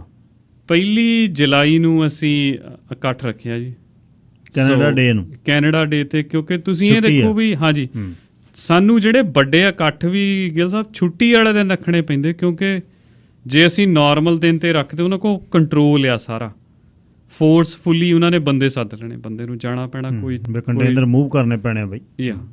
ਸੋ ਉਹ ਜਿਹੜਾ ਤਾਜ ਪਾਰਕ ਬੈਂਕੁਏਟ ਹਾਲ 132 ਤੇ ਆ, ਉੱਥੇ 1 ਜੁਲਾਈ ਨੂੰ 4 ਵਜੇ ਅਸੀਂ ਇਕੱਠੇ ਹੋਣਾ। ਪਹਿਲੋਂ ਅਸੀਂ ਸਿਰਫ ਇਹੀ ਸੋਚਿਆ ਸੀ ਵੀ ਇਕੱਲੇ ਅਸੀਂ ਹੋਵਾਂਗੇ, ਫਿਰ ਵੀਰਾਂ ਨੇ ਸਲਾਹ ਕੀਤੀ, ਉਹ ਕਹਿੰਦੇ ਸਾਰਾ ਭਾਈਚਾਰਾ, ਜਿੰਨੇ ਧਾਰਮਿਕ ਅਦਾਰੇ ਆ, ਸਪੋਰਟਸ ਦੇ ਆ ਜਾਂ ਹੋਰ ਸਾਰੇ ਆ, ਕਿਉਂਕਿ ਇਹ ਓਵਰਆਲ ਕਿਉਂਕਿ ਇੱਕ ਕਮਿਊਨਿਟੀ ਦੇ ਇੱਕ ਅਟੈਕ ਆ। ਓਬਵੀਅਸਲੀ ਗਾਹਾਂ ਉਹ ਟਰੱਕਰਸ ਨੇ ਜਿਹੜੇ ਕਿਸੇ ਨਾ ਕਿਸੇ ਅਦਾਰੇ ਜੁੜੇ ਹੋਏ ਨੇ, ਉਹ ਚਾਹੁੰਦਾ ਮੇਰਾ ਅਦਾਰਾ ਆਵੇ ਇੱਥੇ। ਅੱਛਾ, ਇੱਕ ਦੱਸਿਓ ਵੀ ਟੋਟਲ 1700 ਟਰੱਕ, 1600 ਟਰੱਕ ਹੈ ਜੀ, 1605 ਉਹਦੇ ਵਿੱਚੋਂ ਆਪਣੀ ਓਨਰਸ਼ਿਪ ਕਿੰਨੀ ਆ? ਆਪਾਂ ਤਕਰੀਬਨ 95% ਹੈਗੇ। 95% ਓਨਰ ਆਪਰੇਟਰਾਂ 'ਚ ਤਾਂ ਆਪਾਂ 95% ਹੈ। ਟੋਟਲ ਟਰੱਕਿੰਗ 1700 'ਚ ਕਿੰਨੇ ਟਰੱਕ ਨੇ ਜਿਹੜੇ ਆਪਣੇ ਪੰਜਾਬੀਆਂ ਦੇ ਨੇ? ਤਕਰੀਬਨ 810 ਕ ਟਰੱਕ ਆ ਓਨਰ ਆਪਰੇਟਰਾਂ ਦੇ। 50% 810 ਨਹੀਂ ਜੀ, 810 ਦੇ ਵਿੱਚੋਂ ਜਿਹੜੇ ਆ 95% ਜਿਹੜੇ, ਹਾਂਜੀ ਉਹ 95% ਆ। ਸੋ ਤਕਰੀਬਨ 810 'ਚੋਂ ਲਾ ਲਓ ਤੁਸੀਂ ਵੀ 780 ਟਰੱਕ ਆਪਣੇ ਆਏ ਦੇ ਹੋਣਗੇ। ਤੇ ਪੰਜਾਬੀ ਕੰਪਨੀਆਂ ਦੇ ਵਿੱਚ ਪੰਜਾਬੀ ਕੰਪਨੀਆਂ ਕਿੰਨੀਆਂ ਨੇ? ਕਾਫੀ ਜ਼ਿਆਦਾ ਆ, ਉਹ ਵੀ ਮੈਜੋਰਿਟੀ ਆਪਣੀ ਆ, 50% ਤੋਂ ਉੱਪਰ ਆਪਾਂ ਆ ਹੁਣ। ਸੋ ਇੰਨੀ ਵਰਕ ਫੋਰਸ ਨੂੰ ਉਹ ਚੇਂਜ ਕਿਵੇਂ ਕਰਨਗੇ? ਜੇ ਸੋਚਦੇ ਆ ਕੁਛ ਪਿੱਛੇ ਗੋਂਦ-ਗੋਂਦਦੇ ਆ, ਕਿੱਥੋਂ ਲਿਆਉਣਗੇ 1700 ਬੰਦਾ? ਦੇਖੋ, ਜਿਹੜੀਆਂ ਵੱਡੀਆਂ ਕਾਰਪੋਰੇਸ਼ਨਸ ਆ ਨਾ, ਉਹਨਾਂ ਦੇ ਲਈ ਤਾਂ ਉਹਨਾਂ ਲਈ ਕੋਈ ਔਖਾ ਨਹੀਂਗਾ।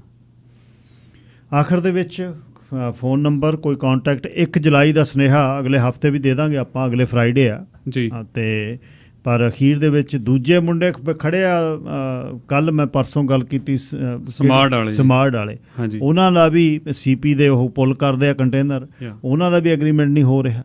ਤੁਸੀਂ ਦੇਖੋ, ਸਾਡੇ ਜਿੰਨੇ ਰੇਟ ਆ ਨਾ ਜੀ, ਸਾਡੇ ਨਾਲੋਂ ਉਹਨਾਂ ਦੇ 50% ਤੋਂ ਵੀ ਘੱਟ ਆ, ਉਹ ਵੀ ਨਹੀਂ ਮਿਲ ਰਹੇ। ਉਹ ਵੀ ਉਹਨੂੰ ਲਾਗੂ ਨਹੀਂ ਕਰ ਰਹੇ। ਫਿਊਲ ਸਰਚਾਰਜ, ਇੰਨਾ ਤੇਲ ਮਹਿੰਗਾ ਹੋ ਗਿਆ, ਸਾਡੇ ਬੰਦੇ ਵੀਰਾਂ ਨੂੰ ਮਿਲਦਾ ਫਿਊਲ ਸਰਚਾਰਜ 50% ਮਿਲਦਾ, ਜਿੰਨਾ ਜਾਣੀ ਇੱਕ ਦਾ ਸਾਡਾ ਰੇਟ ਵੈਸੇ ਹੀ 50% ਜ਼ਿਆਦਾ, 50% ਦੇ ਉੱਪਰ ਮੰਨ ਲਓ ਜੇ 200 ਦਾ ਕੰਟੇਨਰ ਹੋਇਆ, 50% ਫਿਊਲ ਸਰਚਾਰਜ ਪਾ ਕੇ 300 ਦਾ ਹੋ ਗਿਆ।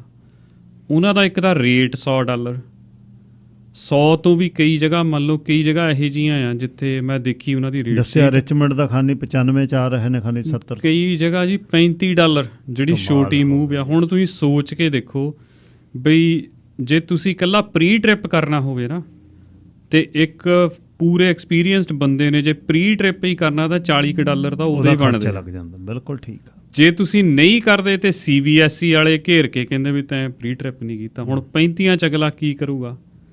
ਅਸੀਂ ਕਦੇ ਵੀ ਇਹ ਚੀਜ਼ ਤੋਂ, ਹਾਲਾਂਕਿ ਚਾਹੇ ਅੱਜ ਆਪਾਂ ਗੱਲ ਕਰਨਾ ਟਰੱਕ ਏਜ ਲਈ ਆਏ ਹਾਂ, ਪਿਛਲੀ ਵਾਰ ਵੀ ਆਪਾਂ ਇੱਦਾਂ ਹੀ ਹੋਇਆ, ਕਿਸੇ ਹੋਰ ਕੰਪਨੀ ਦਾ ਇਸ਼ੂ ਸੀਗਾ, ਅਸੀਂ ਕਦੀ ਇਹਦੇ ਤੋਂ ਆਕੀ ਨਹੀਂ ਹੋਏ। ਜਿੱਥੋਂ ਵੀ ਕਦੀ ਵੀ ਕਾਲ ਆਈ, ਇਹ ਬਿਲਕੁਲ ਯੂਨੀਅਨਾਈਜ਼ਡ ਕੰਪਨੀ ਦੇ ਵਿੱਚ, ਤੇ ਜਿੱਥੇ ਸਰਕਾਰ ਵੀ ਜਿਹੜੀ ਆ ਸੂਬੇ ਦੀ ਆ, ਯੂਨੀਅਨਾਂ ਦੇ ਹੱਕ ਵਾਲੀ ਆ। ਹਾਂ, ਇਦੋਂ ਉੱਪਰ ਕੀ ਹੈ, ਇਹਦੇ ਕਰਕੇ ਤਾਂ ਡਿਨਾਉਂਸ ਕਰਦੇ ਨੇ ਉਹਨੂੰ ਵੀ ਤੁਸੀਂ ਯੂਨੀਅਨ ਵਾਲੇ ਹੋ। ਜੇ ਸਰਕਾਰ ਕੰਸਟਰਕਸ਼ਨ ਵਾਲੇ ਪ੍ਰੋਜੈਕਟਾਂ ਦੇ ਕਹਿ ਸਕਦੀ ਆ ਵੀ ਨਹੀਂ ਯੂਨੀਅਨਾਈਜ਼ਡ ਕੰਪਨੀ, ਉਹ ਇੱਥੇ ਕੋਈ ਇਹੋ ਜਿਹੀ ਗੱਲ ਨਹੀਂ। ਪਰ ਅਸੀਂ ਇਹ ਵੀ ਨਹੀਂ ਕਹਿੰਦੇ ਵੀ ਸਾਡੇ ਲਈ ਸਾਰਾ, ਪਰ ਫੇਅਰ ਪ੍ਰੋਸੈਸ ਤਾਂ ਹੋਵੇ। ਹਾਂ, ਫਾਲਕਨੋਨੀ ਕੱਲ੍ਹ ਮੈਂ ਸੁਣਿਆ ਕਹਿੰਦੇ ਇਹਨਾਂ ਨੂੰ ਤਾਂ ਬਿਜ਼ਨਸ ਨਹੀਂ ਕਰਨਾ ਆਉਂਦਾ। ਬਿਜ਼ਨਸ ਤੁਹਾਨੂੰ ਕਰਨਾ ਆਉਂਦਾ, ਲਿਆ ਕੇ 15 ਅਰਬ ਦੀ ਕਾਲੀ ਮਨੀ ਚਿੱਟੀ ਕਰਤੀ ਲੋਕਾਂ ਦੀ, ਆਮ ਬੰਦਿਆਂ ਦਾ ਸੰਘੀ ਘੁੱਟੀ ਗਈ। ਧੰਨਵਾਦ, ਚੜ੍ਹਦੀ ਕਲਾ। ਗੱਲਬਾਤ ਅਗਲੇ ਹਫਤੇ ਕਰਾਂਗੇ ਫੇਰ। ਧੰਨਵਾਦ ਵੀਰ ਜੀ। ਹਾਂ, ਵਾਹਿਗੁਰੂ ਜੀ ਕਾ ਖਾਲਸਾ, ਵਾਹਿਗੁਰੂ ਜੀ ਕੀ ਫਤਿਹ। ਅਮਰੀਕਾ ਦੇ ਵਿੱਚ ਸੁਪਰੀਮ ਕੋਰਟ ਨੇ ਰੂਲਿੰਗ ਦੇ ਦਿੱਤੀ ਕਿ ਅਬੋਰਸ਼ਨ ਤੁਸੀਂ ਨਹੀਂ ਕਰ ਸਕਦੇ, ਇਲੀਗਲ ਆ, ਪਰ ਫਿਰ ਵੀ ਸਟੇਟਸ ਨੂੰ ਕੁਛ ਹੱਕ ਦੇ ਦਿੱਤੇ। ਤੇ ਇੱਕ ਵਿਸ਼ਾ ਇਹ ਜਿਹਨੂੰ ਵਿਚਾਰਾਂਗੇ ਅਗਲੇ ਹਫਤੇ, ਮੈਂ ਇੱਕ ਦਿਨ ਇਸ 'ਤੇ ਗੱਲ ਕਰਨੀ ਚਾਹੁੰਦਾ। ਤੇ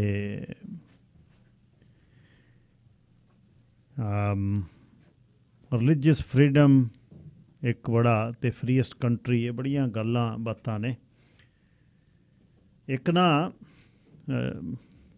3 ਮਿੰਟ ਦੀ 3.5 ਮਿੰਟ ਦੀ ਇੱਕ ਡਾਕੂਮੈਂਟਰੀ ਹੈ, ਮੈਂ ਫੇਸਬੁੱਕ 'ਤੇ ਸਾਂਝੀ ਕੀਤੀ ਹੋਈ ਹੈ, ਤੁਸੀਂ ਵੀ ਉਹਨੂੰ ਵੇਖਿਓ।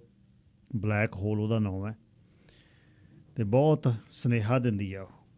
ਅਤੇ ਬਲੈਕ ਹੋਲ 'ਤੇ ਕੀ ਆ ਵੀ ਬੰਦਾ ਲੇਟ ਕੰਮ ਕਰਦਾ ਹੁੰਦਾ ਅਤੇ ਉਹਨੂੰ ਇੱਕ ਚਿੱਟੇ ਪੇਪਰ 'ਤੇ ਕਾਲਾ ਗੋਲ ਇੱਕ ਚੱਕਰ ਰਾਊਂਡ ਬਣਿਆ ਹੋਇਆ, ਚਿੱਟੇ ਪੇਪਰ 'ਤੇ ਰਾਊਂਡ ਇੱਕ ਬਣਿਆ ਕਾਲਾ, ਉਹਨੂੰ ਰੱਖਦਾ ਜਿੱਥੇ ਵੀ ਉਹਦੇ ਵਿੱਚ ਦੀ ਬਾਂਹ ਚਲੇ ਜਾਂਦੀ ਹੈ, ਕੋਈ ਚੀਜ਼ ਚੱਕਣੀ ਆ, ਅਖੀਰ ਸੇਫ ਨੂੰ ਚਿੰਬੜ ਜਾਂਦਾ, ਜਾ ਕੇ ਸੇਫ 'ਤੇ ਲਾ ਕੇ ਅਤੇ ਵਿੱਚੋਂ ਨੋਟ ਕੱਢ ਲੈਂਦਾ। ਨੋਟ ਪਹਿਲਾਂ ਰੱਖ ਲੈਂਦਾ ਖਾਸੇ, ਫਿਰ ਉਸ ਕਾਲੇ ਹੋਲ ਥਾਈਂ ਵਿੱਚ ਵੜ ਜਾਂਦਾ ਸੇਫ ਦੇ, ਅਤੇ ਜਦ ਵਿੱਚ ਵੜ ਗਿਆ ਪੇਪਰ ਹੱਥੋਂ ਡਿੱਗ ਪੈਂਦਾ ਅਤੇ ਉਹ ਧਰਤੀ 'ਤੇ ਡਿੱਗ ਪੈਂਦਾ, ਸੇਫ ਬੰਦ ਹੋ ਜਾਂਦੀ ਅੰਦਰ, ਮਾਰਦਾ ਫਿਰ ਲੇਰਾਂ ਅੰਦਰ। ਜ਼ਿੰਦਗੀ ਵੀ ਇਹੀ ਹੈ, ਬਲੈਕ ਹੋਲ ਹੀ ਹੈ। ਅਤੇ ਚੱਕ ਲਓ ਕਦ ਹੋ ਜਾਣੀ ਰੱਬ ਜਾਣਦਾ। ਚਲੋ ਜੀ, ਫਿਰ ਸੋਮਵਾਰ ਕਰਾਂਗੇ ਦਰਸ਼ਨ ਸਵੇਰੇ। ਰੱਬ ਰਾਖਾ।